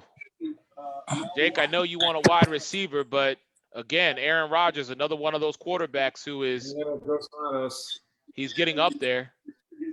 Oh, and if you get Gross Matos, boy. We need an inside linebacker bad. We need an inside linebacker or a defensive end. So if Gross Matos or Patrick Queen, I will take it. Jake, you need a whole out of Memphis in the latter rounds. Jake, you need a whole defensive line. I'm just telling you because I mean, look, the Niners just scored another rushing touchdown. Yeah. All right, we really got to mark on that defensive line. You're right. Dean Lowry is not as good as everybody keeps saying he is in Green Bay. And so I say Gross Matos, Queen, Higgins, or Mims. Please do not get Jordan Love. Jordan Love. Pick is in. This will make Cowboys so happy. Correct. I couldn't grab my jersey, but that's okay. Wow. Good to us with a little power move here. Okay. Yes! Oh! Jordan Love! Yes! Yes! Jordan Love! Yes! Wow. Jordan Love. Oh, Jake, it's okay. You need a hug, buddy? We got an air hug for you, Jake. Jordan Love, buddy. You've got to be kidding me. You don't trade up unless you're going to get somebody now. So Jordan. Dude, he entered high school at 5'6". He's now 6'3". Dude, this guy's got a bomb for an arm. I'm telling you, like, he'll sit behind Aaron Rodgers. Aaron Rodgers will roll his eyes. Aaron Rodgers probably won't help him because he's a crybaby. But, dude, look at that, Jake. You got your quarterback of the future. Hooray. It's a love story in Green Bay, I guess. And Jake, I mean, you traded up a few spots, right? Yeah, they went up 4 spots. 3. So here's the thing. None of those other teams are going to take Jordan Love. Maybe somebody was going to – hey, maybe Pittsburgh would have traded back in to get him, though, because, Eric, you brought that up. When we I talked did about say that. Yeah. I have to wonder how stunned Aaron Rodgers might be. Yeah. I hope Aaron Rodgers is crying like a little baby. Jake, you're quiet on this, man. I mean, Come on, Jake. what's your thoughts, man? I don't know what to think right now with this move. There was Jalen Hurts in the latter rounds. He was taught by Lincoln Riley. We just went and got a guy out of Utah State. I mean, he didn't really have like the greatest competition ever. And Jake, I was not impressed Eric, with I'm not his picking game. on All you. he's the deep ball thrower. And I mean, Eric, we I'm not needed picking wide on receivers. Jake, breathe. Jake, take a breath. Let him He's have not his just a- moment, Mike. Hold on. Let the man have his moment now. This is his team. Uh-huh. Look, okay, I'll just, they traded up for a reason. Gutekunst is our coach. Matt LaFleur is in his second year as a coach. So obviously they want to think for the future, and we don't know how much longer. I mean, I understand why they also did this too, because Aaron Rodgers is injury riddled too. He's been injured multiple times. He's getting on age. So I understand why he did this. And this is just the classic general manager hitching a star to their quarterback of the future. So I understand why they did it. It's better than Tim Boyle. So just a little shell-shocked here. All right, Jake, you're smarter than to be. I'm going to say 2 things. And Erica, I'm not picking on you because I love Carson Wentz, even though he plays for the wrong team because the Cowboys wanted Carson Wentz Okay, back. get to your point, Mike. That being said, Jake, don't be antiquated with this. He went to Utah State stuff. Carson Wentz went to North Dakota State and was the best quarterback in the draft, hands down. So I don't want to hear it. These guys this day and age, they're all going to quarterback camps. They're all blowing up. If they get offers and they don't feel that they were the right ones, he only got one Power 5 offered. People skipped him. The dude can throw the ball deep. He did have injuries on the offensive line this year. It was different. But if you look at his tape last year, if he would have came out last year, they would have been talking about him in the same breath with Justin Herbert last year, Jake. So again, I get this year wasn't, and I'm not saying he's better than Herbert. I'm saying he has that potential. And I'm telling you right now that just because he went to Utah State, I could care less his competition thing. Who do these Power 5 schools play out of conference? They play cream puffs 90% of the time, and we all know it. So this kid's 6'3". He's a prototypical quarterback. He can move. Again, he's going to sit for a year, probably 2.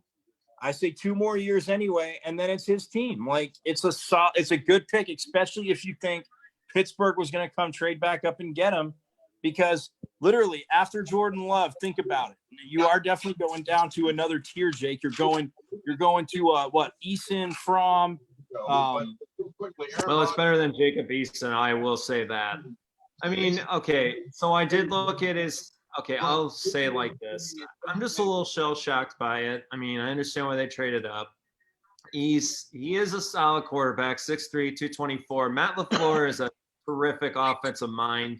So he could really help out Jordan Love, really bring a lot to his game. And I got to be honest here. I've said this a lot to Packer fans. Aaron Rodgers, he's injury riddled. I love Rodgers, don't get me wrong, but I mean, he gets injured a lot, and we don't know how much longer he's going to be. So, I mean, the Packers decided, let's take a shot. Let's go get Jordan Love, and we'll go from there. I mean, he is a 6'3", 224, and I like the frame.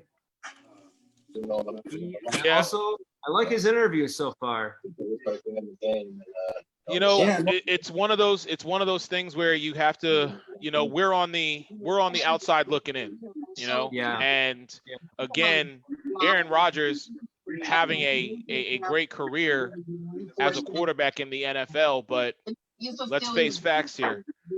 This position, unless you're considered a great talent or above, your lifespan isn't that long. Now, Aaron Rodgers, again, has a Super Bowl championship.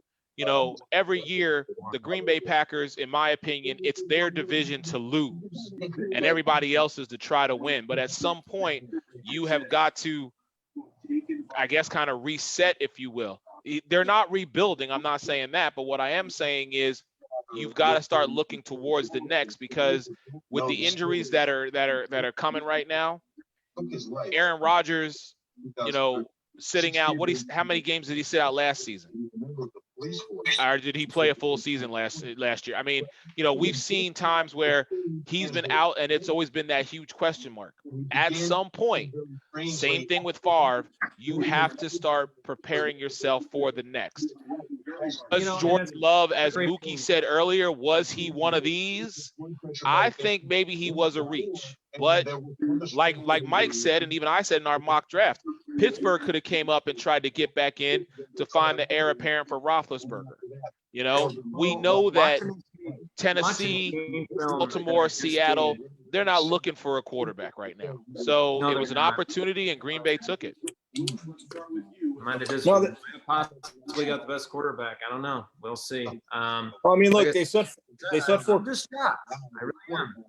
But I think after thinking about it a little bit, I'm going to buy into it, because Gutekunst has had a terrific draft last year. I got to be honest, he did a good job, getting Darren Savage to come in. I mean, he was able to keep Aaron Jones around. They bring in Christian Kirksey. They sign Rick Wagner, to help out, because they know that Brian Bulaga is gone. And like I said, I mean, Aaron Rodgers, he's 36 years old, and he's not going to play like Tom Brady, where he's at age 43. And also keep in mind that it took 3 years for Favre to give off the crown to Aaron Rodgers. So, I mean, this is probably what the Packers are going to do the next couple of years. And you know what?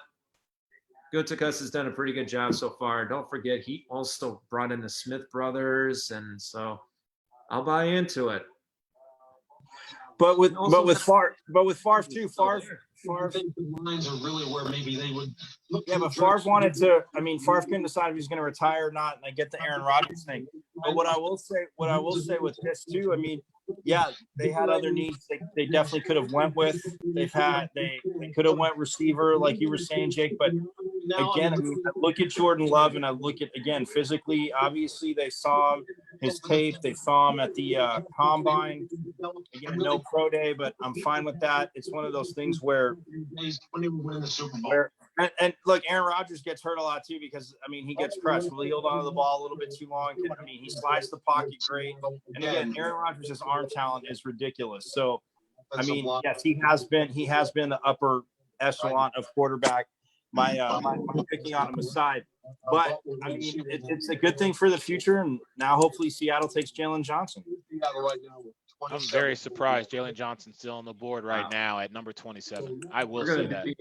So the funny thing is that we're going to be headlines tomorrow. So the Packers, they got a heck of a headline coming their way tomorrow. What? Are you kidding me? Jordan Brooks. Wow. Linebacker, huh? Inside linebacker, yeah. Well, Bobby Wagner is not getting any younger. Neither is KJ Wright. Yeah, but I mean, that's where you went.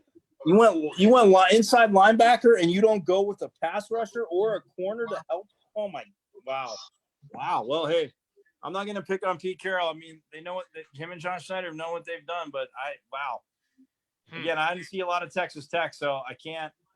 I mean, I knew of him. Wow. That one's definitely a head scratcher. I mean, again, the highlights are going to be good. I mean, and look, Jake's right. Yeah, KJ Wright not getting any younger, but man, you could have went with McKinney there. This is interesting because I have one coach. I don't. I don't see it, Eric. I mean, that's crazy. Like, Mike, I don't know either. I mean, like you said, the tape and the highlights are always going to show, the best of this young man, but I haven't seen a lot of him either. So I'm like, I would have had to have seen more. Maybe that's the thing. Maybe we should just all be scouts. That way we have a better understanding of this, because I look at, these later rounds. I really do. And I'm like, right. what did you see in him that you didn't see in some of these other names? But, like you always talk about the Pac-12. Jake and I will always talk about the Big Ten, because those are the conferences, college conferences, that we pay attention to. So to really have a true understanding, I mean, and then of course the SEC, because that's all they ever play on television down here. But yeah, I'm looking at this and I'm like, really? What was it about him? What stood out? Did it fit Pete Carroll's scheme? Are you trying to put together the Legion of Boom 2.0? I don't know. Those are the questions that I'd hope soon time get answered. I mean, right.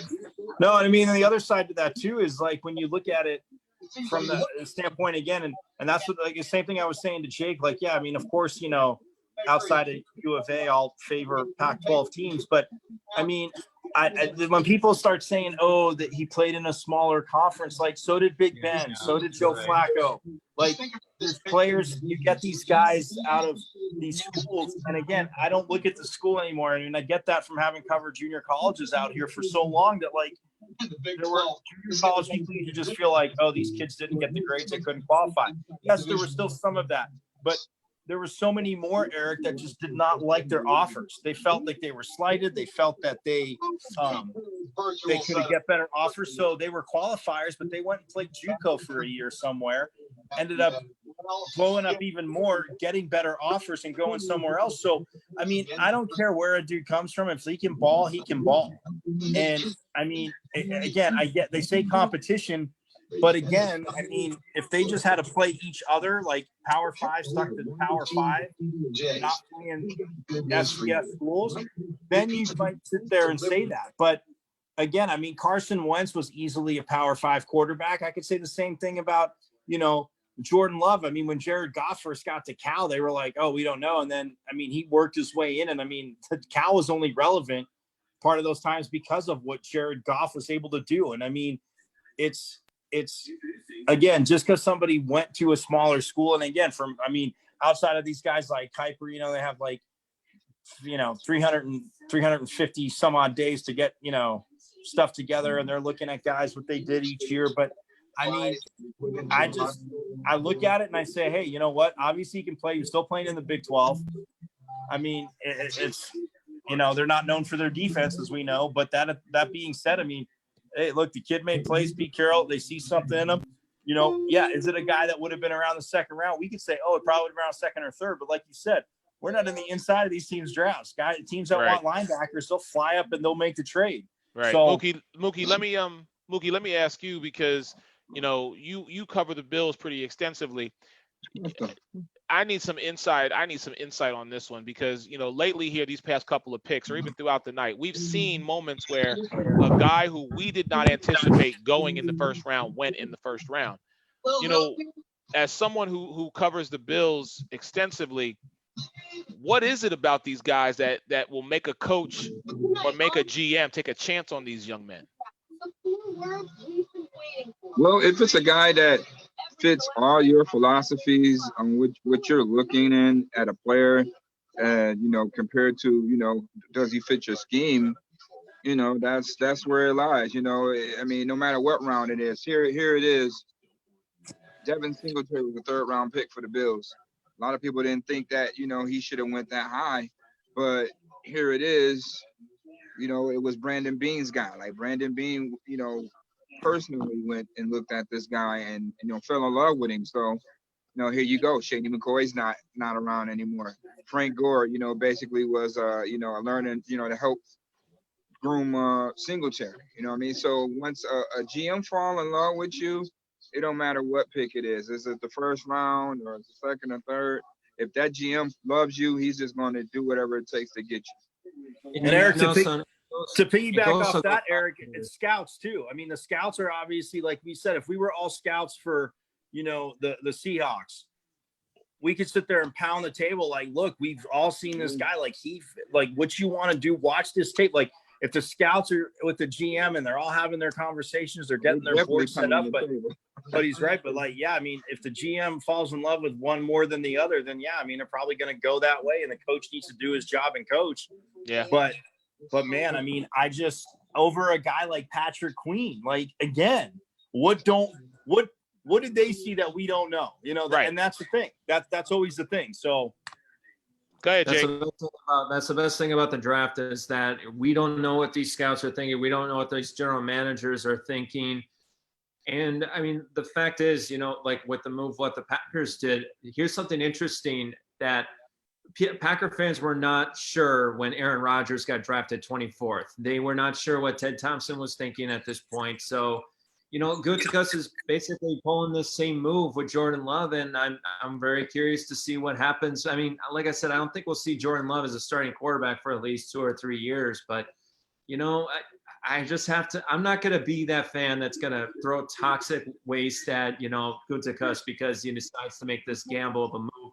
Also, keep in mind, T. Higgins is still on the board. Antonio Gibson out of Memphis was a blessing in disguise. Very good football player out of the American Conference. Gabe Davis out of Central Florida is also there. So I'm all in for this. And then let's go to the Seahawks here for a minute. We also didn't know about Shaquem Griffin. Now, even though he was a nice story, but a lot of people were thinking about him like Michael Sam was. He was a nice story. But Shaquem Griffin actually did become a pretty good football player. And, you could see Jordan Brooks become that with Seattle, especially with Ken Norton Jr., who's actually a pretty good defensive coordinator.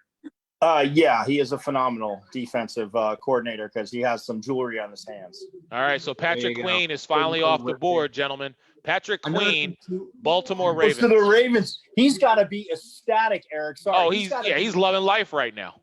You go to a team that, Lamar Jackson, but a team that you just picked up Calais Campbell, who's going to clear the way for a dude like this. Like, are you kidding me? Like, he's got to be like, thank you.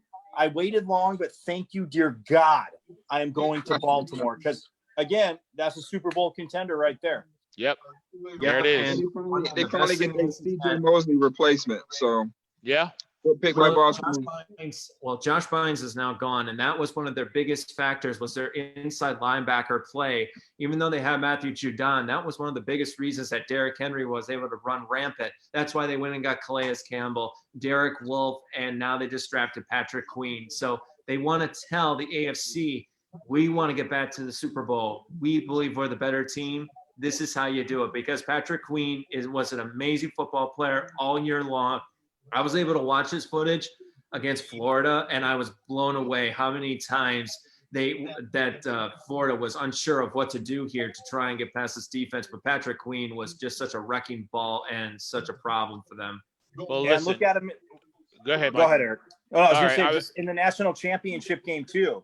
In the national championship game against Clemson, I mean, you talk about going sideline to sideline. Yeah, he's got that speed. And, yeah, I mean, he could probably stand if he's going to be taking on linemen to put on a few more pounds. But at the same time, you got Calais Campbell taking dudes off. He's not going to shy away from coming up because, again, being a linebacker, we know is a whole different mindset than being a corner. He's not making a business decision. Hitting Derrick Henry's not easy, but if you're aiming for dudes like Derrick Henry, he's not going to have a problem coming up and laying and just, laying the helmet to Derrick Henry. So, I mean, again, if I'm him, I got to think that I landed in the ultimate best spot for him in the draft in the first round, but landing it with the Ravens is phenomenal. So, I mean, like I said, even just from the national title game alone, that dude was all over the field. Yeah. And with that, ladies and gentlemen, we do welcome back our man, Florida Sun Review, Fancy and Flavors, Mr. Alex Fleming. He'd have dressed down for the end of the night. What's going on, man? How are you? Man, it's been a long night. I'm bouncing back from show to show. That suit was getting hot. We're in quarantine, brother. So, I mean, listen, we just saw Patrick Queen go to Baltimore. But go ahead, get yours. Go ahead, get in there. Mookie and I were there at the combine with you as well. And the first time I ran into Patrick Queen, after I talked with Mookie, I was like, every now and then there were players that looked like Baltimore Ravens. They just got that look, they got that feel. ask Mookie if you think I'm lying. I was like, he's got Baltimore Raven written all over him. Well, there you go. I mean, listen, with some of the other picks that have happened between you leaving and coming back, man, any surprises on your end? Great pickup for what they need on the second level. Actually, yes. Jordan Brooks from Texas Tech, bro, you could have got him in the second or third round. Like, what? For real, what? I'm not shocked that the Chargers went and got a linebacker. That's actually a beautiful thing. They didn't get Simmons because they needed to address the need. Fine, you got Herbert. You come back and you get a linebacker, so that way he has flexibility and range all over the field. Now you got Derwin James, Cameron Hayward, and you got Chris Harris. It's still a no-fly zone defense. Tennessee, who gets right here? Marilyn Davidson from Auburn. I'm actually thinking that. It's either going to be Marlon Davidson or it's going to be an offensive lineman. They don't need a wide receiver. It's too early for a tight end. I mean, you could go corner here. You lost Logan Ryan. You could go corner, but the only good one left besides Darnay Holmes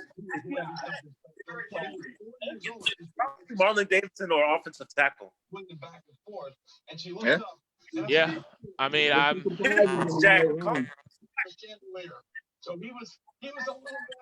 don't know. I'm curious to see what they do with this because, you know, they basically sent Mariota, as we know, to Las Vegas. They franchise tag Derrick Henry, give Ryan Tannehill a nice little contract. You said it's too early for wide receiver, but see, I don't think so. I think they need a weapon or something. No, they got Corey Davis there. I mean, look, Corey Davis, they took it last year. I go defense here. I mean, I go again. I'm with I either go McKinney or Johnson here. I think you go work either one of them in. But again, I wouldn't be shocked if Vrabel went. I wouldn't be shocked if Vrabel went D-line here. Casey, you know, you got rid of him, but I do see McKinney, you know, easily could be McKinney here as well. And are we surprised? Again, I'm gonna ask the question: are we surprised that McKinney is still on the draft board? Yes. No. No. I am. No. Okay. No. Okay. He's got off the board yet. Dallas. McKinney was going to fall to Dallas. I mean, Kenny Lamb fell in Dallas's lap. Jerry Jones is going to pass up on a weapon. There's not a lot of teams that need a safety. And plus, why would I spend first round on a safety if I could get a good safety in the second round? Now, the draft's not over, but there's only 2 teams left out of the ones that are left that actually need a safety. So, no, I'm not shocked at all. Okay. Well, I'm shocked just because of McKinney's talent. And again, yeah, CeeDee Lamb, the talent, we talked about it, but you could have, you know, I mean, obviously you could have plugged McKinney in right away too at safety for Dallas. So again, I know Oklahoma, CeeDee Lamb, but man, if they go McKinney here, I think that could literally, Eric, almost be the overall steal of the first round this late. The best football he played of his career. So I believe they can Isaiah Wilson. Well, there you go. I was to tackle Georgia to cover up the loss of Jack Conklin. So you got to have Taylor Lewan on the left side. You're going to have right side. You're going to have that. So Every report that was something that was coming for the Titans. Do that or defensive end to cover up for Jarrell Casey. And that's 2 Georgia linemen in the first round too. I'm not shocked at all. Isaiah Wilson is a mercenary. He reminds me. Quarterback, where are they going? That's good, Alex.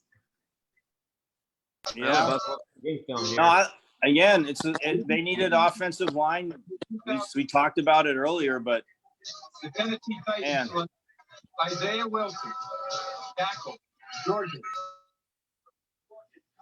Yeah. Wow. So, I mean, all right. We saw what they were able to do. Does Tennessee get themselves back into the playoff? Well, I mean, they've opened it up to 7 teams for the postseason, but does Tennessee run the AFC South right now? Let me ask that question. What do y'all think? Yes. We talked about this. Bro, Jacksonville's a joke. Let's not waste our time. Let's not waste our breath. Indianapolis is a coin flip. Is Phillip Rivers going to throw picks? Are they going to be much better? I don't know. Houston, you're not going to replace DeAndre Hopkins. Tennessee was still a wild card team. I think Tennessee is the team to beat in the AFC South. Okay. All right. So we're left with Minnesota and then the defending champ Kansas City Chiefs to finish out night one. Minnesota gets Jalen Johnson. Who did Miami take? Well, no, I'm saying Miami still they gotta get theirs in, but after that we've got Minnesota and Kansas City. And again, with Miami, where do you go? Offense or defense? I say defense. You went 2 offense. I mean, again, I know you need to fill, but McKinney need to come off the board right here. I don't know what the hell Miami. They should go with McKinney. That would be huge for them. So again, all right. So Mookie, let me ask you: is it something behind the scenes that we don't know about? Because this young man we thought for sure was going to go somewhere between, let's just say, 18 to 26, and he's still on the board. So what is it? Was it the interview process? Was it just, are there character issues that we don't know about? Why is he still on the board? Well, it's just not really a team need. It's just really not a team need when, let's see, who messed up the draft? Who messed up the draft? When the Cowboys. The Cowboys definitely. When Ruggs went, when Ruggs was basically the number 1 receiver. So Ruggs was the disruption, if you will, as to why everything else is kind of going a little out of whack. That kind of shifted some things right there. All right. Jake, man, you all right up there? You awfully quiet, brother. I ain't heard much from you. You okay? I'm fantastic. I got crying about Jordan Love. He's not. Mike, shut up. Oh, come on, man. That's just mean. That's just mean, Eric. I actually had to give you McKinney slide into the Dolphins. When the Packers drafted Aaron Rodgers, they went and got Nick Collins, who actually was a very good safety for us until he hurt his knee. So this is just Eric, I mean, you say is a character, it's an interview. I mean, maybe it was an interview process, but I mean, come on, these scouts, these GMs, they're talking to Nick Saban. They're talking, him being a defensive guy anyway. It's not the film. I mean, again, getting stuck seeing Alabama a lot. It's not the it's not the film and what he's done on the field. So again, I would have loved to see if the Cowboys would have went there, I wouldn't have been upset at all. But that was on the board. It's one of those things where maybe it is something, but yeah, I'm with it. I mean, Ruggs maybe threw the receiver off in the trades. When the trades happened, people came up and got certain they felt they wanted. So again, he's the sacrificial lamb of it in a way, but ending up in Miami, I guess, wouldn't be the worst thing for him. Unfortunately, guys, we need to talk about this for a moment here. This just came down from a Dallas Cowboys spokesperson. It is with great sadness and support that we share the news of the passing of Jace Prescott today. The loss of Tad and Dak's brother is devastating at this incredibly difficult time. The Prescott family asks only for prayers and respect for their privacy. Oh, man. Wow. Did they say what happened? Happens here, but this is something you got to report. Okay, Damn. so yeah, Well, thoughts and prayers to the Prescott family. That's terrible. Was it his younger brother? Yes. He said yes. I believe Miami might be the first off the board draft running back. I believe they might grab Jonathan Taylor or DeAndre right here with this pick. It would make sense. You're saying the Dolphins take the first running back, Alex? It would make sense. Now, they have plenty of picks, and there's plenty of running backs left because nobody's taking one. But I'm thinking if you were ever going to take a running back, take the best running back. Now's your chance. You're not going to get a better chance than this. So you're saying Jonathan Taylor from Wisconsin? You could see the Chiefs also get They got Jonathan. Jordan Howard already. He's got beautiful football. They got to take McKinney Intelligence. here. His They FBI got is to up. take McKinney. Swift. Plenty of tread left on the tires. I believe if you are ever going to take a running back, it's going to be now. Mookie, you're saying they take DeAndre Swift? No, I say they go safety here. I mean, they can go running back, but I mean, get a safety. I need a safety. You got 2 lockdown corners and Xavier McKinney. Okay. Brainer, man. All right. Yep. You know, we got receivers in Buffalo now, so you got to be able to check. You got to be able to check those weapons. No, I hear you on that one. Yeah, McKinney to me, I mean, again, he's the top. He is the best available left, and again, it's the Dolphins. They have the needs, and I can't see him taking any. I mean, again, I'd be absolutely stoked if since he fell that far. Because to me, like you're saying, 18 and 26, Eric. I mean, I was thinking anywhere maybe between like. I thought Jacksonville at 9 could always be the wild card, just because they had. I mean, they love to build around defense, and we saw that they did. But I mean, I just don't. I saw him maybe going as high as 9. Maybe could have, anywhere from 9 to like 15. I thought he would have went, but man, I just if they go running back here, okay. But whoever, then if you're Minnesota, literally, I take McKinney over Johnson at that point. If you're Minnesota and you're Mike Zimmer, you got to be like, are you kidding me? So that's what I see. I don't know. I don't get it either. But like you said, we're not there. But again, I like going off of tape and watching games and watching a lot of replays on those games. McKinney to me is just the full package at safety. Well, pick is in for Miami. We're just going to find out here soon enough who Miami is taking with their 3rd pick in the first round of the draft. This has been crazy, man. Come on, McKinney, get off the board. Yeah, I could not agree with you more. And we still got 6 more rounds to go. Who did Miami take at number 18? Was it Jones or Jackson? Jackson. Jackson. Cool.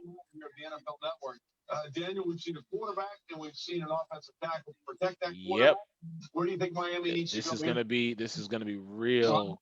He's on the defensive side. All right, where's Goodell at? Come on. Pass rusher, whether Yatur goes from Penn State, has a ton of production. Roger Goodell's doing the draft from his basement. $30 million a year. I wonder if I could just say, hey, I like everything you do. Can I just move in with you? Like down in the basement, you'll never know I'm here. Hey, Mike, hold on. What'd you say, Jake? He's probably down by the equator with the Yeah. house that he has. I mean, my goodness. The way the running back position has sort of evolved outside of Derrick Henry, who was the leading Been a rusher. hell of a draft. All right, Yeah, here it we go. has. Let's go. All right, 31st pick. Here we go. Miami Dolphins.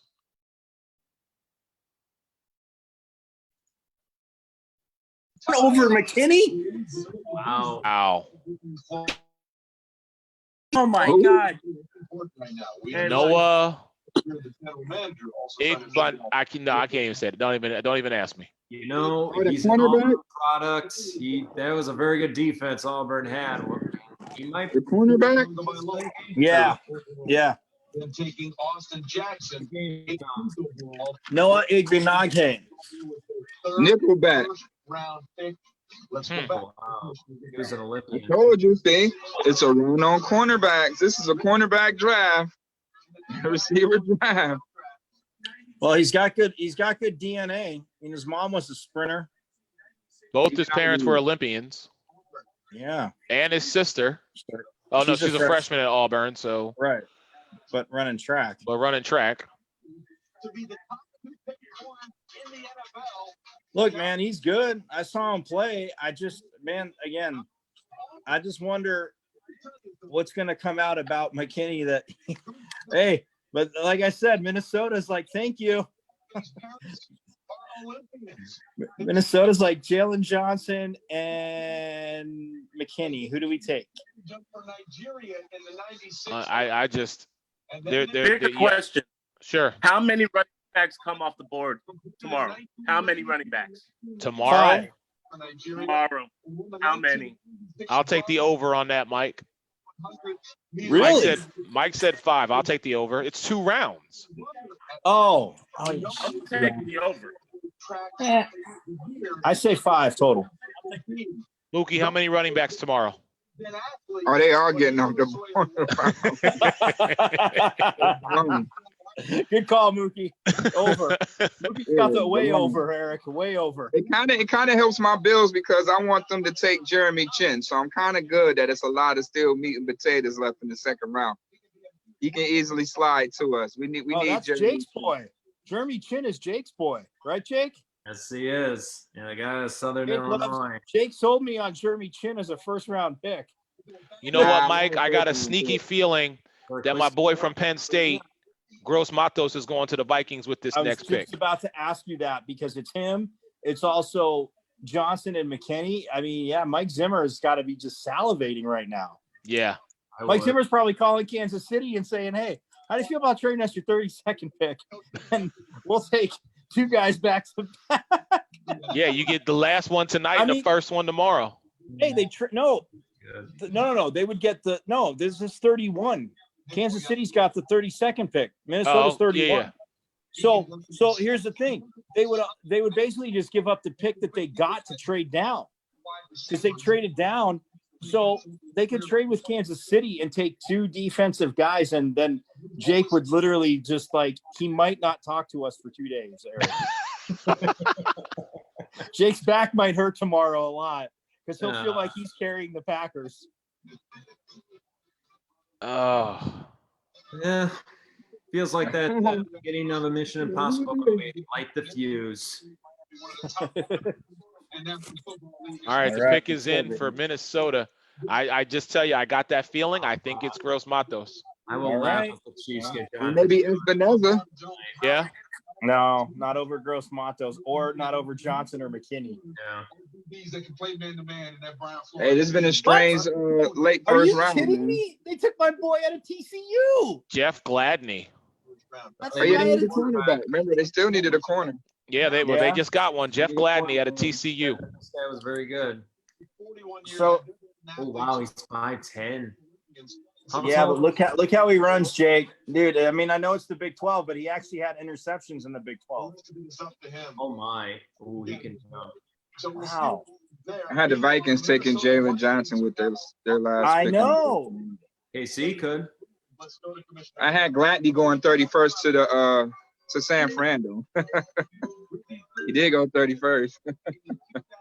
This is true. But you had him going to San Francisco. Yeah, San Francisco got up out of there. Well, I mean, look, according to, and like I said, I'll look at difference, but and they're kind of the same. But I'm happy these corners is coming off the board, baby. According to NFL.com, the top 3 corners are off the board: in Okudah, Henderson, and Gladney. And then Terrell, who I was at 6, who I love, is gone. And then Arnett is gone, who was 13. That was a lot of corners. I mean, look, you get Austin Jackson, which I love that pick, but Gladney, I mean, again, I like solid. It's a solid pick, but man, I just figured that I was with you, Eric. I thought Zimmer would have went with another guy that can kill a quarterback. I did too. That's what I thought. Because Everson Griffin's not happy there, and Linval Joseph is gone, so maybe they'll find somebody else in the latter rounds. Like I told you, I mean, first round it's like a movie trailer. Honestly, the latter rounds are what really matter because I think. Look at Andy Reid in his Hawaiian shirt, Eric. Look at Andy Reid. I saw it. He was sporting a Hawaiian shirt. He's an Of course he is. He's an OG. Chiefs, who we got? Swift? Swift or Jonathan Taylor? No, I think Eric's boy from Wisconsin's going. Jonathan Taylor? Yep. Running back. God, I miss him already. Oof. Nah, I go Swift over Taylor here. They got Damian Williams. That's kind of like the same back. Yeah, true. Yeah, but can you trust the Williams brothers? Maybe one win. Gentlemen, this Hey, is what the about? Go Hey, ahead. but Jake thinks they should go offensive line, right, Jake? I do think so, but the majority of the offensive line is off the board. So, but they do need cornerback help. I mean, Juan Thornhill is not going to, be the blessing in the skies, even though they do also have Bashad Breeland. I mean, he's good, but he's, not a starting corner. So if they decide to go corner, they can get Jalen Johnson. If they decide to go safety, they can get Jeremy Chin because they need that help with I think Tyrann Mathieu. Yeah, they need help with Tyrann Mathieu. So because Daniel Sorensen, it's not going to be there forever.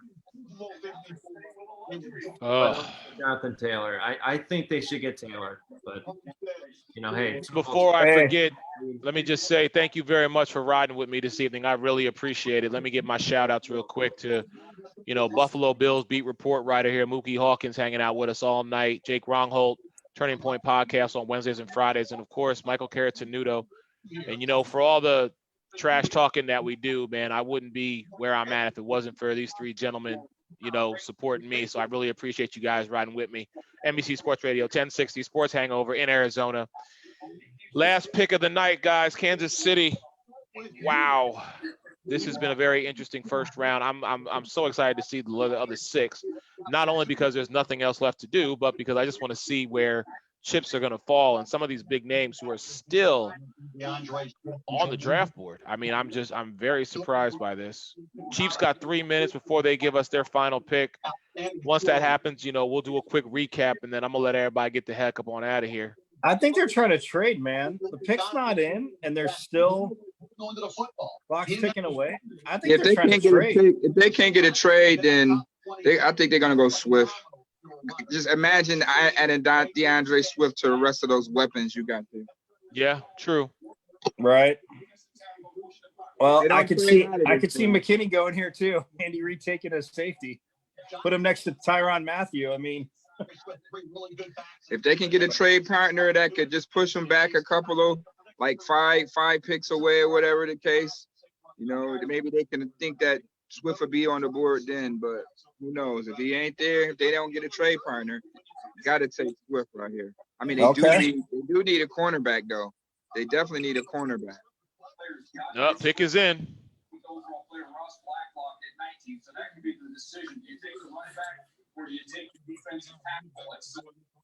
Well, Daniel Jeremiah is saying defensive tackle now. Only I'm going on Twitter for a while. Davidson, because Chris Jones is I don't know what they're gonna do with Chris Jones. So maybe you go get Davidson right here from Auburn. Good point. I had Davidson going to the Packers at 30. Packers just were in love with love. Yes, they were. Yeah, too much love. Game film to understand this, but I mean, if this is their guy, go get the guy. This is not a best player available thing. This is getting the guy they wanted. This is the one they saw at the combine that they wanted. So, and I mean, it also helps too. It kind of feels like a Ravens move because they got Milt Hendrickson. That was from the Ravens front office. He is now in the front office of the Packers, and he was also responsible for helping Eric DeCosta and Ozzie Newsome get Lamar Jackson. So, maybe this is what the Packers are doing with Milt. The team is presently constructed with so many of their guys back. Oh, all right. Let's get to the last pick, gentlemen. Here we go. Come on. Wild morning. Oh, my goodness. Ooh, boy. That's right. It's late for you guys. I forgot. Crazy. Yeah, it's 12 o'clock here, but hey, no sleep to Brooklyn. Nobody goes to sleep. That's right. What's the sleep you speak of? Yeah, you're right, Jake. Mine are on the board. I'm staying off Twitter for a while. Yeah, I am too. It's nasty. What, Twitter is? Oh, Twitter's it's blowing up all night. Oh, yeah. Even Packer fans have that small group that whines and complains. Oh yeah, y'all trending heavy. Y'all trending heavy on Twitter. The Packers. Oh yeah. They want to Here start we go. controversy. Not good. Here's the pick. I'm trusting my general manager. Hilaire, I said it, Eric. Remember when we were talking Clyde about running Edwards backs? Hilaire. I told you. Running back. I told you. First running back off the board. Right. And I said he could be because I go, he's different. I mean, I think Swift's a little bit more, maybe a little more elusive, but man, Edwards Hilaire is bad. I think he just fits a little He's a opposite of receiver. Williams. So He's a receiving back. All right. He's going to be that scat back just to add to the mix, if you I will. love it. I love it. I love it. I love it. I love it. yeah. Woo! One more chin to fall to the Bills tomorrow. Who is? I love it. Jeremy Chin. Oh, there we go. Gentlemen, this has been amazing. Thank you all so much again for riding with me throughout this whole entire evening. And thank you to everybody, to Ruthie, to Darrington, to Alex, Al Keck, from the Buck Report. I mean, these guys, thank you everybody for chiming in. Nick, it's been a great night. We got rounds 2 and 3 tomorrow, and then 4 through 7 on Saturday, excuse me. And on Sunday, we got parts 3 and 4 of the Last Dance documentary. So yes, we got our weekend of football, gentlemen, and basketball, just a weekend of sports. Thank God for small favors. But your man Eric Wilson, Sports Arena, Fox Sports Radio. Everyone have a great night. Please stay safe. Wash your hands. Hey, round 1 is done and in the books. Talk to y'all tomorrow. Peace. Clyde Edwards is his biological father. Wow. From 2000, he was